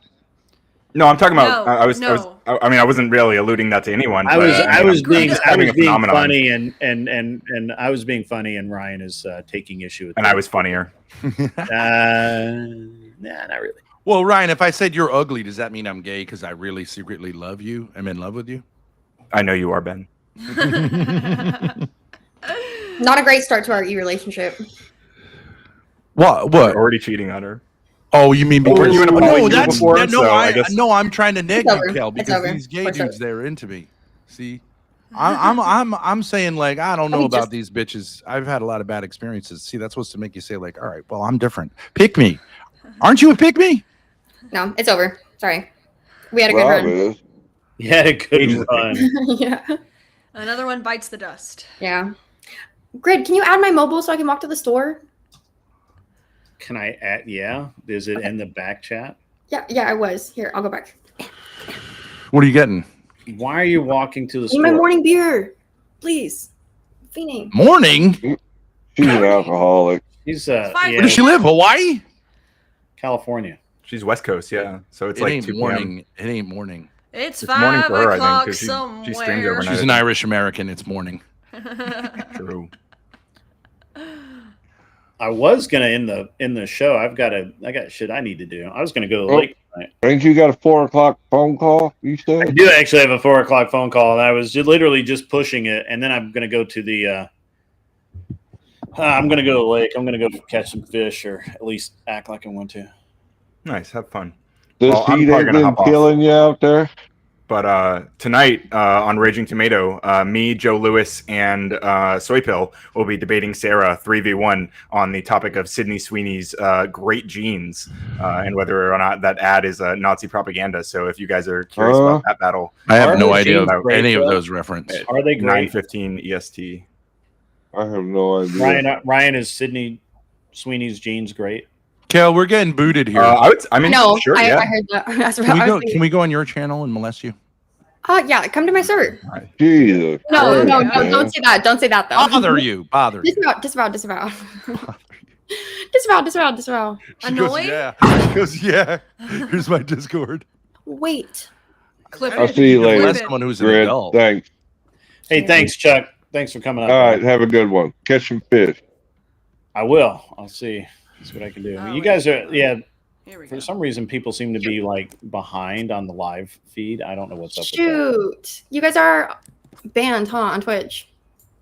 Me? No. No, we've never been on it. Never been on Twitch. Okay, phew. Sorry. I had a panic. She's like paranoid about that. No, well, because it's literally, I've seen people get banned over that, which is so dumb. It should not be like that. It really shouldn't. It's not like that on YouTube. We'll be careful. We've never been on. I don't disagree with you. Yeah. I sent Grid the invite because I don't have you guys. Oh, I can send That is it a back. long fucking invite. No, I'm already in it, but Dad just hit the one I sent you. GG. Oh, yeah, I'm not in. Wait, there's two. One says I'm in like a HD. million Discords, by the way, but one's YouTube, Grace. I don't know. I don't You think sent you me wanna this be in thing one. that's like 8,000 characters. Just click it. It's all one link. The Discord? All right. I'm gonna do my outro here. Do you guys want to do outros? Thorpe's do an outro. You know who he is. Thorpe TV on YouTube, ThorpeTube on Kick. Bye. Thanks. Bye. Why is Grace's mic so quiet? I don't know. She thinks it's You gotta feminine. Fix that, man. Go be a She man. thinks and it's. fix the mic. She thinks it's feminine. It's not feminine. Go fix her mic. Be a man. All right, Kel, you want to give an outro? Bye. Have a great day. Sorry, I'm late. You have a great day too, Kel. You don't want to shout out your Twitch or any Yeah, follow me. burgeoning YouTube channel? Twitch.tv/kinetic, like kinetic energy. Kel, like Kelly, like the blue book. Or youtube.com/@kinetic-kel. Thank you for having me, Grid. Always a pleasure. Yeah. It is always fun to have you around, Kel. Be careful with the Thorpes. They are canned evil. So just have fun. I'll be careful in their little orchestrated universe, according to Ryan. Whatever. Ryan did not give an outro, but go pay attention to his cool debate tonight with Sarah on Sydney's genes. I don't know anything about Sydney's genes. Do you know anything about Sydney's genes? Yeah, there was like an American Eagle commercial that you know how like marketing companies tend to like play on things that are popular right now, and like people are very patriotic right now, just in like lieu of things happening. So they did a fucking ad, it's like an American gene company with like the fucking blonde-haired, blue-eyed girl, and they were like Sydney Sweeney, and she like is doing a sultry voice, and it is a crazy commercial. Don't get me wrong. She's like, genes dictate like how we're built, how we look. And sometimes even if we have blue eyes. And then the narrator goes, Sydney Sweeney has great genes. Get it? Because genes. Yeah. It's just like a play on words. And people are like, oh my God. Oh, because she's blonde. She's like, and it dictates whether I have blonde hair and blue eyes. And just like talking about, it's like just a play on words. Is she hot though? She's hot as fuck. She's hot as fuck. She's like she's one of the hottest girls like on the earth right now, for sure. Damn. For sure. She's a 10. So she has good. So it's not a lie. She has good genes. She does. She has great genes. I'd tap. I'd put a baby in that woman. I'd put a baby in that woman any day. She does have great genes. Okay, later. Kel's authorized all you young men because she's great genes. Apparently, Sydney, what's her name? Sweeney. Sydney Sweeney is hot as fuck. Apparently, that's the case. 10 out of 10. Later. All right. See ya. All right. That was a. You know, that's what you said last night, Kat. Mid-face, nice rack. Or actually, I think you said excellent boobs. I still haven't. I think somebody sent me a picture. I need to go actually look at the picture they sent me. So Admiral Gibbs is up in the house. What is up, man? All these people coming out. Her face is great. I'm going to go. I'm gonna go check it out. They're claiming it's a Nazi eugenics dog whistle. Okay, sure, fine, okay. Admiral Gibbs just wants to stare deep into her eyes. Sure, buddy. Sure. I believe you, young man. All right, guys, it's been a great show. We've had a lot of really cool stuff going on today. I can't tell you how cool it has been to have some of these folks on the panel. We did get a little bit degenerate with the Thorpes coming on and kind of, Ben's very overt nonsense towards Kel, which is fine. It is what it is. But I do believe that I do believe that Ryan is going to have trouble in his debate with Sarah tonight. Although Sarah actually doesn't debate for very often. I'm going to set up a redirect here. I'm doing that now. We're just going to go ahead and send you guys somewhere cool. I don't know that Kel's YouTube is up, but we're going to find out. And if so, then I will redirect you over there. And if not, we'll find somewhere else. It'll be cool. So yeah, it's gonna be good. It's gonna be good. Let us see. It's been great, guys. Really appreciate everybody coming out today, having a good time. All of that, all the good stuff. It's been awesome. I've had a great time today. I don't know if you guys have had a great time. I've had a great time. I'm not actually. Am I seeing anybody here? Huh. Well, I wish Kel was up. That'd be all right. You know what? I'm just gonna send you over to CT. CT is cool.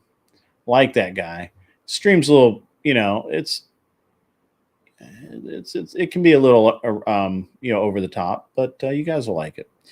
So let's get that set up as I'm doing right now. And there we go. I'm off for the night, guys. I'm headed out. Unless Gibbs, do we have a debate tonight that I forgot about? Let me know. Hit me up, DM me, shoot me something on Discord, something like that. My day's been shot to hell. In the meantime, guys, everybody out there, CT is still around. If you guys go have fun. You just fixed your PC, Gibbs? Awesome, bro. Ladies and gentlemen, have a great rest of your day. Go enjoy CT's stream. As always, be cool. Wear glasses if you need them, and go jump around on